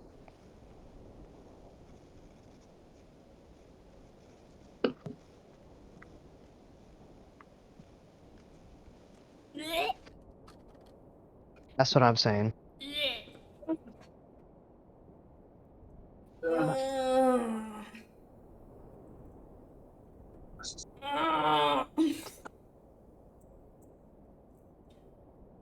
The thing with Gross. Hog was that every time an emotional scene happened, we were like, God, that was amazing. And every time an emotional scene happens with these guys, we all immediately have to throw up afterwards. Yeah. Why doesn't he just come into her room and is like, hey, who took your arm, and also who's your ex? And And also petting what's that your little favorite head. food? And also, what's your favorite food? And also, just tell me fucking everything about your life instead of doing this. He knows. He knows too well. He has to fucking shimmy it out of Ghani little This by is little. Scrivener's 100-year plan. He will get there. None of the rest of everyone else will get there. He will get there. If you make step 5 be burst into her room and ask her every single question, we're going back to step 3. Mm-hmm. Oh, just burst in her room and ask her everything else. Just do what I do and have characters be like, hey, Just tell name me dropping. this fucking thing Hello. about yourself. Yeah. Tell Scrivener me just the answer now, please. Yeah, just Scrivener- tell me the answer to my fucking question, bitch. Yeah, he just walks into her room and then is like just asks her questions and then just rolls insanely high insights every single time. And it's just like, that's not true. Try again. I Try do again. really like that Captain Thistlebrook. Like Dallas is like, oh, I didn't realize we could just not answer if we didn't want to, and he's just like, yes. What did you think I was going to do to you if you didn't answer? I was just being really intense about it. You're allowed to say no. This is doing incredible damage to Scrivener's brain. We're fucking breaking the psych locks on him. Mm-hmm. Okay. Anyone else? I think we're also breaking the psych locks on Ghani. I want to break all your psych locks. I think, yeah, Cyclops no are way. breaking through. No Yeah. way Ghani's psych locks are not also being broken, because I think your horns are like your cooking. yeah, that shit's What awesome. the fuck? Wait, did she say that? What? Yeah. What do you mean? Cringe. Ew. No! It was heartfelt and beautiful, and none of you will take this from me. That was really good. I don't think Gerby has Cyclops. I think she's just Larry Butts. Bring out the Magatama on her, and there's just nothing there. We have the fucking moonstone. Oh my god, we already have the Magatama. Fuck. Yeah. Dillis needs to burst in and just like look at all of you with the moonstone. He could do that He- to Gerby. She won't even care. No. He asked Gani a question, and she's like, "What? No." And then he looks up through the moonstone, and her aura is suspiciously lying shaped. Yeah, he looks through the aura and he's like, "That's not true. Try again." Fuck. Fuck, bro. Fuck. I think it's really funny. I think it's really funny that consistently multiple characters in a row are like, okay, Scrivener, you can't put yourself, like, you can't give too much of yourself to other people. You can't depend on other people too hard. And don't put all your eggs in one basket. And he absolutely, like, his mindset is like, no, I'm going to prioritize myself now. I know in the moment, though, he will, like, die on the cross for Gani. Yeah. Like, Yeah, no, moment's like, notice. They really want me to take care of ourselves. I'll die for you. Thank you for caring about me so much. I'll give myself to you in retaliation. Gani's like, yeah, don't put your entirety of yourself into someone else. Oh, you're doing it to me? Okay, this'll do. Well, I'm built different. I'm different because I'm a good I can person. handle it. I wouldn't do that. Only other people do that. I'm normal. I'm normal, and everyone else here is so fucking weird. Fortunately, Delos's issue is that he's like, oh no, I'm gonna do that. What if I do it without meaning to? yeah. What if I do it on accident because that's just who I am? And then Yeah. Gani's just like, I'm such a good person. I would not do that. I just wouldn't. Yeah, Me, no. I just wouldn't do that. He has improved because beginning campaign, if Delos was like, I want you to, like, stab yourself, he would have done that. But if Gani was like, stab yourself, he'd be like, what the fuck, man? That's fucked up. I don't want to do that. Okay, man, That's let's good. get you to bed.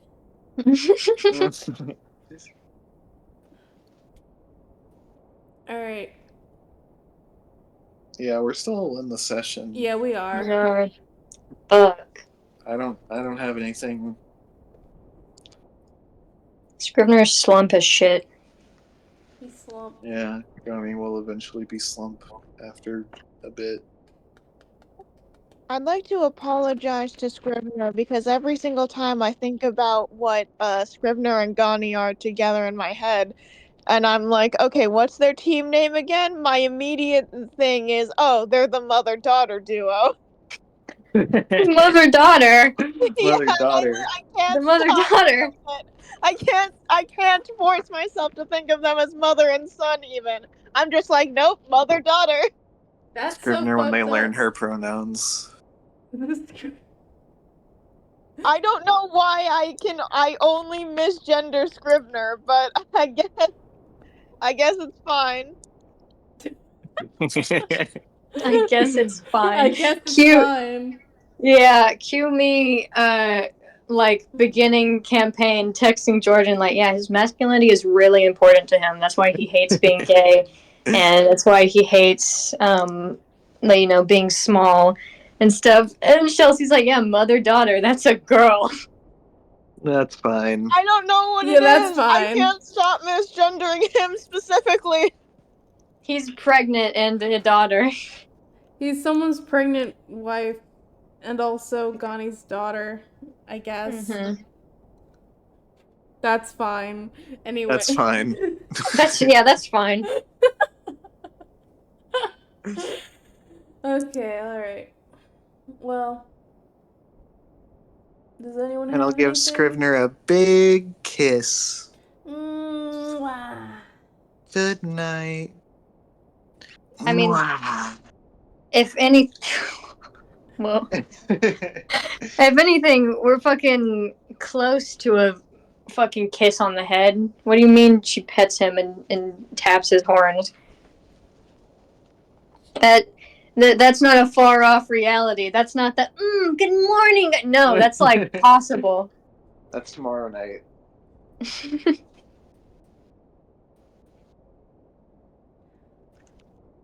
Ew, sorry, I just started remembering some of the things she said.